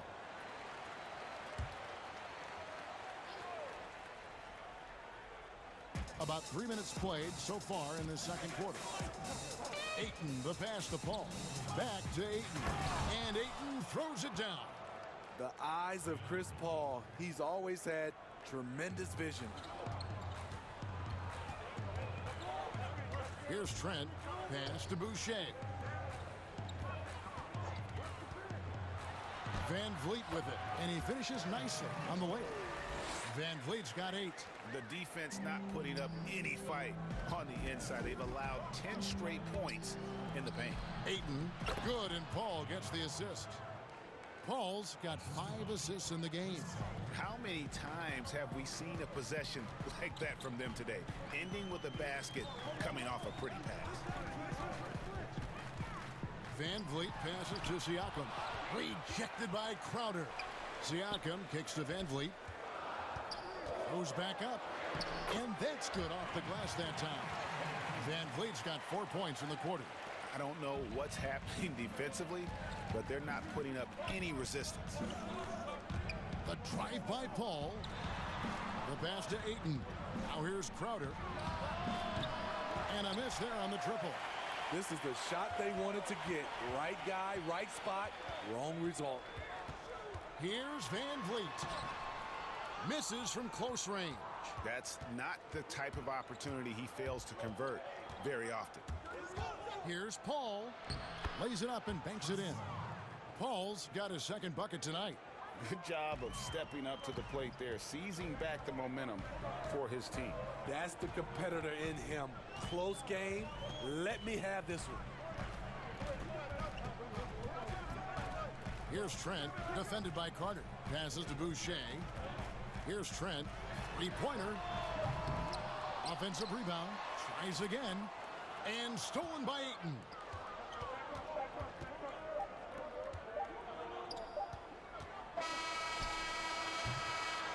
So that'll be it for the first half. Fairly even battle underway in this one.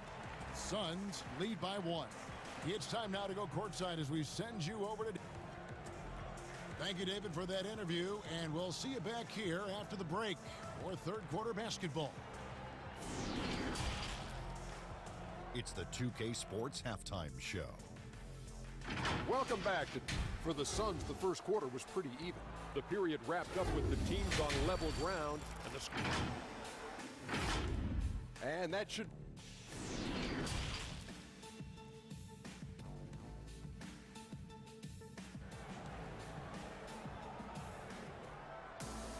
And if you're just joining us, we've played through the first half in a game that's been fairly even so far.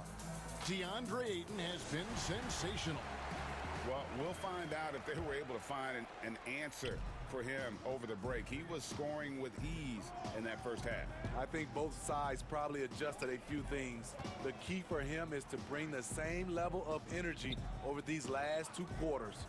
Our second half of basketball, and presented by Gatorade. Let's see who's all fueled up and on the floor to start the third. Setting the floor for the Suns, Jay Crowder out there with Bridges. Then there's Carter. Then it's DeAndre Ayton. And it's Paul in at the point. Lowry inside the line. Baines dishes to Lowry. Uses the glass to finish the layup. Lowry's got 8. Kyle Lowry is a very tough guy for 6'1". He's a guy who loves to attack the inside, even though he's small. Over in the corner, Paul hangs in the air, and the layup is up and in. Paul's got the lead back up to 3 now for the Suns. Nicely done. They continue to attack inside, and that's 10 points in a row in the paint. Three-pointer, Lowry. That shot, no good. The Suns go the other way with it. Lets the 3 fly.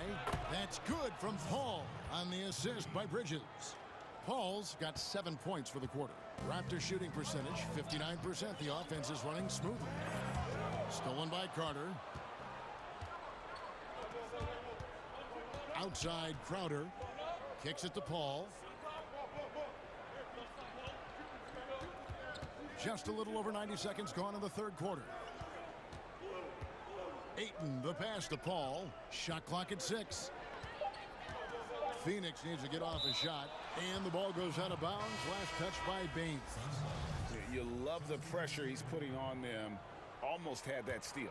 Fantastic anticipation. He has active hands. Even though he doesn't come away with the turnover, he's disrupting their offensive flow. And Booker kicks to Johnson. Saric in the corner.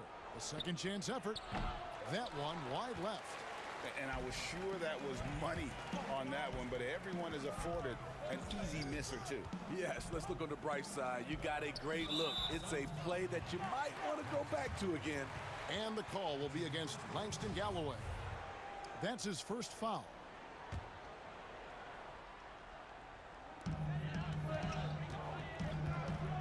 Here's Bembry. Still getting warmed up offensively. No scoring yet from him. Dismissed. And you can't be careless around Saric. When he's on you, he is looking to send that one back. And there's the shot clock violation. Couldn't get the shot off in time. Toronto calls timeout. As the teams head into this timeout, a chance for the coaches now to map out some plays for the next few minutes and a chance for the players to rehydrate with some Gatorade. That's important if they want to make sure they don't wear down later in the game. Absolutely. Over the course of a game, you have to stay hydrated. Second half of play with just under 2.5 minutes gone. The drive by Booker and the dunk by Booker. Excellent footwork there. Booker so tricky on the drive. You can't predict what he's going to do. And basketball in the blood for Devin Booker. I mean, his father, Melvin, started at the University of Missouri and played pro ball. Started in high school. Devin trained with his father, trying to follow his path. And you could tell he thought that triple was going to fall. Third quarter here, and 3 minutes have come off the clock.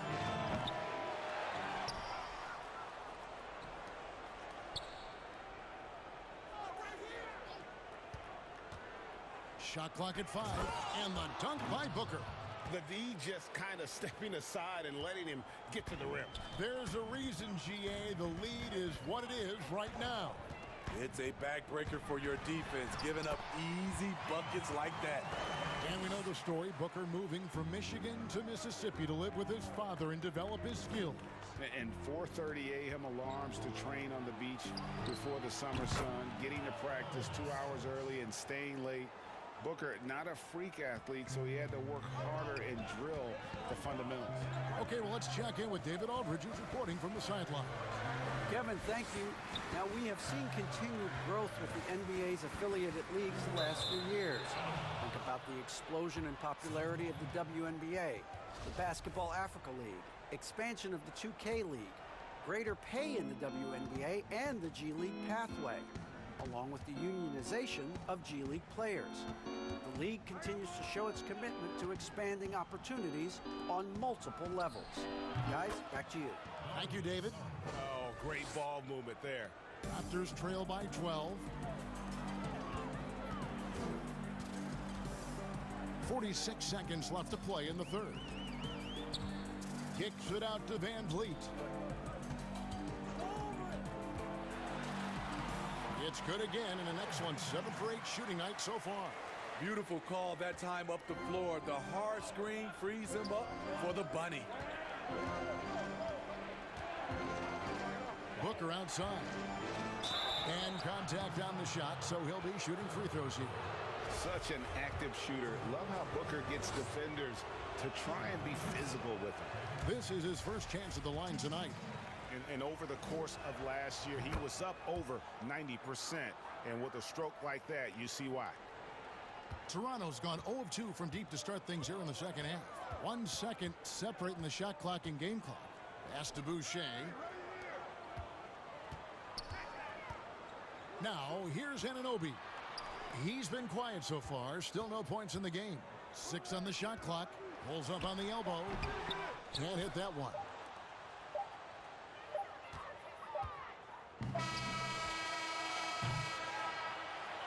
And so it's Phoenix holding on to an 11-point cushion as we get ready to take a break. Their shooting has been the big key. Their percentage from the field so far has been terrific. We'll get right back to the action when we return. And 1 quarter to go in a game that to this point has not been an evenly fought contest. Anunoby and Siakam in at the forward slots. Then there's Chris Boucher. Then it's Fred VanVleet. And it's Trent in at the shooting guard position. That's the 5 out there for the Raptors. Shots good by Boucher. If you came to watch a scoring battle, you're in the right place. Yeah, both teams trying to close out strong.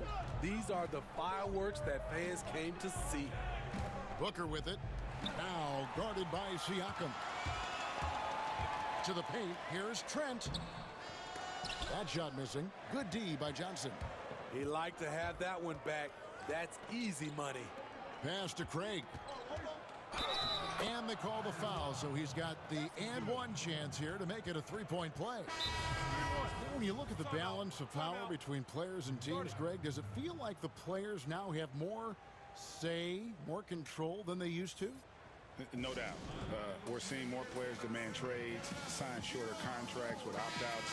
And the irony of that is, in my era, our best players were fearful for the length of their contracts or the life expectancy of their careers, believe it or not. And these guys today, they understand their value. They know what they bring to the table, and they are utilizing that to the max. And is that good, Greg, for the game? I think so. I do think most guys want to win, and they understand that their legacies are going to be defined about whether or not they do. All right, let's catch up with our sideline reporter, David Olden. Kevin, I was able to listen in on what Nick Nurse told his team. He is not pleased, and he told them they have to make a push right now. He said, look, we got to make a move, or I've got to pull the plug. Pretty blunt stuff, Kevin. Back to you. Thank you, David. Timeout call, the Suns. Well, it's a players' league, but certainly coaching has its place. Yeah, if that weren't the case, you wouldn't see so many coaching changes in the offseason. Here's Paul, and stolen by Kyle Lowry. Kicks it out to Johnson. No good from outside. There was a mix-up defensively. Left him all alone. He just couldn't hit it. Lowry against Paul. Outside Crowder. Back to Paul. It's good. Now he's shooting 6 for 7. You can try to rough up Chris Paul a bit, but he is fearless going down there in the lane. Raptors trail by 12.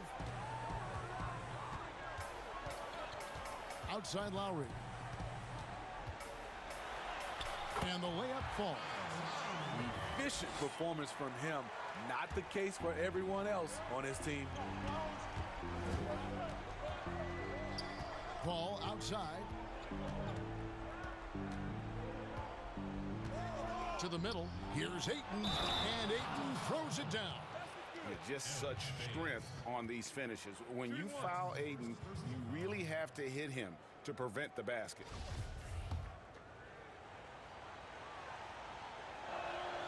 Free throw drops for Ayton. Toronto, they've gone 3 of 5 here in the 4th quarter. Pretty good numbers coming out of the break. Inside, Baines passes to Hood.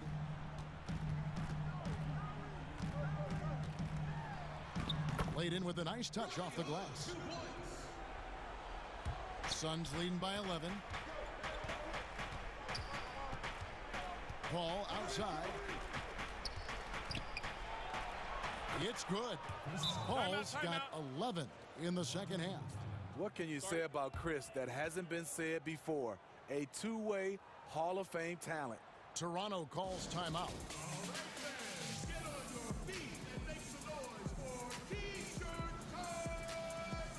And now we present our New Balance Player of the Game, Chris Paul. Yeah, and his percentage from the field tonight seemed almost made up. I didn't think it was possible to have that kind of success shooting the basketball. You need a little bit of luck, a bunch of hard work, and a whole lot of talent. Well, to come in here facing a hostile crowd and have a game like he's had, that's what separates the good players from the great players. He's heady, he's unselfish. All VanVleet does is make winning plays. Paul with with the ball. Picked up by Van Vliet. That one good for 2. And that's just cold-blooded right there. He's taking no prisoners. Expanding upon this lead, trying to close it out. He's really stepped up. Van Vliet can't get it to go. Phoenix leading by 13. Ball left side. Outside Crowder. Ball against Van Vliet. Back to Crowder. Launches it. Nailed from three-point land. Crowder's got himself on the board with 3 there. And tonight's battle is going to end with a very clear winner, leaving nothing to chance. Impressive win for Phoenix. And they're fully in control now, but there were some tense moments, I thought, for them throughout this game. Listen, they certainly weren't coasting despite what the score looks like. I love the way they came together, though, whenever things started to look a little dire and really put the hammer down. And we watched one guy all night long, guys, and looking at the stats just confirms what a dominant game he had. What a night tonight it was for Chris Paul. High-level shot making, what we got a chance to witness. He responded to good defense with better offense time and time again. So for the Suns, Johnson comes in for Crowder, and it's Booker in for Carter. Unforced errors. These are the kinds of things that break momentum. Paul with the 3. We've got 1:08 left in the 4th quarter. Back to Ayton. Boucher with the steal. Now the Raptors moving it up. And it is flushed down with a nice jam. And you gotta like that they found something positive here, something that maybe carry overs into the next game. They put together some great possessions here at the end. It's a shame they could have used this run much earlier. For 3, Van Vliet. Unable to get that one.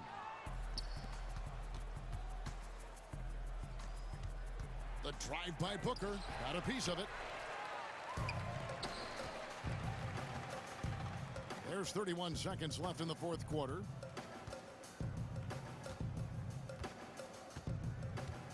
In the corner, it's Boucher.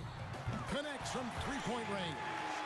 And you have to credit Anunoby. He's put in the work to become a better playmaker. And Phoenix can just let the clock run down here. And now they decide to foul intentionally. You know, give them credit for still battling here down the stretch, but I think it's too little too late. Siakam against Paul.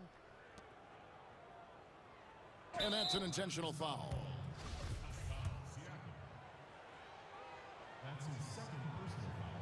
And he makes the first. One of the game's best free throw shooter. Chris Paul is not a guy you like to foul. Now Van Vliet, the pass to Boucher. And so it's Phoenix easily grabbing this one. They came in here and took care of business like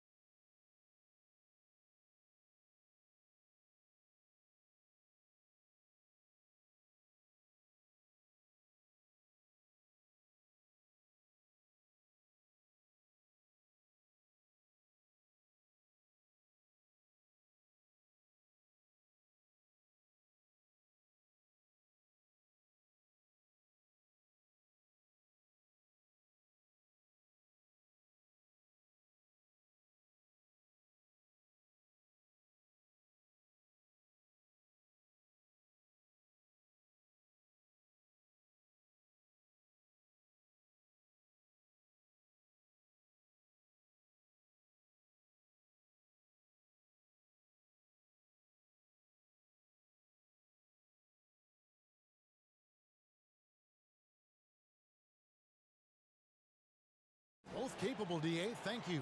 Here are the 5 for the Raptors. Anunoby and Siakam in at the forward slots. Then it's Fred VanVleet. Then there's Chris Boucher. And it's Trent in at the shooting guard. And for the Celtics, Brown the small forward with Tatum holding down the 4 spot. Fournier out there with Kemba Walker. And it's Thompson in at the center. Now here's VanVleet. There's the pass to Boucher. A three-pointer, no good. And he didn't punish them for the weak coverage there, but they can't count on him to continue missing. And Thompson gets it to go. Thompson's got the first basket of the game for Boston. Look, Thompson's getting after it. The highly skilled offensive rebounder crashes with power. VanVleet kicks to Boucher. VanVleet outside. Good ball movement here by the Raptors. And the 3 off target. Definitely a situation you want to make sure you don't give him too good of a look. Walker the pass to Thompson. Chris, it doesn't matter if they're 2 of the best teams in the league or the 2 worst. When these guys get together, these rivals, it's always fun. Yeah, Kevin, you're so right. When it's a conference rivalry, that's even better. They know each other so well, and that doesn't make them friends. And so it's Boston with it after the Raptors pick up 2. Brown outside. I mean, what you love about Brown's game right now, he understands the offense, and he understands his role within it. Siakam against Tatum. Siakam kicks to Boucher. VanVleet passes to Boucher. Drills the three-pointer. Boucher's got 5 now. And he likes to get in a rhythm early. Nice triple. Thompson finds Brown.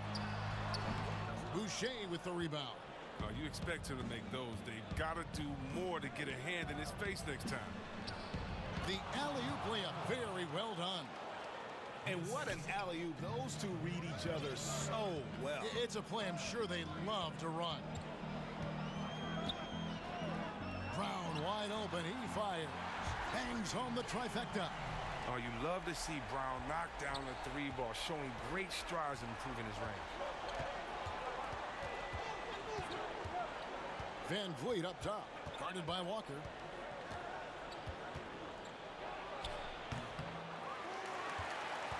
Boston's gone 1 of 2 from long range in the first quarter. For 3, Fournier. It doesn't go for him. And Toronto will come the other way. And he's going up for the alley-oop. Here's Trent.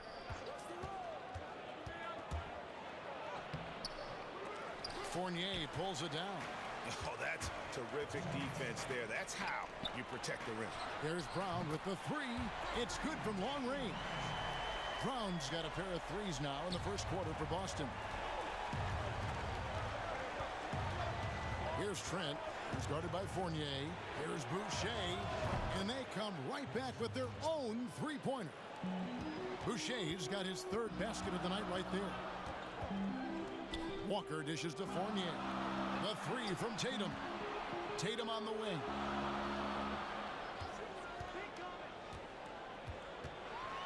And the dunk by Tatum. Refusing to let the defender alter his shot. Tatum's focus and drive, it's what helps him finish hard shots. Now here's VanVleet. He's still scoreless so far in this one. And it's out of bounds. Last touch by Thompson.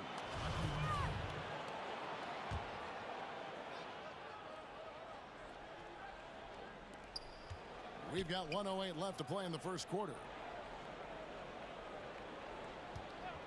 6 to shoot. And stolen by Tatum.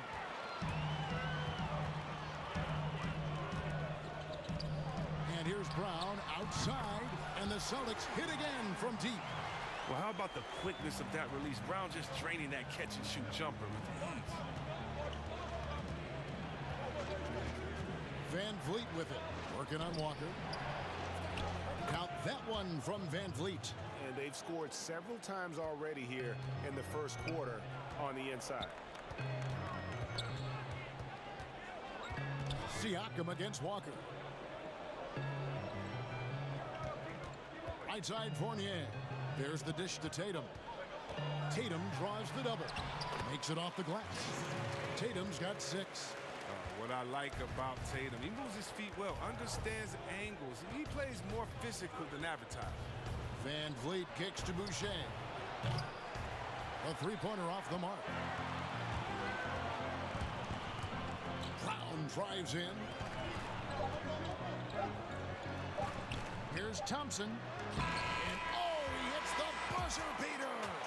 One eye on the rim, one eye on the clock. Nice job. Jaylen Brown has been leading the charge for Boston. We witnessed him delivering a series of three-pointers as he notched 3 total in the quarter. Back to the action after this word. And thanks again for tuning in. If you're just joining us, we've played through 1 quarter of action so far. What do you guys think about the Celtics here in this one? Well, in that first quarter, they were intent on just pounding the ball down low. Old school approach. I mean, if you have a favorable matchup inside, just keep pounding it in there.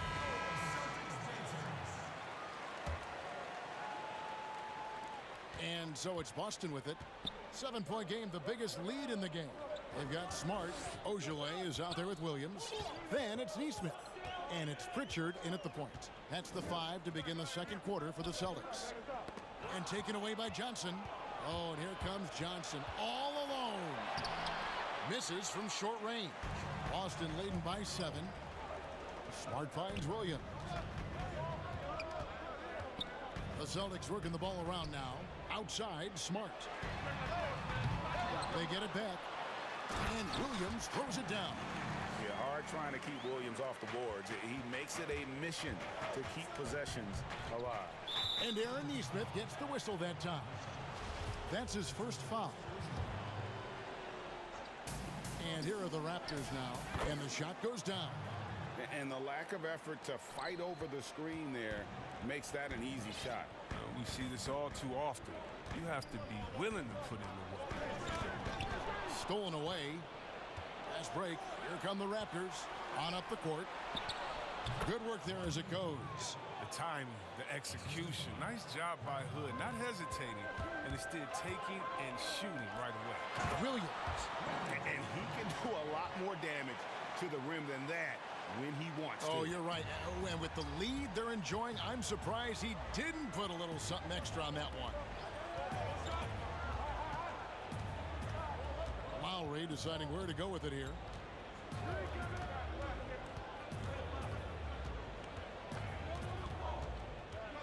Just 5 to shoot. He gets it in there. Lowry's got his second basket of the game. And he is an elite level decision maker. Lowry understands when to pass out of that pick and roll and when to shoot. Passes it to Ojale. And we're about 2 minutes into the second quarter here. Great tee that time from Hood. Right side Lowry.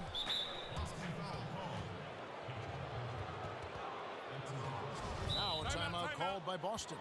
Greg, you and I talk about the big man, his role in the current NBA, and how they can possibly carry the standard for the great centers before them. And you played with the great one, and Patrick Ewing, so you have a great appreciation, I would think, for. Oh, no doubt about it. And I think 2 guys kind of separated themselves a little bit. Nikola Jokic and Joel Embiid, I think, are the 2 guys that stand out for me because of their ability, in essence, to do everything well. They can shoot it, they pass it, they can shoot it from the free throw line, they give you rim protection.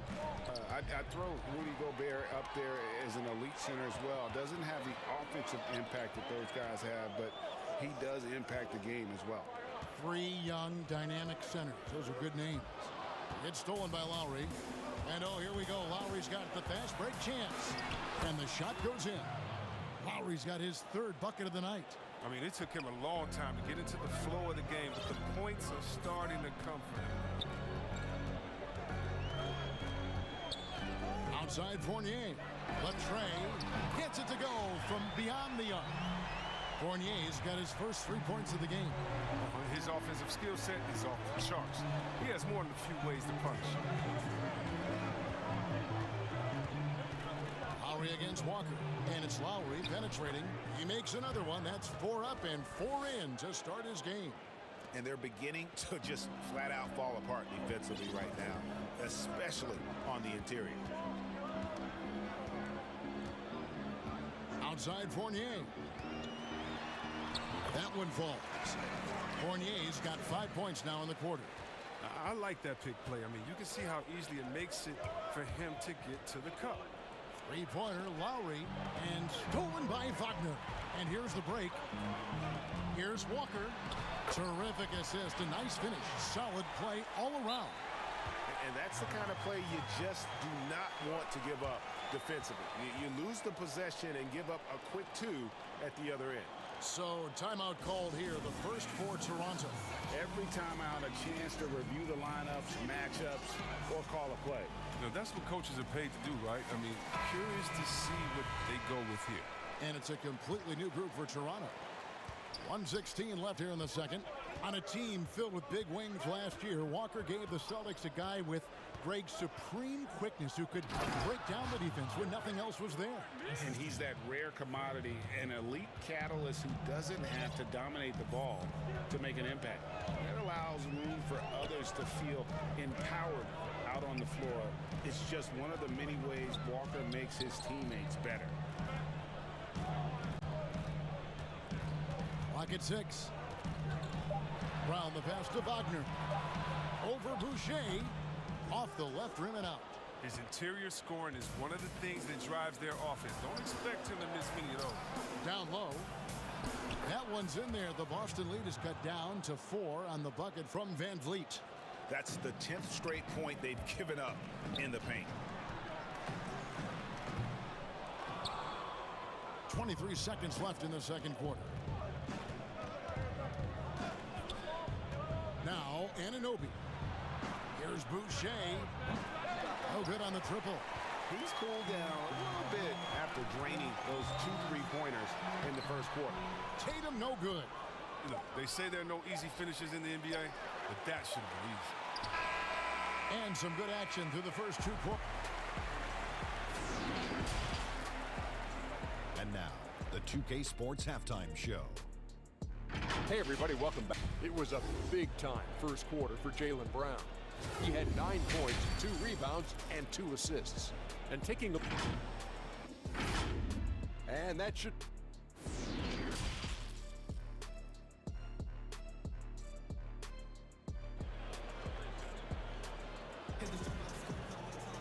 And as we get into this third quarter, as we've seen so far, neither team able to create much separation on the scoreboard yet. Now a timeout called by Boston.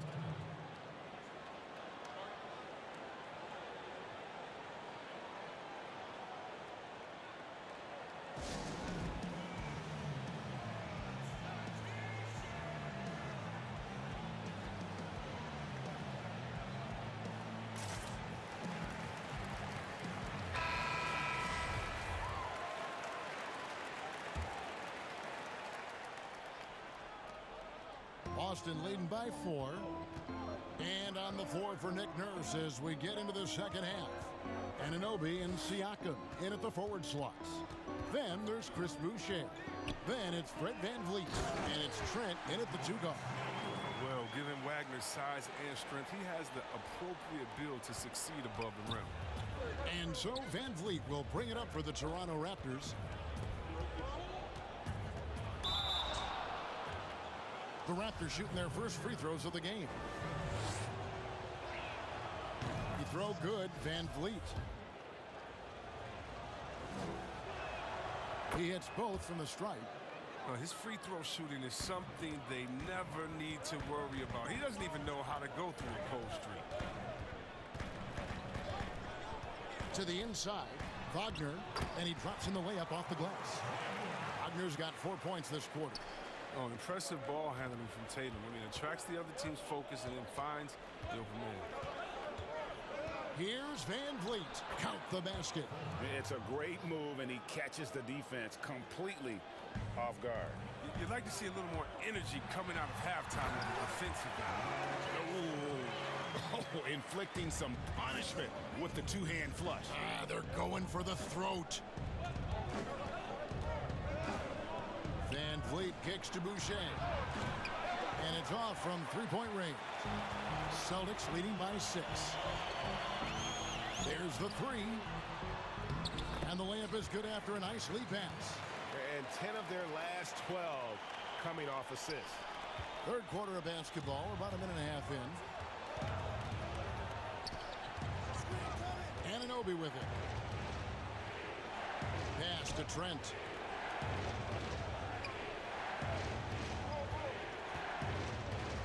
Shot clock at 6. And stolen by Tatum. And now with the fast break, Smart with the ball. Boucher with the steal. And stolen by Tatum. On the wing, Brown. From 20 feet out. Rebound by the Raptors. But only the first miss of the second half. They've come out here with authority. Now a timeout called by Boston.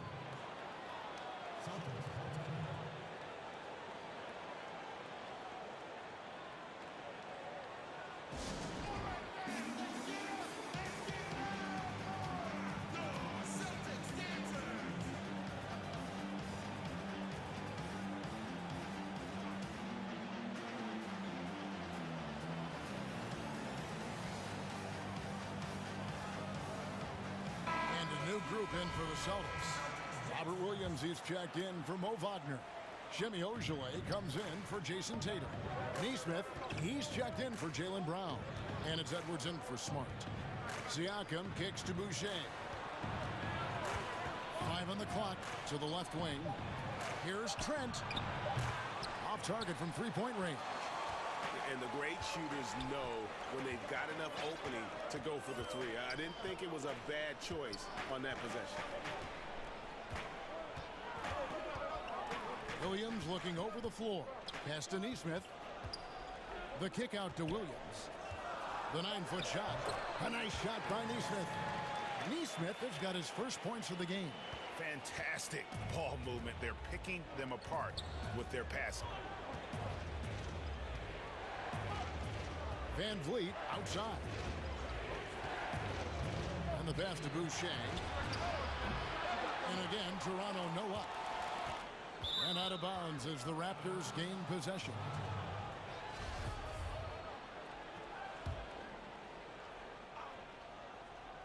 Raptors trail by 10.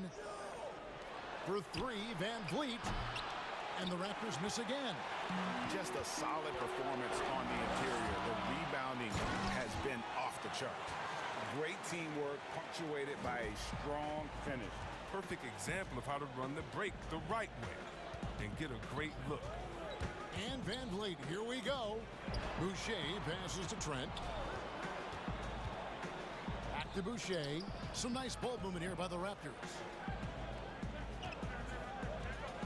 Siakam kicks to Boucher. And so it looks like the Raptors will retain possession here. And he made the right read on that play, but just couldn't secure the steal. And you can tell he feels he should have had it still. The hustle was impressive. And we've seen them come out and be much more active defensively this half.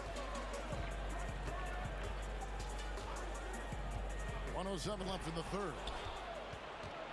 He's all alone. Here's Trent. Good, and Van Vliet gets the assist. Van Vliet's got 3 assists in the game. And they go to the intentional foul. Yeah, not sure what that was about. I mean, talk about a brain cramp. Toronto calls timeout. And guys, aggressive in creating his own shots, but thus far they have not been falling. Probably a good time to try and devote some of that energy to getting others involved. And some changes here for the Raptors. 58 seconds left in the third. Here's Williams.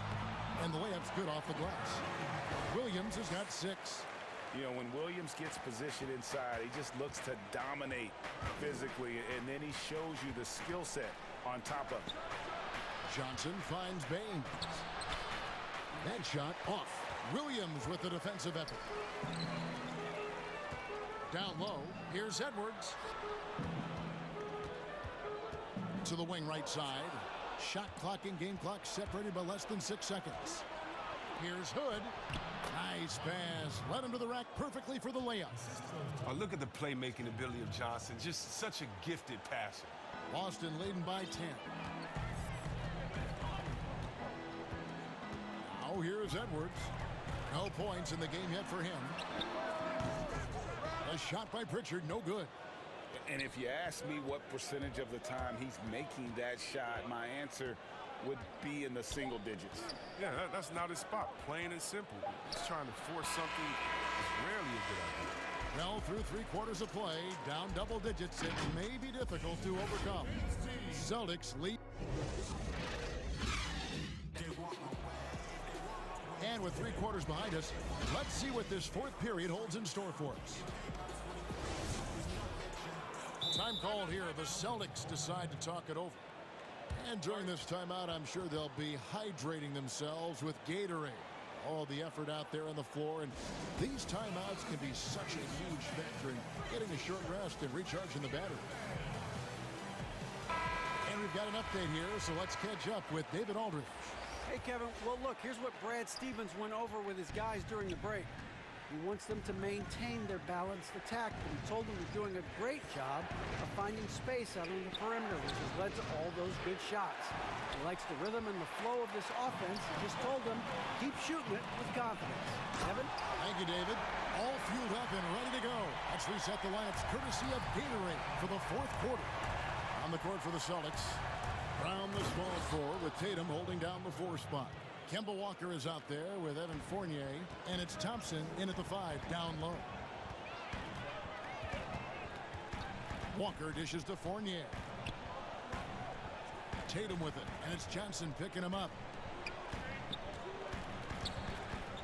Back to Tatum. 6 on the shot clock. And that one, good. Tatum's got the lead up to 12 now for Boston. Attacking the painted area. That's where Tatum can use his height and length most effectively. Baines, that's in, coming off an assist from Lowry. It's been like this all night for both teams. The offenses having their way. Yeah, but defensively, neither side has been able to adjust, and that's reflected in the score. The drive by Thompson. Outside Fournier. Passes it to Brown. Fires from deep. Buries it from 3-point range. And the Celtics lead by 13. Well, just a smooth-looking jump shot. Brown looking totally comfortable firing from out there. Lowry with the ball. Now guarded by Tatum. And Lowry gets double-teamed. And Baines kicks to Lowry.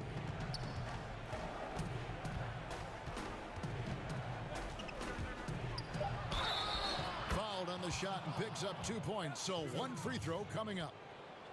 You know, this guy just brings such heart and passion to the court. Lowry just doesn't let a little contact stop him from scoring. And it's Walker with the ball, bringing it up for Boston. An intentional foul committed, but for what purpose, Greg? I'm not sure. A scene of confusion right there. I can't imagine why he thought it was a good idea to foul there. Toronto calls timeout.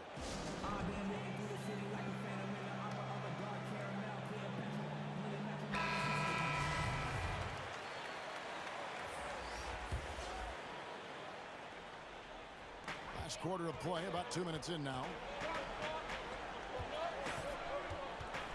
Brown against Anunoby. And then Brown with the dunk. The mere 7-foot wingspan of Jaylen Brown, I mean, the hops. Well, this is a guy who can dunk on anyone. Van Vliet with it. Picked up by Thompson. Trent passes to Boucher. And it's good for 2. I tell you what a good thing that he showed up today, because without him, this thing would already be over. Thompson looking for an opening. He dishes it to Brown. It's Fournier on the wing. 6 to shoot. Back to Brown. Shoots over Anunoby. The Celtics keep it going. A new 14-second shot clock.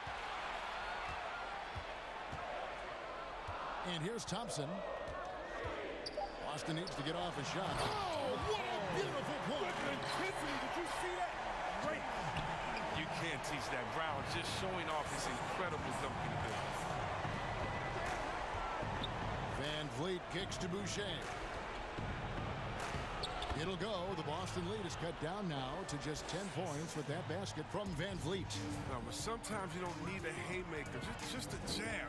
You got to get those easy looks inside. Fournier finds Walker. Whistle blows. Bucket is good, and he'll have a chance at the line to make it a three-point play.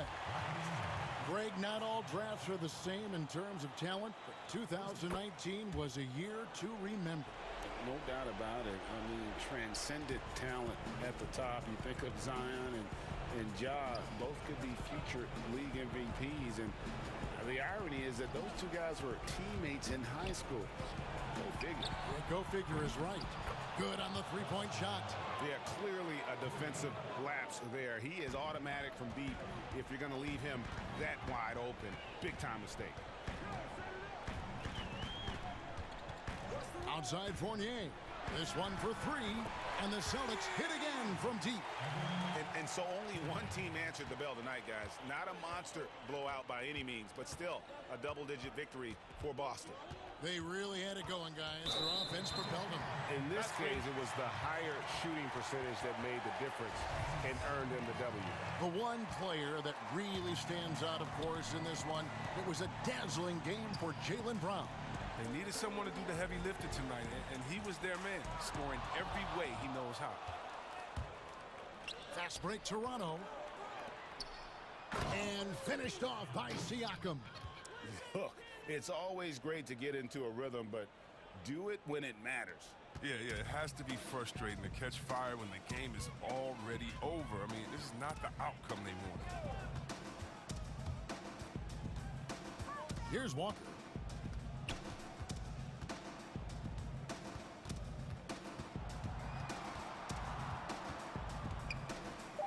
And that one clearly a foul. And so the coach's challenge here comes into play. The coach protesting the personal foul call.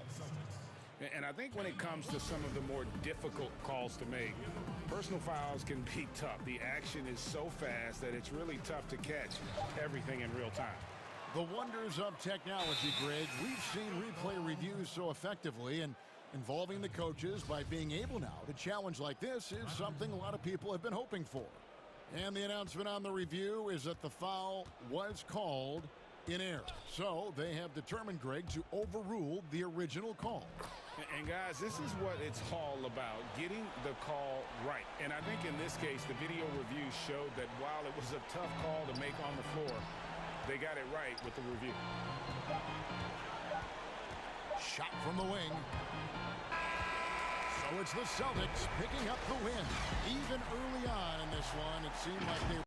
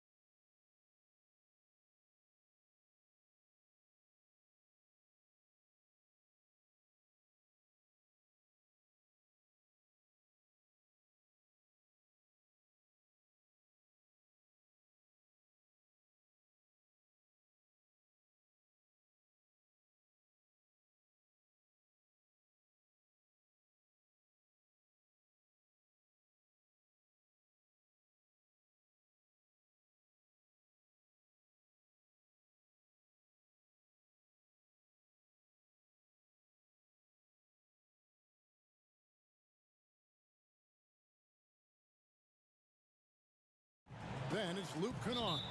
And it's Beverly in at the point guard. And for Boston, Walker and Brown, they're manning the backcourt. Ojale is out there with Williams. And it's Tatum in at the small. Oh, my goodness! What a play! We've got to get this guy in the dunk contest. Jaylen Brown taking flight with that insane athleticism. And Doris, much has been made of Brown's improvement offensively, and rightly so. But when you ask Coach Stevens about him, he always goes back to his defense. Well, it's never a surprise for the coach that is the first and foremost thing on their mind. At 6'7" with a 7-foot wingspan, that incredible athleticism. Jaylen Brown can guard the elite wings in this league, and he holds his own and competes at a high level. It's a must-have for any championship team. Leonard with the bucket. Listen, Kawhi Leonard has built his game brick by brick. You want him to score on the interior? No problem. There's Brown with the three. Here's Williams. Goes to the reverse layup and claps it in. Man, he's got such a great touch and feel around the basket. He made that reverse look easy. And that one's good. Beverly. Well, this guy's ability to attack and be aggressive. Patrick Beverly in the painted area. Walker in the corner.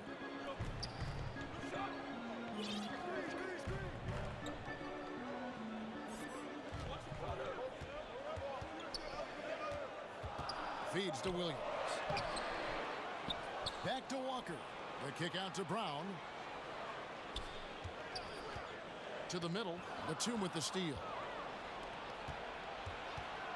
Beverly finds Kennard.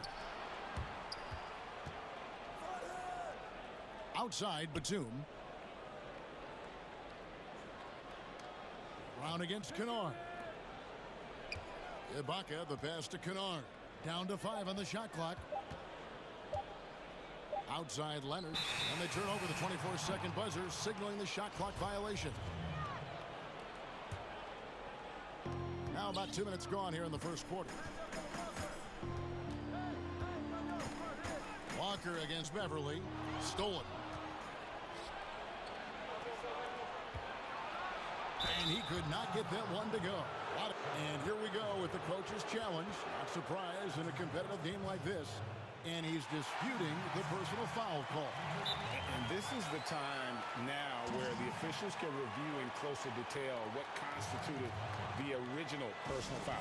Getting a different angle can sometimes make it a lot easier to determine. Greg, indeed, and the one thing with replay review is that when you see the slow motion replays, you really get a new appreciation for just the immense speed at which these players are moving and how fast the action really is and how hard it can be sometimes, you know, Greg, to make the right call. And so the word is in. They decided that the call stands as it was made on the floor. And, you know, even if a coach still feels this wasn't the right call, you got to acknowledge the effort being put in to reviewing it. The double checking, and the game continues on. I'll tell you, allow an athlete like Jaylen Brown to get this close, it's going to be finished and finished strong. Stolen by Walker. And now Williams running the floor all by himself. And the defense to start that play was terrific. I love the fact that they attacked early in the shot clock. Walker against Beverly. Rebounded by the Celtics. Williams has got his 4th rebound with that last one here tonight. Brown with it. To the paint. Here's Ojale. 1 up, 1 down. 2 points with his first shot this game. Greg, we know the names of the superstars, but there are players that are just under that category who probably should get a little more recognition. Hey, Kevin, that's a great point, and I'm going to toot my alma mater's horn a little bit. Christian Wood's a guy that kind of reminds me of that. He's kind of on the come up. How about Devontae Graham, the second rounder back in 2018, but he's showing to be an established young talent in this league. And there are many more guys like that, and they're going to have their opportunity to become household names. And it's a completely new group for Los Angeles. 1:21 left in the first quarter of the game. Brown feeling it out a bit. No good with the triple. That is fantastic defense on one of the best three-point shooters in the league. Didn't give him an inch of room. A nice shot by George. Such a multi-talented threat on the offensive end, and you love his confidence.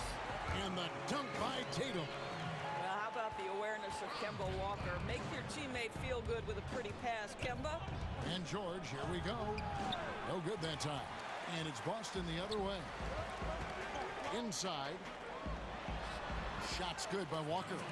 Well, hit a man in stride. That is a textbook delivery. They can trade 2 for 1 here. Would be the right move, I believe, right now. Jackson passes to George, and it's blocked by Brown. Wow, twice on the pipe. Jaylen Brown with a message for the offense. Nice. And it's going to be out of bounds. The Clippers will retain possession. And now let's revisit that exceptional mobile 1 block. And early in the game, a defensive play like that goes a long way, establishing the attitude you want. George with no one around. Makes no mistake on the open jump shot. Gorgeous. That pull-up jumper is simply gorgeous. Paul George rises above everyone. It's Brown on the wing.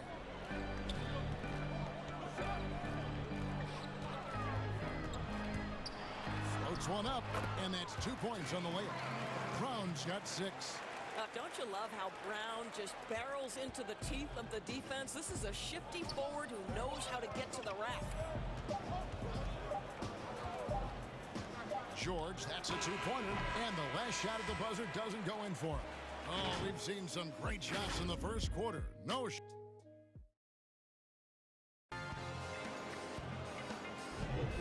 And hope you've enjoyed the broadcast so far. Halfway through the first half in this one. When you consider how the Celtics are doing, guys, what jumps out to you, stats-wise? Well, you come in thinking they're going to settle for perimeter jump shots. Think again. They've certainly made the commitment to pounding the basketball into the painted area, and boy, is it paying dividends. Clippers trail by 4. And a moment now to reset the lineups, courtesy of Gatorade, all fueled up for the second quarter of basketball. On the court right now for the Celtics. Neesmith is out there with Williams. Then there's Tristan Thompson. Then it's Evan Fournier. And it's Pritchard in at the point. Okay, well, let's go down to David Aldridge for a report from the sideline. Kevin, good evening. The Clippers were picked by many to win the title last year. Now, they didn't get it done, but Kawhi Leonard is not concerned. He said, we've just got to keep getting better, keep fighting. It's about the right team peaking at the right time. Guys are hoping this season their talent and their fight will win out. Back to you. We will see. Good stuff, D.A. Thanks. One-on-one fast break. And Fournier kicks to Williams. Shoots the 3. Hits it from three-point range. Williams has got the lead up to 7 now for the Celtics. That's the kind of D that you're not going to find success with, guys. They've got to get a hand in the face. George against Fournier. And George, here we go. And George with the stuff. Now, Paul George is an exceptional athlete and demonstrating his insane dunking skills there. Get this guy in the dunk competition. Pass to Neesmith. Back to Fournier. Fires the 3. He's off on that one. George with the defensive effort. Clippers trail by 5. Count the bucket, and he's got a free throw coming up as well. There are nights where it's impossible to stop Paul George. He is such a strong guy who knows how to convert through these plays. And Paul George, Doris, kind of a late bloomer coming up in high school. His older sister used to give him the business on the blacktop. Of course, eventually, he found his stride, and the rest is history. It took some encouraging from older sis and his high school coach, who actually had to threaten him with running suicides to get the guy to shoot more. And think about it. This guy plays his college basketball at mid-major Fresno State. That's really where he got onto the NBA radar. Outside, George buries the long-range jumper. George has got 8 here in the quarter. This guy is putting his fingerprints all over the game in this quarter. He has flat out dominated the offensive end. Fournier for three. And it's the Clippers with the rebound. Zubac's with it. Williams picks him up. Out to Morris. In the corner, George with it. Over Thompson. And that one's good. George has got 14. What an aggressive mindset in this period. He's starting to take over. Time called here. The Celtics decide to talk it over. Without question, George is playing his skills today. Guys, you have got to find a way to slow this man down. This is a great timeout. And a whole new group out on the floor for the Celtics. And we're now a little over 2.5 minutes into the second quarter. The three from Tatum. Rebounded by Serge Ibaka. And here are the Clippers. They're on a 10-2 run here. Kennard on the wing. Walker against Beverly. Back to Ibaka. Williams with the defensive effort. The defense ready for him on that possession. They had to be because he is so strong in the paint. They get it back. Ojale. Batum grabs the miss. Clippers have gone 4 of 7 from the field in this second quarter so far. And it's Jason Tatum with the foul. That is his first foul of the game.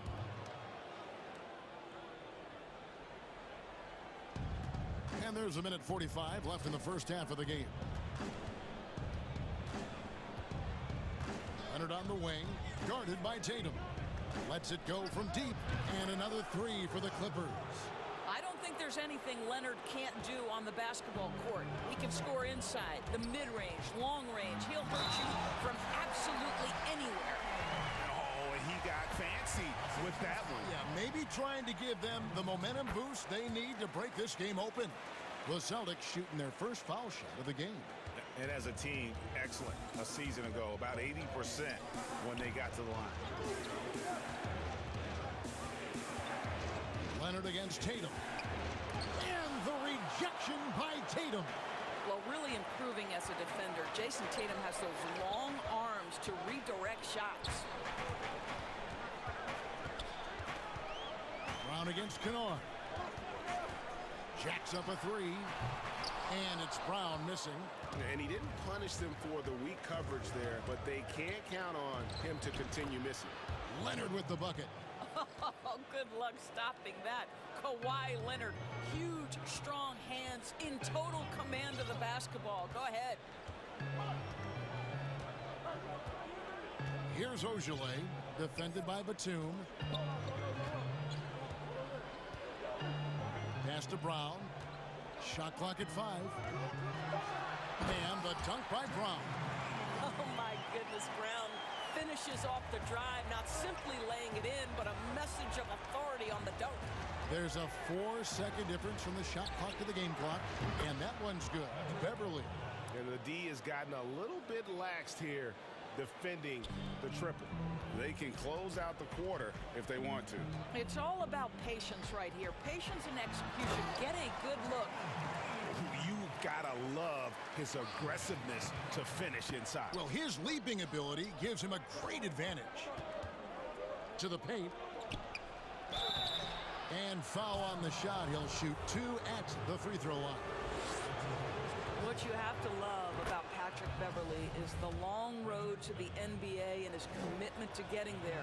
Think about this, guys. 3 different European leagues before he signs with the Rockets. I don't know how you can't appreciate that kind of work ethic. Thank you, David, and we'll be right back after halftime to start the third quarter. The 2K Sports Halftime Show. Hey, welcome back to the end. And you think about how Kawhi Leonard is able to dominate from the wing position at both ends of the floor. And that does it for our halftime.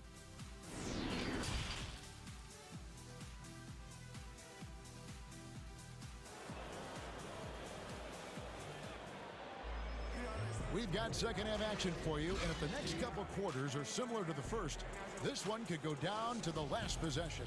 Paul George really making a difference here. And you know he's going to put up points every time out, but boy, he made it look so easy in that first half. And let's see if he continues that trend the rest of the way. He certainly has the talent and the endurance to do just that. Time called here. The Celtics decide to talk it over. And so it's Jackson who brings it up for the Los Angeles Clippers. It's a three-point game. Checking out the group for Tyronn Lue to start the second half. They've got Patrick Patterson, Reggie Jackson out there with Paul George. Then it's Marcus Morris, and it's Zubac in at the 5 down low. How about the range? I mean, that's big-time, limitless range. I'll tell you, you better check him when he steps over the line. For 3, Fournier. Here's Williams. Oh, and he plucks it off the glass. Wow. And now the fast break. George with the ball. It's good. The assist this time from Jackson. George has got the lead up to 8 now for the Clippers. Pass to Pritchard.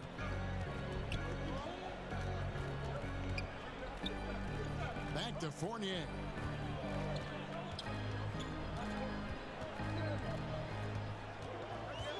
Clock at 6. The pass to Neesmith. And out of bounds as Los Angeles gains possession. Yeah, it's a perfect example of why good hands are important in basketball. It just misread that pass completely. Little over a minute gone here in the second half. Now here's Jackson. Defense is right there. George, no good. Celtics trail by 8. For 3, Fournier. It's hauled in by Zubac. Zubac has got his 4th rebound with that last one here tonight. Well, an 0 for 3 start to the half, you need to pick it up and start to put some pressure on your opponent. Jackson dishes to Patterson. A chance there to push it to double digits, but it's off the mark. Austin's gone 0 of 2 from deep to start things here in the second half. To the middle. Here's Thompson. An easy 2 points on the layup. After an ugly 0 for 4 to start the half, they get one to fall. George looking over the floor. Into the third we go. 2 minutes in now. That's where Thompson's length comes into play. You think you can sneak a shot over him, but he'll swat it right back at you. Shot is good, and the Los Angeles leads cut down to just 4 points in the bucket from Williams. They're scoring boatloads of buckets. It's raining buckets from inside. And you can't help but see the impact Thompson has in the paint. On both ends of the floor, he's a rock planted near the rim. Very strong legs that help him get to so many of those rebounds. Fournier's shot is off. I'll tell you, you hate to pin this on one person, but his inefficiencies at the offensive end are holding this group back. Taking it to the rack with power. Hammering down the two-hand slam. Time called here. The Celtics decide to talk it over. And with Thompson, as you said, Greg, once he's planted in the paint, good luck. I mean, think about it. About 40% of his rebounds are on the offensive end. He just refuses to get moved or boxed out. Combine that with his hunger on that end of the floor, and you see why he's such a great rebounder. Celtics trail by 6. Brown outside. From deep three-point range. Rebound by the Clippers. Now the Clippers moving it up. Here's Leonard. It's in, and he's a very efficient 5 for 6 on the game. How about the focus and locked-in nature of Kawhi Leonard? My goodness. 1:46 left here in the third quarter. Tatum with it. Leonard picks him up. And slam dunk by Tatum. And credit the screen for giving him the space he needed to get to the rim. For sure, GA allows him to come in with the sledgehammer. Boy, that's a play you just practice time and time again, and that's the result of the work put in. Batum against Tatum. That one drops for him. Batum's got his first bucket in this one. This is what we call highly efficient play. Working off the screen, getting to the cup. Walker against Beverly. Brown right side. Fires the 3. The shot's good on the assist by Walker. Walker's got 5 assists in the game. Los Angeles leading by 5. And Kemba Walker is going to pick up the foul. That is his first foul of the game. 54 seconds left in the third quarter. Tatum against Leonard. Boy, as good as he is on the offensive end, Jason Tatum showing he can be a factor defensively. Count that one from Beaujolais. Now just a 3-point Los Angeles lead. Well, deliver the pass where your teammate can do something with it. Nice. Beverly against Walker. Batum scanning the floor. The feed now to Ibaka. Beaujolais grabs the rebound. And the foul is called. He intentionally grabbed him there for some reason. I don't know. Kevin, all I can think of is that he's trying to slow the game down a little bit. Right. That's a stretch, though. Definitely a strange move on his part. Boy, few do it better than Kemba Walker. On the dribble drive, power, strength, finishing ability. So pretty. Beverly, the pass to Ibaka. He gets it up. And the last second attempt does not go in for him. And we just finished the third quarter, and we've got a tight ball game here. Clippers lead. And a moment now as we take a look at our State Farm assists of the game. And definitely deserving of the prize tonight. How about the read he made here? Looking like a point guard. Put the pass right on the money. He's got the size to survey over the top of the defense and find the open man. That was beautiful.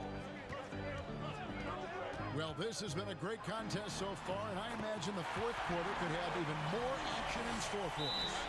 On is the 2 with Tatum at the 3. And there's Kemba Walker, and it's Beaujolais in at the 4. That's who's in the game for the Celtics. And the Clippers call time here.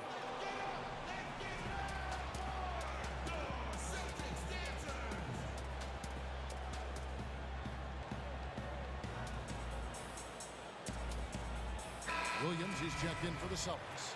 Let's go now to the sideline and catch up with David Aldridge. Well, guys, over the break, I was able to listen to Tyronn Lue's huddle. He got on his guys about allowing too many paint points. He said, hey, we've got to be scrappier. We've got to be quicker to help, quicker to collapse the lane. You guys know what to do. Now you got to give me the effort. I want to see some nasty. Kevin? He hangs in there and cashes in on the second chance points. Well, as we move into the fourth, it's been an even game. Guys, teams have exchanged the lead 5 times thus far. Walker against Jackson. On the wing, Brown. From deep. Cans it from downtown. Brown's got 19 points. Well, to me, that's excellent timing from Jaylen Brown. He shoots with confidence, knowing his teammates trust him. Outside, George.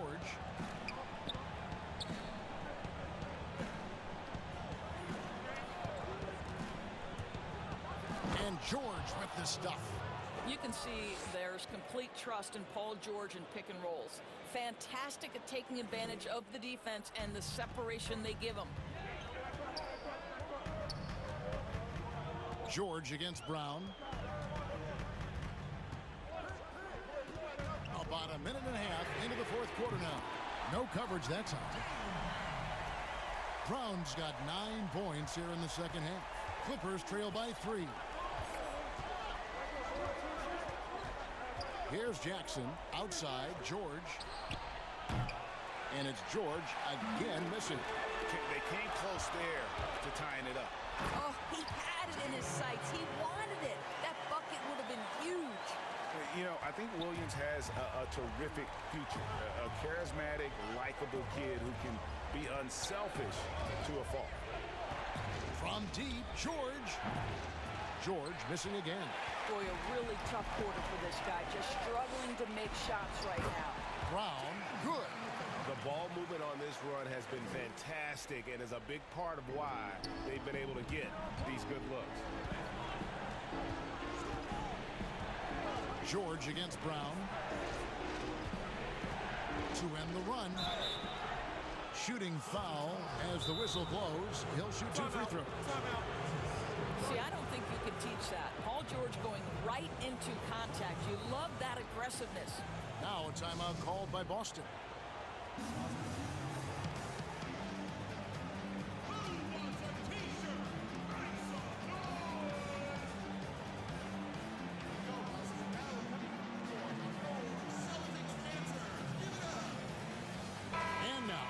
present our New Balance Player of the Game, Jaylen Brown.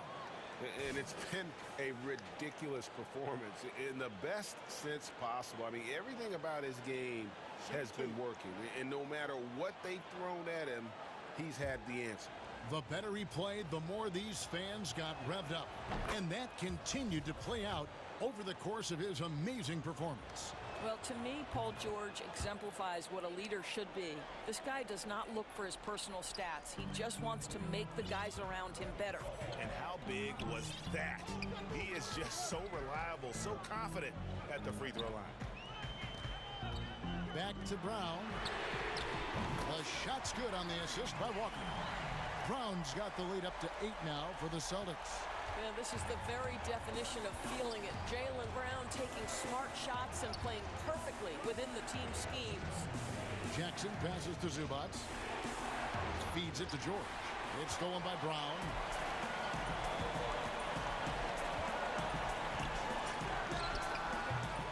The Celtics keep it going. A new 14-second shot clock. And Thompson gets it to go. Well, you know that Thompson's feeling it when he's pulling up immediately after catching the pass. Stolen by Walker.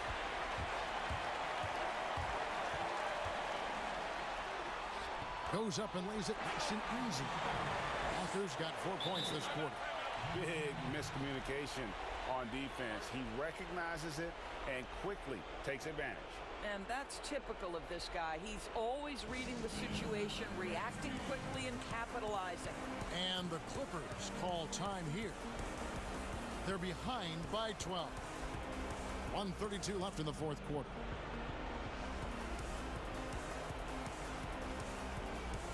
Big group substitution here for the Clippers. Serge Ibaka, he's checked in for Zubac. Batum comes in for Patrick Patterson. Leonard, he's checked in for Morris. And it's Kennard in for Jackson. And Greg, you play with some big personalities. Talk about the best way to manage egos and conflicts in the locker room. That's a very interesting topic. No doubt about it. You know, Kev, first thing you learn from middle school on, your team is your family. And let's face it, all families have spats, and so do teams. You just learn to never personalize those things. Never leave any stone unturned. Like, don't let things fester. When there are issues, you address them. And if you're not taking things personally, you tend to be able to work through whatever issues you may come in front of. Good advice. And it's George finishing it off. You allow Paul George loose in fast break situations. He's an absolute force in the open floor. Here's Pritchard, defended by George. Tatum on the wing.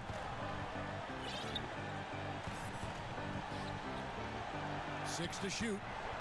The three. And the Celtics hit again from deep. Convincing lead with very little time remaining, and the fans are pumped. Well, they're getting ready to celebrate, no doubt. They know it's theirs to lose at this point. And foul on the shot. He'll shoot 2 at the free throw line. Now, you have got to give Paul George so much respect. He's just amazing at drawing contact when he's shooting. He hits the first one, and that brings them within single digits. And both free throws good for Paul George. So it's the Celtics now. 7-second difference, shot and game clock. Brown outside.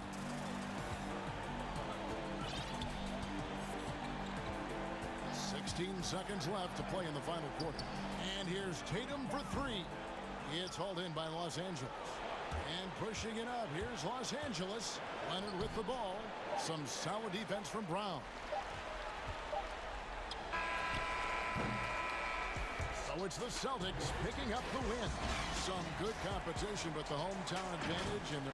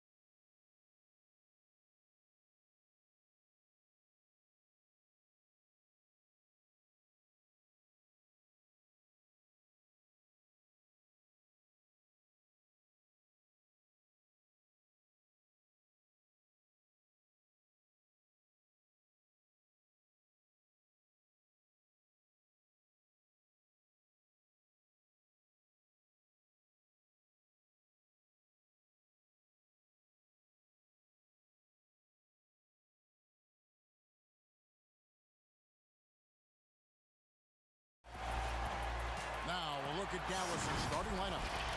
Maxi Kleber is out there with J.J. Redick. Then there's Luka Doncic. Then there's Cauley Stein. And it's Richardson in at the 2. And for the Clippers, we've got Patrick Beverley. Batum is out there with Ibaka. Then it's Luke Kennard. And it's Leonard in at the 3, the small forward. You better come stronger than that. Cauley Stein, a presence defensively.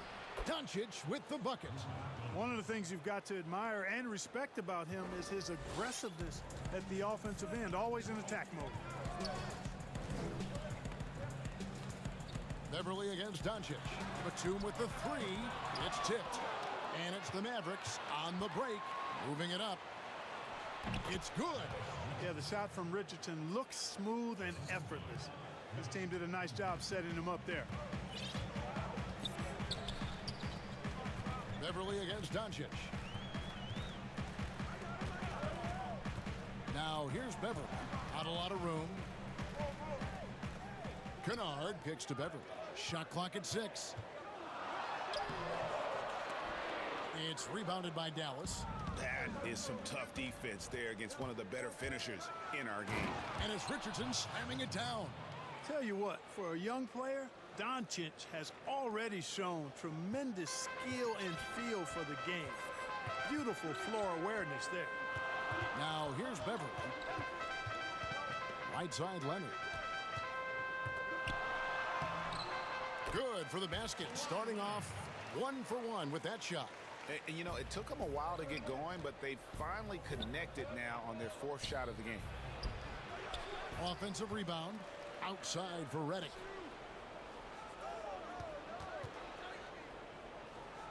Back to Kleber. On the wing, Doncic.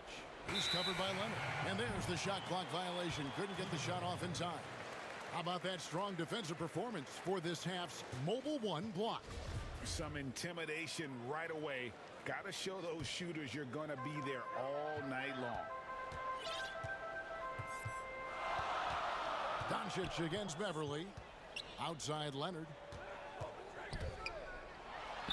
And he comes up with the deuce. Love the unselfishness of Beverley. I mean, when he sees his teammate wide open, he quickly gets him the ball. And Doncic, here we go. He can't get that one to fall. Great D that time from Batum. 4 on 3 as they bring it up. Basket good. Well, he is looking confident. Love how they're using him so far. And you know what? They're going to keep using him. I mean, he'll be the centerpiece of their offense today. You can bank on that. Now, here's Kleber.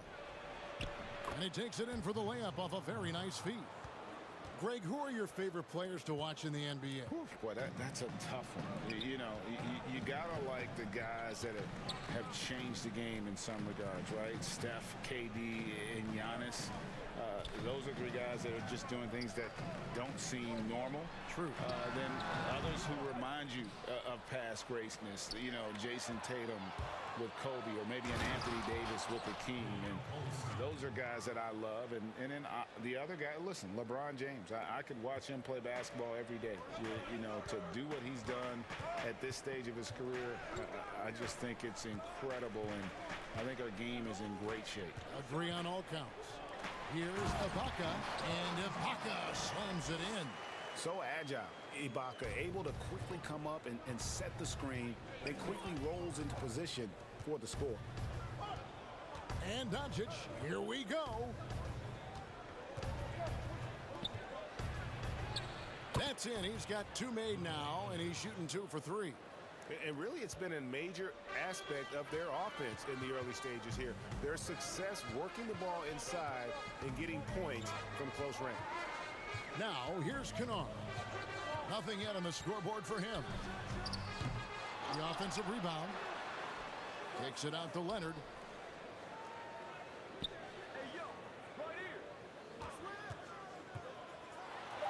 And finished off by Leonard. And then Leonard enjoys jamming it home.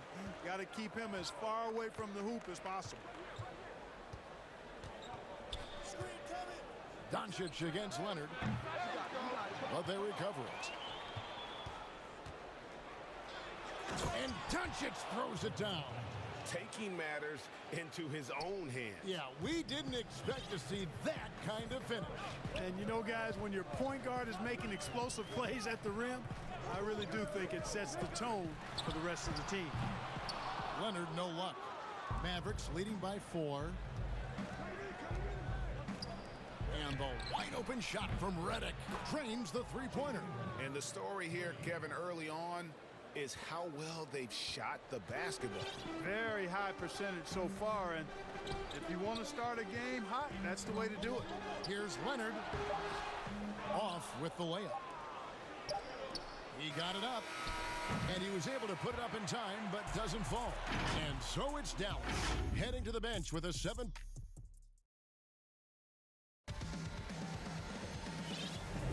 And if you're just joining us, we've played through 1 quarter in this one. And before we move on, what do you guys think about what we've seen so far from the Mavericks? Well, in that first quarter, they were intent on just pounding the ball down low. Yeah, and it's worked. They've got a clear edge and points in the paint. Now we'll see if they go with a more balanced attack or just keep on pounding it inside.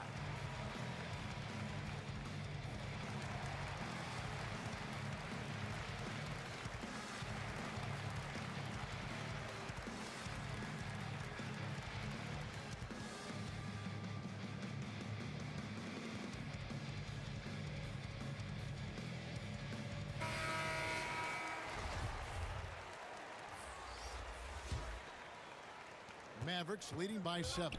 On the court for Dallas here in the second, we've got Hardaway. Kristaps Porzingis is out there with Jalen Brunson. Then there's Dwight Powell, and it's Marjanovic in at the center filling out the middle. They should continue to get the ball inside. The defense struggling to contain them. And when you make 5 in a row in close like that, it also takes pressure off your perimeter guys, too. Now, here is Morris. George, that's a 2-pointer. Powell pulls it in. Not sure what the D was doing there. Clearly a breakdown. You can ill afford to give a guy like him that good a look. And typically he has the touch to finish when he's in tight, but not sure on that possession. Got that one up quick. And George is very good in how he leaks out in transition, times it perfectly, and really creates high percentage shots for himself as a result. Now here's Porzingis. There's the triple.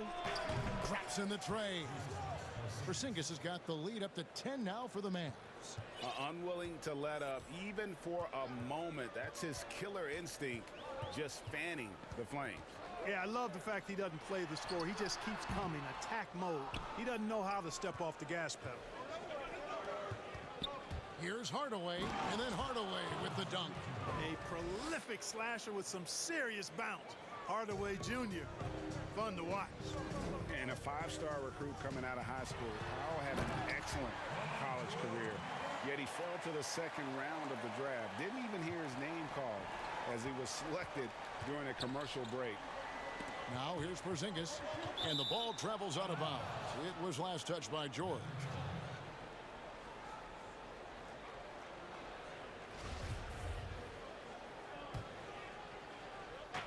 Los Angeles on D. It's a 10-point game. It's Hardaway with the drive. And 2 free throws coming up, unable to get that one to go with all the contact. That's on Patrick Patterson. Boy, an attacker who's not afraid to get a little rugged and physical. I like Hardaway Jr.'s disposition, fellas. He hits one, then this is the second attempt from the free throw line. And GA, even when he did arrive to the NBA, it took Powell a while to latch on. You know, traded a couple times in his first year. He was assigned and recalled 10 times in about a month with Boston's D-League affiliate.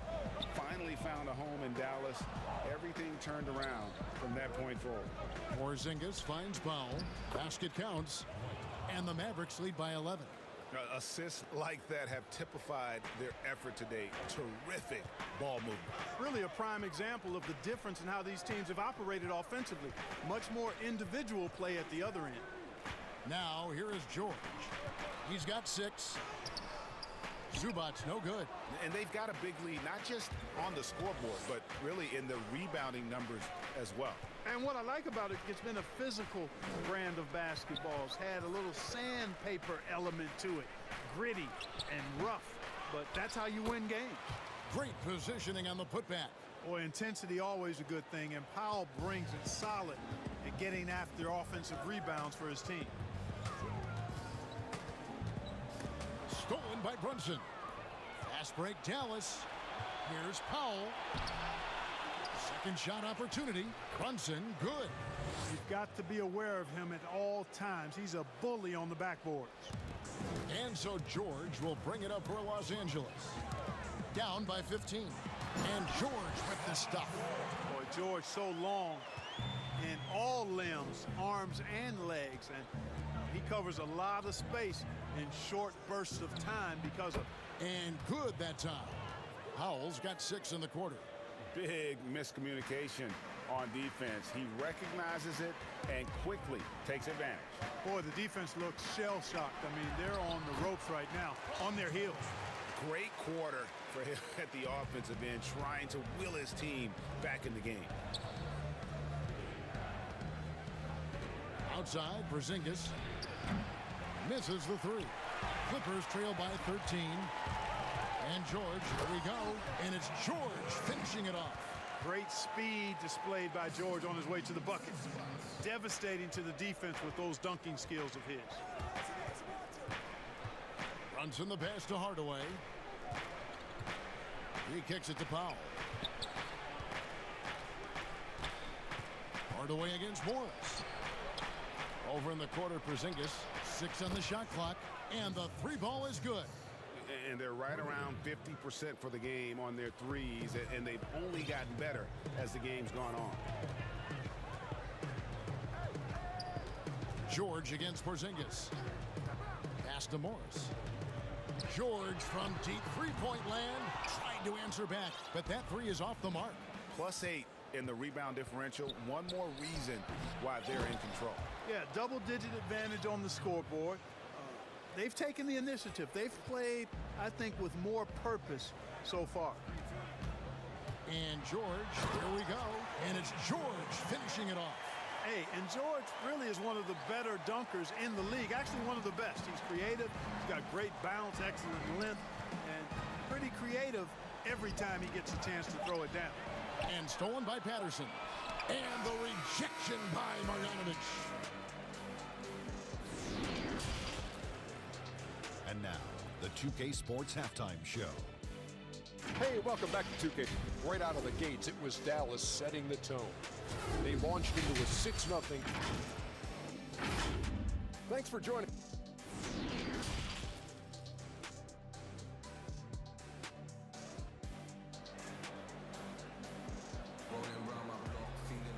And as we dive into the second half, we'll find out if the next 2 quarters are any different from the first 2. So far, it has been a runaway. You look at Paul George in this game, guys, he's been everywhere.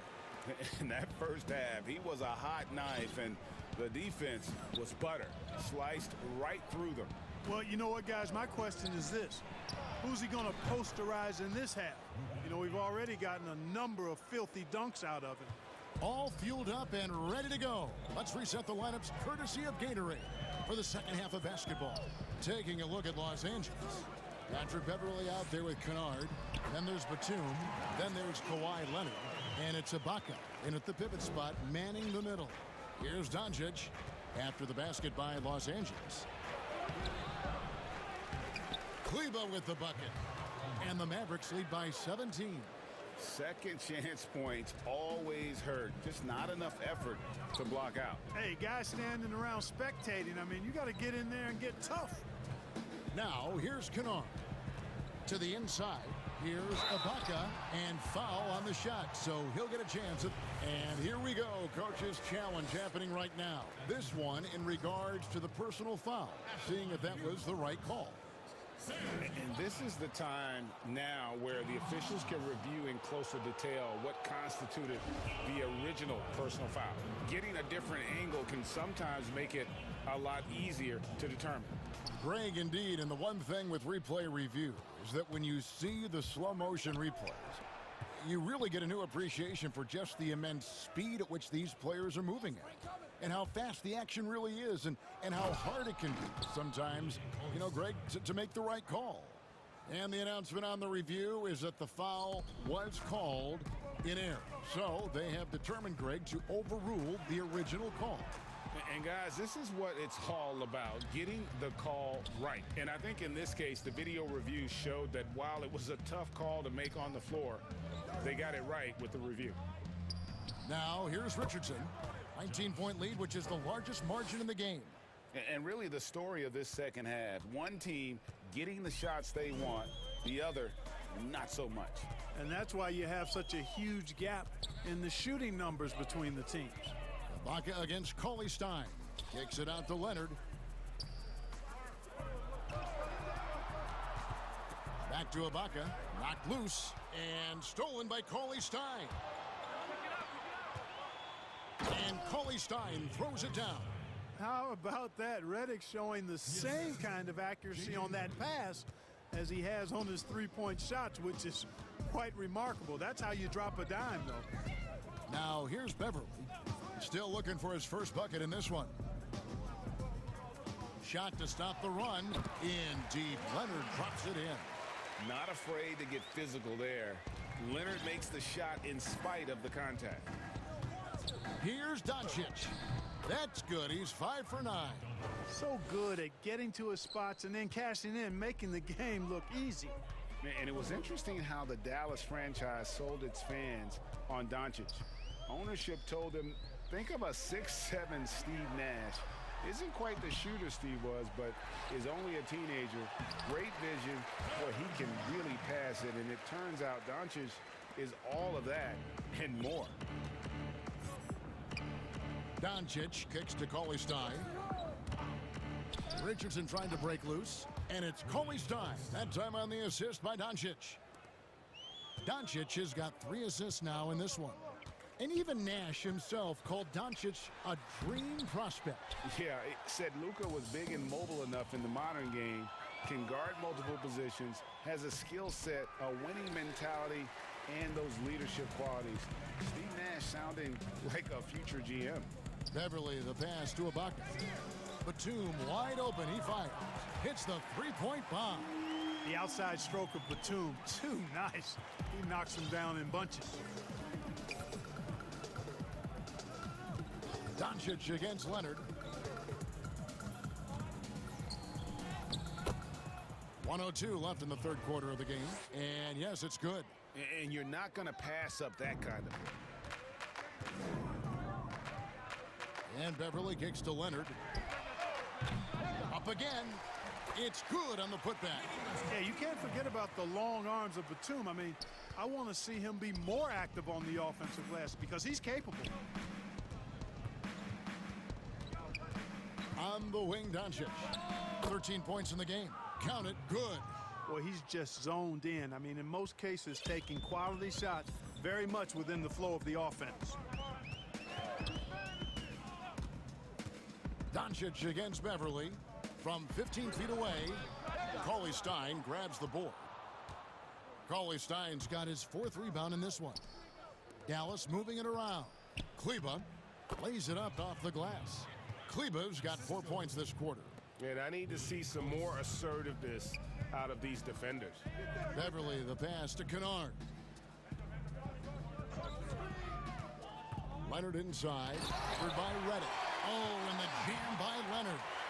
And we've seen Leonard's ball handling improve over the years, especially in the pick and rolls where he has grown to be very effective. Yeah, a nice, strong finish on the inside. But Greg, that's what he does. He's got the dunker mentality. An absolutely tremendous athlete, able to go up and finish over the biggest of defenders. It's been all about Luka Doncic for the Dallas Mavericks. He comes away with 11 points in the quarter and is showing no signs of fatigue. And we've got more NBA action on 2K Sports coming your way after this break. And while we can now, let's take a look at today's State Farm assist of the game. And how about the big fella here showing us he's got some point guard skill here with the tremendous setup. Hey, that was a high-level pass no matter what position it came from. But it does make it stand out a little more when it's made by the big fella. And there have been 2 very different performances from these teams today as we get going in quarter number 4. You know, Greg, when you were in New York, you were on a super team of sorts. Compare that to the super teams they are forming now in the NBA. Oh, we've always had super teams. And this misnomer that this is something that's just come about with this era is, to me, absurd. You've always had it. Whether the difference nowadays is I think the players have more say in where they go. And they can orchestrate how a team is constructed. But it's always existed. And the reality is this. You become a super team when you win a lot. Sure. And that's what really dictates how super your team is. On the floor for Dallas starting the fourth quarter here. Marjanovic is out there with Luka Doncic. Then there's Tim Hardaway Jr. And there's Porzingis. And it's Cauley Stein in at the 4 spot. And some stats here, guys. The scoring breakdown for the Mavericks. Guys, the passing we've seen from them has been tremendous. Very unselfish. Yeah, they've also done a great job of playing in space. Getting out in transition every opportunity. And the rejection by Marjanovic. George, no good. And a big lead for them on both the scoreboard and the backboard thus far. Yeah, rebounding has been a big key in this one. They've asserted their will and have taken control on the glass. And known as a tremendous shooter for his size, Porzingis wasn't quite as accurate last season, which surprised some people. Yeah, and you know, Greg, some people would automatically assume that because Doncic attracts so much attention that Porzingis would get more wide open looks. But you got to remember, Porzingis missed a full season and was coming off an injury and needed to reacclimate himself to NBA gameplay. So that takes usually a season plus another season before you're all the way back. And their balanced effort at both ends has hushed this crowd. Yeah, you said the key word there, balanced. I mean, their big lead owes as much to their defense as their offense. Outside, George. To halt the run, sinks the three-pointer. And George typically capitalizes well off any pick-and-roll situation because he makes quick decisions and his basketball IQ is pretty high. Down low. Out to Doncic. Now the pass to Marjanovic. And there's the whistle. 3-second violation. A fantastic mobile one block. This one deserves another look.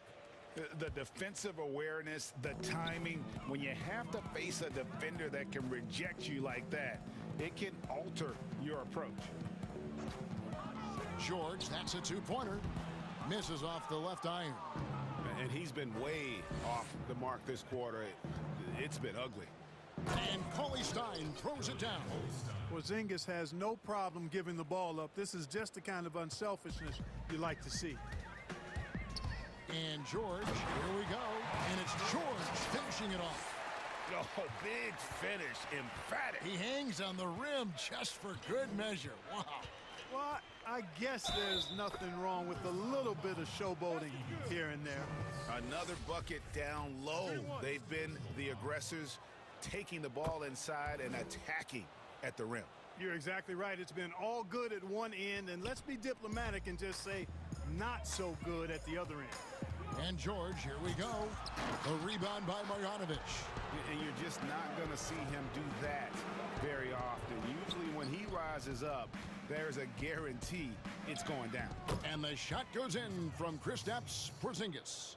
And this offense is in a perfect rhythm, and you can see how they're finishing their plays. Boy, this is borderline ridiculous. I mean, every single attempt finding the bottom of the bucket. Here's George. From the top of the key, he buries it. George has got 7 points for the quarter. And you know, once George gets on the roll, he's just absolutely relentless, showing you how dominant he can be when he gets hot. Man, he sure can get off the floor. He's one of the best in the business, absolutely. Boy, he makes it look easy. He is an absolutely imposing finisher around the rim. Here's George, and it's the Clippers scoring again. And really scored most of their points, but he can't score them all, guys. He's going to have to get somebody else to step up. Cauley Stein. Good, and the assist goes to Doncic. And that's 15 points for Willie Cauley Stein. And so George will bring it up for the Los Angeles Clippers. And he converts the layup. And so it's going to end up in the record books as a blowout, a dominating performance for the Mavericks. You don't see this kind of a blowout. And so the coach's challenge here comes into play. The coach protesting the personal foul call. And this is the time now where the officials can review in closer detail what constituted the original personal foul. Getting a different angle can sometimes make it a lot easier to determine. Greg, indeed, and the one thing with replay review is that when you see the slow motion replays, you really get a new appreciation for just the immense speed at which these players are moving at, and how fast the action really is, and how hard it can be sometimes, you know, Greg, to make the right call. And the announcement on the review is that the foul was called in error. So they have determined, Greg, to overrule the original call. And guys, this is what it's all about, getting the call right. And I think in this case, the video review showed that while it was a tough call to make on the floor, they got it right with the review. And George kicks to Jackson. For three, Cauley Stein grabs the board. You know, brick after brick after brick. I mean, that's been the story for him this quarter. I mean, he's got to brain it in down the stretch here. And credit the whole team. It was a focused, concerted effort to put this one away. Yeah, what a time to put the hammer down. Any hope of a comeback? Diminished. And a deep three from George. Good on the three-point shot. George has got 30. And, you know, the long-range shooting of PG is admirable. I mean, he's a dead-eye launcher from deep, and he's developed that part of his game over the years. And they came in determined to take this one. It's going to be a happy flight home. Yep, to have a stress-free win on the road, very satisfying. The fans are already headed for the exits. And again, the Clippers good for two. Here's Doncic.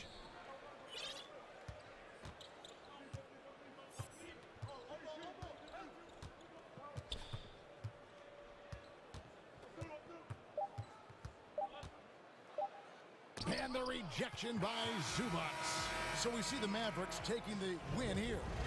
To come into an... All right, David, thank you. And that'll wrap it up, folks.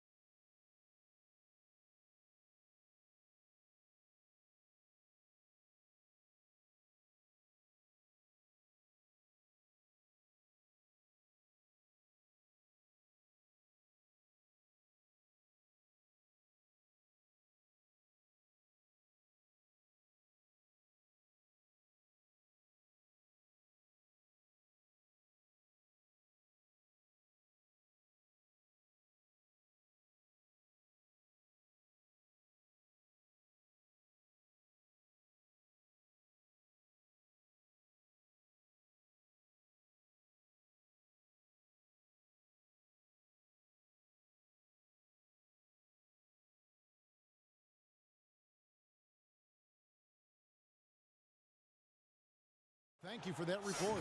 So the opening lineup for the Suns. You've got Paul, Jay Crowder out there with Ayton. Then there's Carter, and it's Bridges in at the small forward position. And for the Mavericks, they've got J.J. Redick, Luka Doncic out there with Richardson. Then there's Cauley Stein, and it's Kleba in at the 4.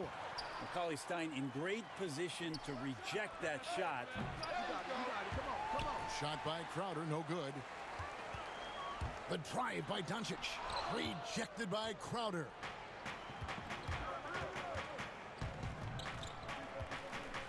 Here's Paul. Fouled in the act of shooting. Gets the bucket anyway, so a three-point play chance for him. Chris Paul always in control. Even when he gets hit, he keeps his balance on the tough shot, and he gets to the and one. And he'll be shooting his first free throw of the game here. And so it's Doncic with it. He brings it up for Dallas. It's a three-point game. Cauley Stein trying to free himself up. Doncic with the bucket. Guys, you never know what you'll see when you're watching Luka Doncic. His offensive creativity is through the roof. Bridges finds Ayton, and Ayton throws it down. That's a defensive breakdown. You can't let him get that deep. Yeah, how do you let him get a lounge chair down there and be comfortable in the paint like that? Pass to Kleba. It's Redick on the wing.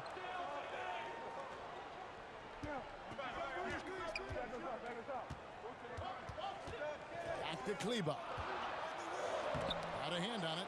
Well, more than capable as a defender. Bridges with a great job using his length.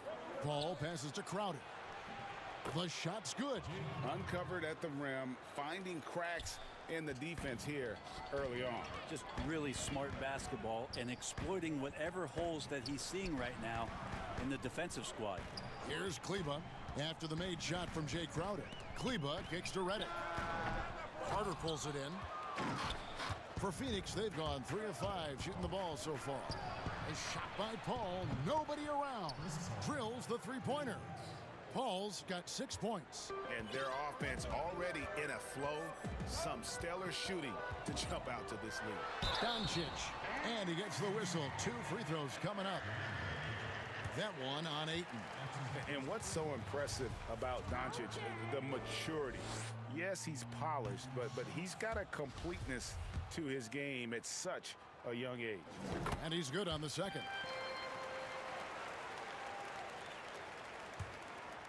The Suns have gotten 4 of 6 field goal attempts to drop in the first quarter.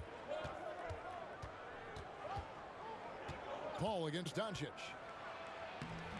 And Paul gets it to go in. He's got 8. Every time they get scored on during this run, it's come from inside the paint. And Doncic, here we go, in the dunk by Doncic.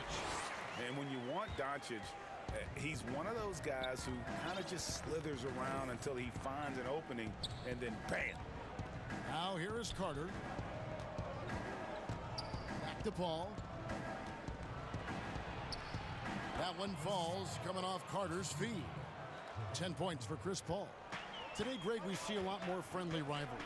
Does that bother you? Not at all. I mean, people like to say, well, our era had the rivalries were more bitter.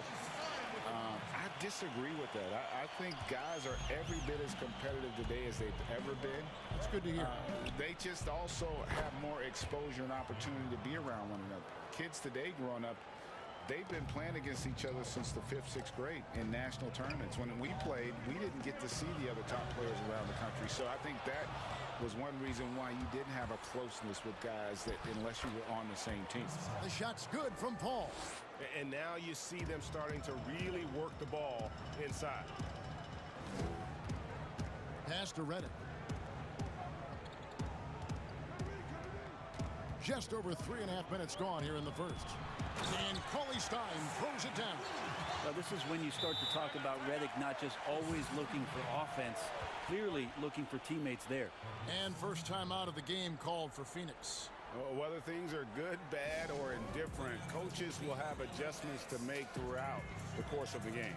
Yeah, not just there to pump up or to discipline players. You got to make sure that the coach makes the proper adjustments and has his team in the right mindset to carry it out. And Dallas going with a whole new group out there. Timeout.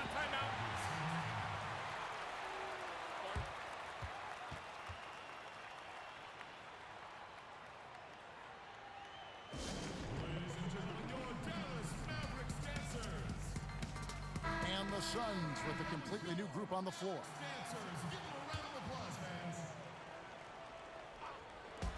1:10 left to play in the first quarter. He gets that one. And you can't help but pick their defense apart. They're completely in disarray. Burke, the pass to Marjanovic. Johnson with the block. Now Booker.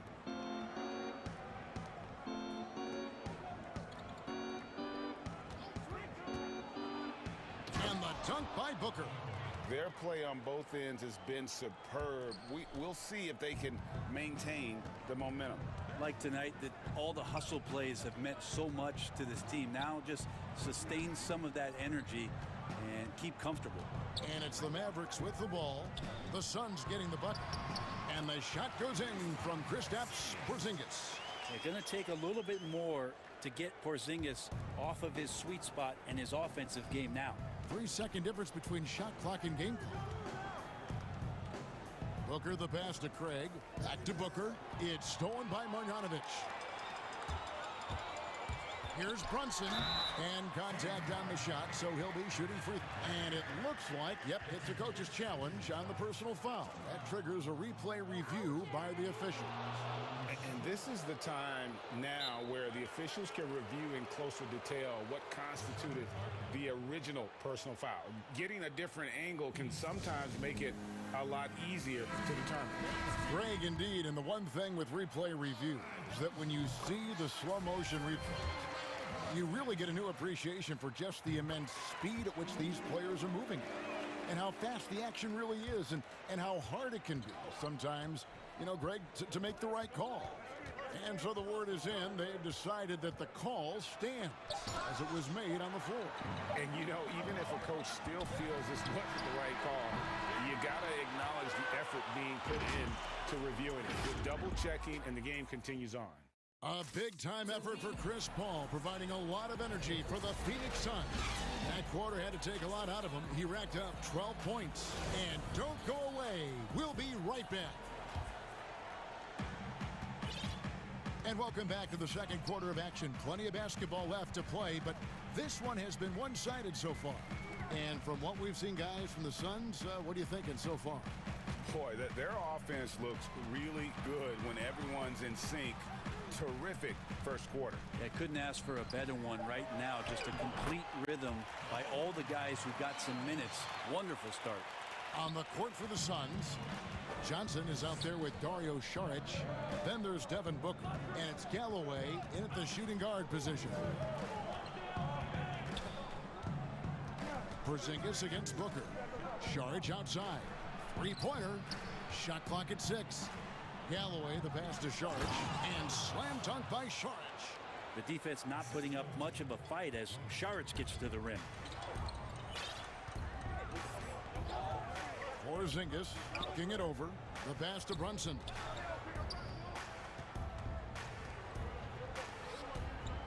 And the call will be against Langston Galloway.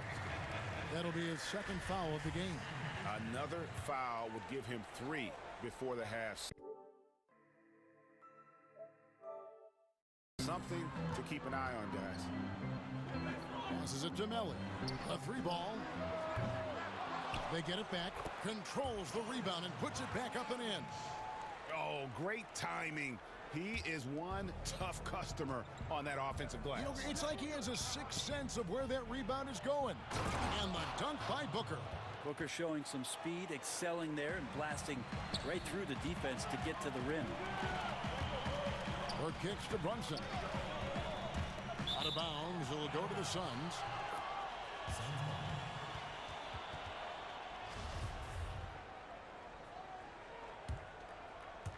Second quarter, we're a little over a minute and a half in.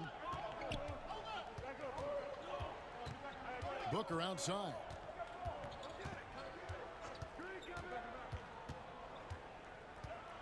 Kicks it out to Johnson. 5 to shoot. Beyond the arc. Craig can't get it to go. Mavericks trail by 9. Here's Burke. Booker pulls it in. Suns have gone 2 of 3 from the field here to open the second quarter. Takes a 3. No good there. And the Mavericks going the other way now. Pass to Burke. Back to Marjanovic. Brunson scanning the floor. Pass to Marjanovic. And he lays it straight in. Marjanovic has got 6 points. And defensively, they are on their heels every time the ball comes inside. And the pass to Craig.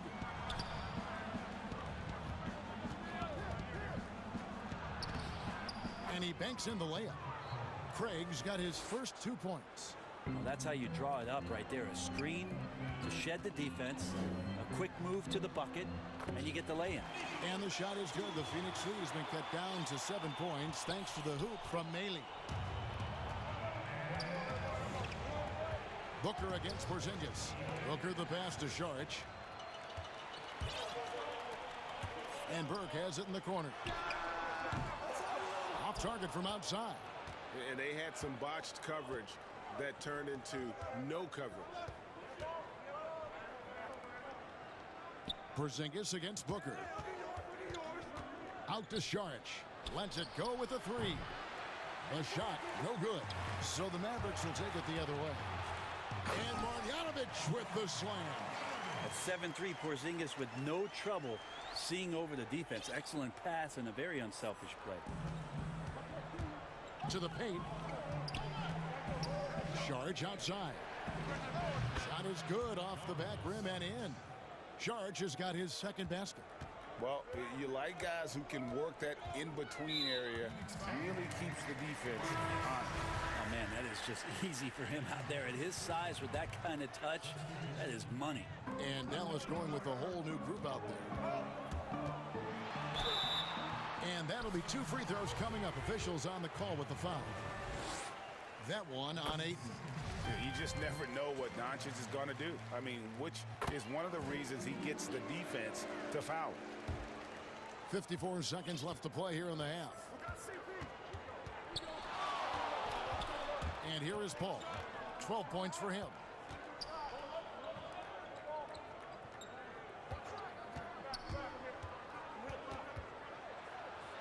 It's good. Now he's shooting 6 for 7. And for an undersized player, Chris Paul's a pretty good finisher around the rim. Certainly knows all the angles. Doncic dishes to Cauley-Stein. And the call on the shot that sends him to the line. Yeah, the defender all over it. For Dallas, they have shot a good percentage from the free throw line so far. They've made 5 out of 6.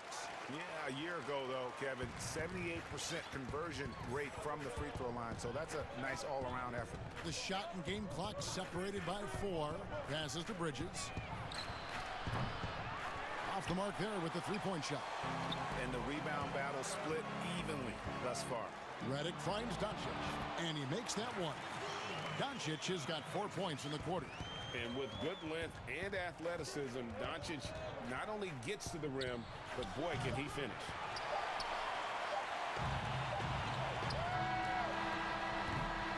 And that's it for the first half of action. What's been a... Thank you, David, for that interview. And we'll see you back here after the break. It's the 2K Sports Halftime Show. Hey, welcome back to 2K Sports. Chris Paul had a huge first quarter. He had 14 points and 2 assists.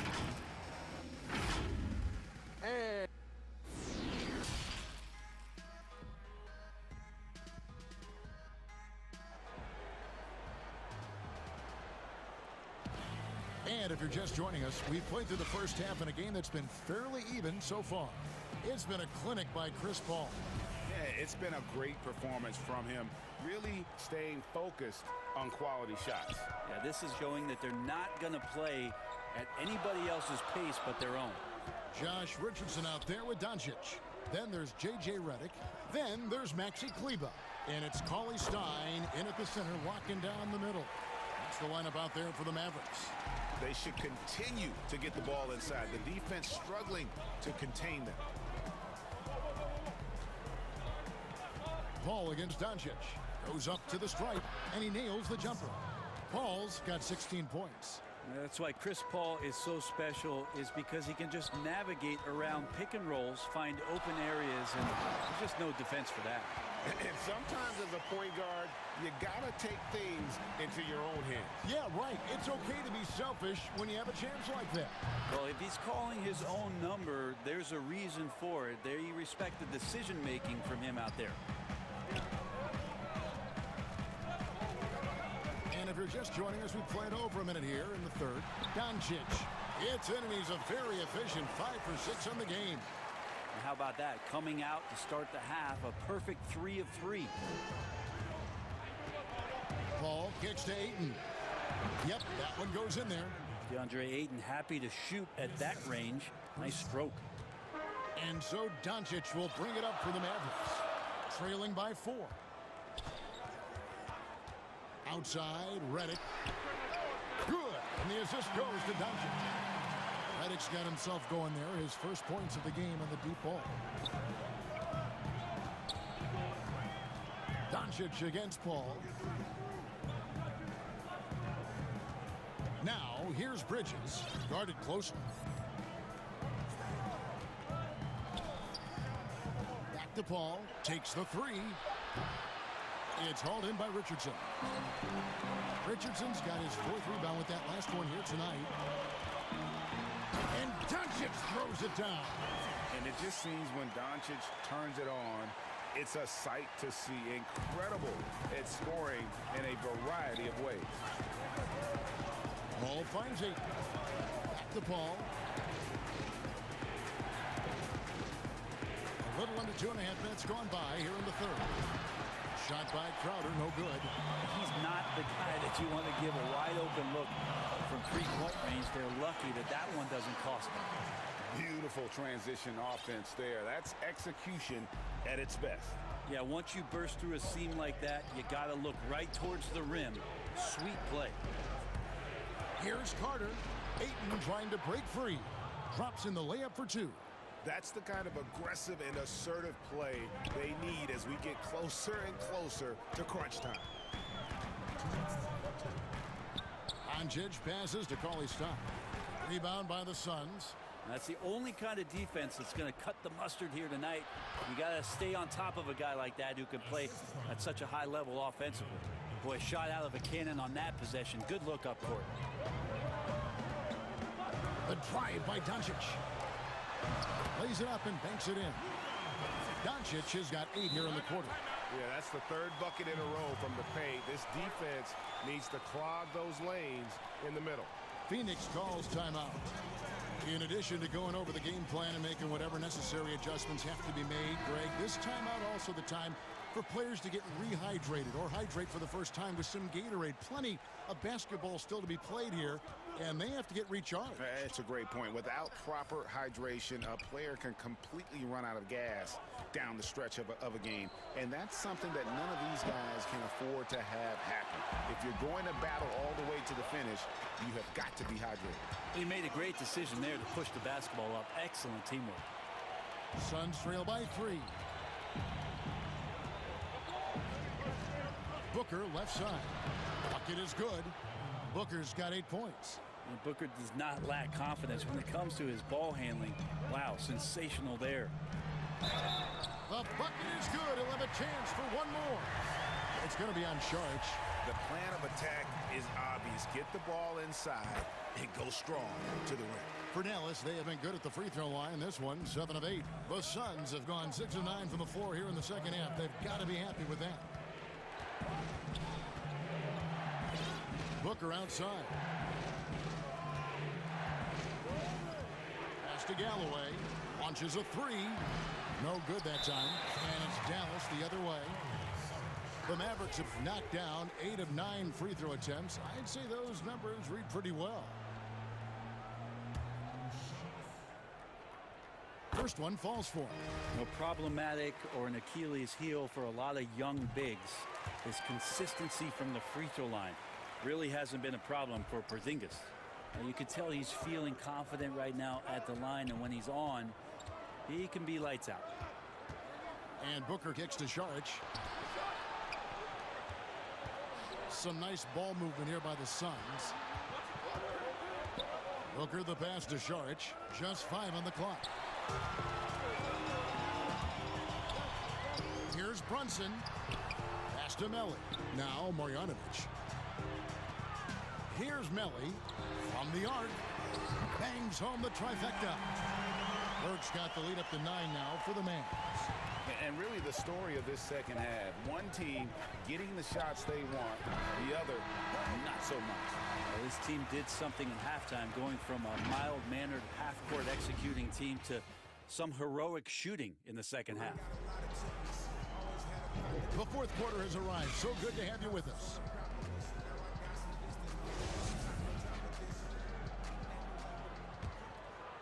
Suns trail by 9. On the court now for the Suns, getting going here in the fourth. They've got Šarić, Devin Booker out there with Johnson, and it's Craig in at the small forward. Here's Booker, and the dunk by Booker. How about Booker getting up? Here's Burke. There's the pass to Marjanovic. Back to Burke. Pass to Marjanovic. It's good. The assist that time from Burke. Burke's got 3 assists in the game. Now, that play never gets old. The pick and roll will still be an offensive staple 100 years from now. Trust me. On the wing, Johnson. Pass to Craig.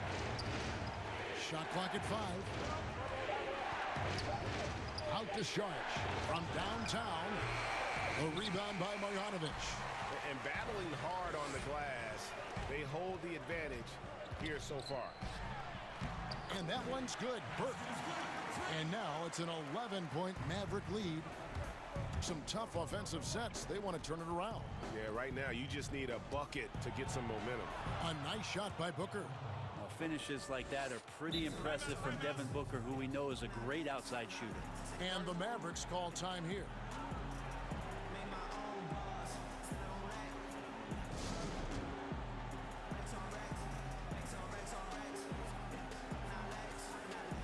Both teams will make substitutions. On the sideline, let's catch up with Hall of Famer David Aldridge. Hey, Kevin, I heard Rick Carlisle during that last break talking with the team. He's encouraged where they are at this point in the game, but he told his guys things can turn in a blink. What we need to do is execute the rest of the way. So we'll see if they can finish this one off, Kevin. Redick with it, now guarded by Crowder. Redick with the bucket. Pretty much all of their buckets coming from inside the paint now. And so it's Crowder with it. He'll bring it up for the Suns. 11-point game. Paul kicks to Crowder. Paul looking around. To the right side. Carter outside. Paul against Doncic. Top of the key. In the corner, it's Bridges. Hits it from three-point range. Bridges has got his first bucket of the game, and he's on the board for 3. And that's a shot Bridges needs to just keep sinking. You can see his confidence growing. The drive by Doncic.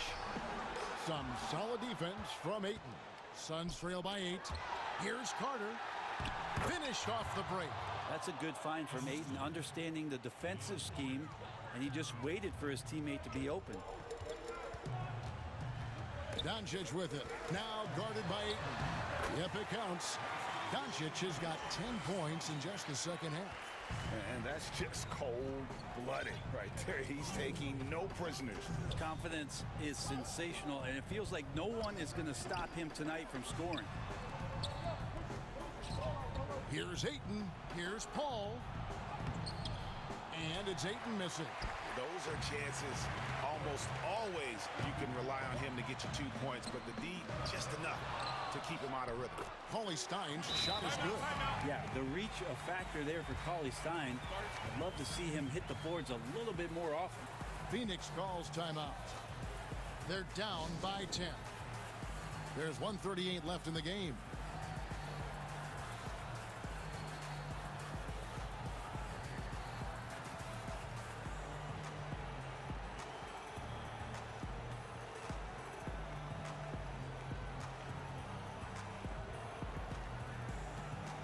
And now let's take a look at the New Balance player of the game, Luka Doncic. And in terms of his shooting, this has been one of the more accurate performances you'll ever see. I mean, he's been in constant motion, creating a lot of good looks for himself.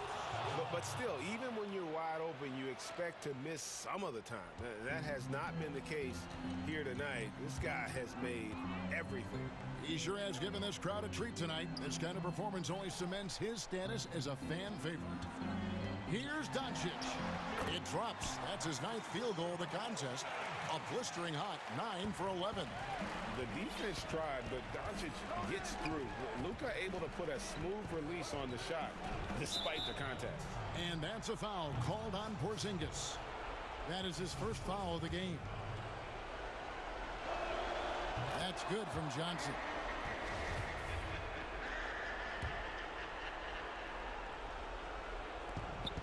.114 left in the fourth. Booker the pass to Paul. Here's Ayton. Porzingis with the steal. Doncic kicks to Cauley-Stein. The wide open look here for Porzingis. Another 3 for Dallas. And now as the clock ticks down, this is going to end up as a solid victory here for the Mavericks. This has got to feel good. I mean, they never counted themselves out when they were down earlier, and they not only muscled their way back into the game, but wow, they're in a position, shockingly, to win this one easily. And all about the will to win. You have to admire the perseverance, never doubting one another, having that trust in your coaches. And I really like what we've seen here tonight. Boy, did they earn it. And you know, when you look at the huge impact he had, just a monster game for Luka Doncic. Just an outpouring of points from him. Nobody could do much to keep him from dropping it in. Kicks it out to Booker. Back to Ayton. 2 free throws coming up, and they call the shooting foul. That's on J.J. Redick. Lots of times you don't mind fouling a big, but Ayton's a solid foul shooter. Ayton hits them both.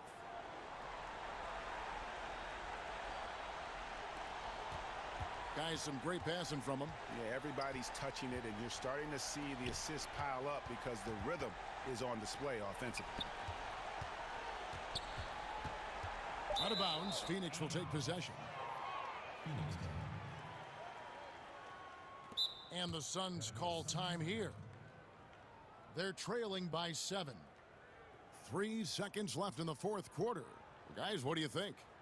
Trying to keep hope alive, but I don't see them making a comeback. Yeah, this is the classic too little, too late. The effort coming and not enough time for them to get back in it. So we see the Mavericks get the win here. They didn't make it easy on themselves or their fans, but in the end, everyone